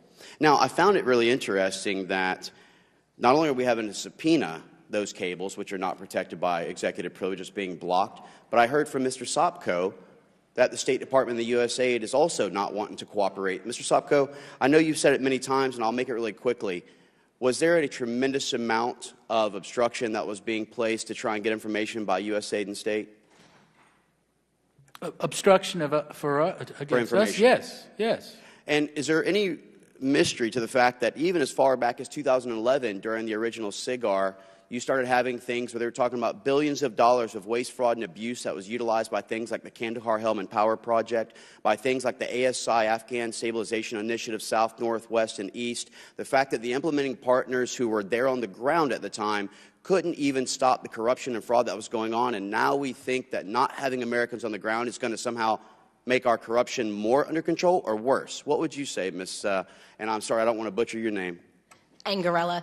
Yeah, I appreciate the question. Not having eyes on the ground makes oversight much less effective and more complicated. I think that's a polite way of stating it. And as someone who had spent a tremendous amount of time in Afghanistan, especially understanding the significant importance of Bagram, and knowing that it had the ability for us to not only shelter and provide the force protection that could have prevented the 13 brave heroes and the 13 new Gold Star families from losing their lives, but also give us the opportunity to be able to do proper vetting, which you talked about the thousands that were put on the plane, which were actually prioritized above Americans and above P2 and SIVs that were just randomly being thrown on Great Tail aircraft. But my question is that would you feel that if we were able to have had Bagram Air Base to be able to do proper vetting and manifesting without the chaos before they went onto the plane, that that could have contributed to potentially making sure that we did this more effectively? I'll start with you, Ms. Shaw. Thanks for that question. So we haven't considered that question squarely. Bagram was a DoD facility, and so I would invite IG Storch to weigh in. But understood, Ms. Shaw, understood. But the reason I ask you is because it was something that was very strange from my understanding when I saw the State Department taking operational control over the Department of Defense when it came to what planes were flying and flying out. The reason I know this is because I was on a plane that was a November tail number, which is an American aircraft designated as a humanitarian aircraft to rescue 28 Americans with 20 special operations operators on there with 5 PPR approvals that was continually being denied on approach when we're already hovering above Afghanistan by the State Department, not to mention the coordination to have an F-16 do a flyover for intimidations and the threats of being shot down as an American aircraft there to save Americans. These are the types of answers that people need to get an answer to. The 13 Gold Star families, why they're dead. The Americans that were left behind. The billions of dollars to supply a nation that I fought in to stop from being a safe haven of terror that you've actually permitted through failed administrations to be a safe haven of terror. Okay. I want the response. I want these reactions. I want IG to do a better job. And I want accountability for those who are actually left behind and those who died. With that, I yield back. Gentleman's time's expired.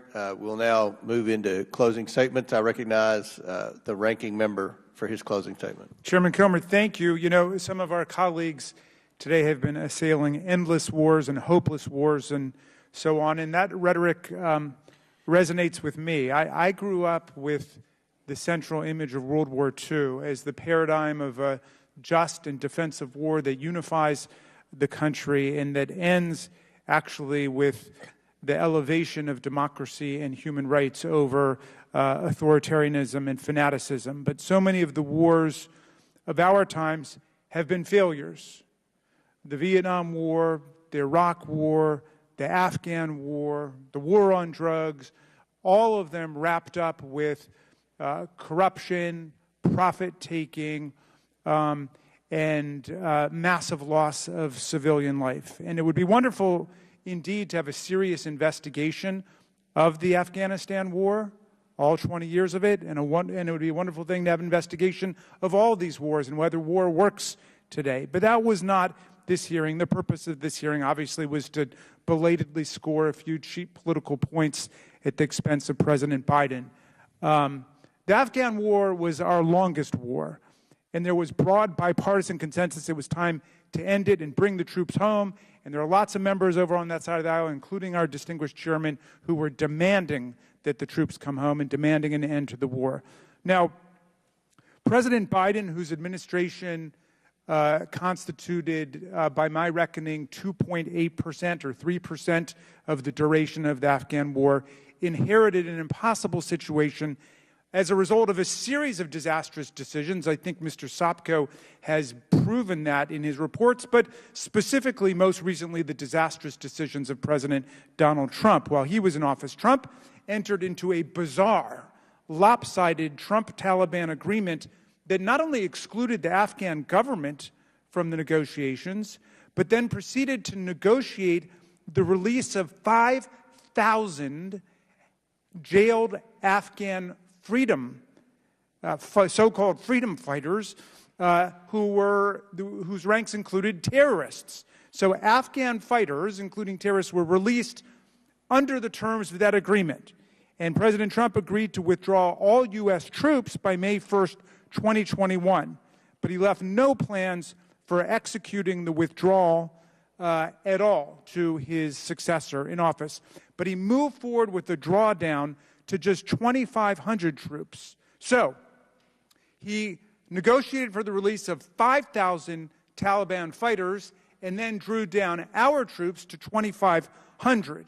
And when the Afghan president and government balked at releasing those 5,000 Taliban fighters, according to the testimony of Mr. Sopko and other sources, Secretary Pompeo threatened to withhold aid, millions of dollars in aid, from the Afghan government if they didn't go along with the release of these Taliban fighters. President Trump also gutted the special immigrant visa program, which is supposed to allow Afghan allies to seek refuge in the United States. With only 3 months left under the timeline set by the Trump-Taliban agreement, Biden faced an impossible choice: pull out of the agreement entirely and then send more troops into Afghanistan to face renewed attacks from an emboldened and resurgent Taliban, with everybody telling him to get out and attacking him, or carry out the withdrawal set into motion by his predecessor, which is what would be done normally from one presidency to the next.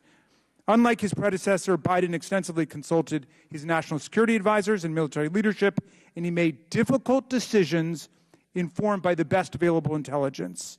The administration conducted an historic withdrawal and non-combatant evacuation operation. 124,000 people, including not just our soldiers and civilians and contractors, but Afghan nationals, evacuated in just 17 days.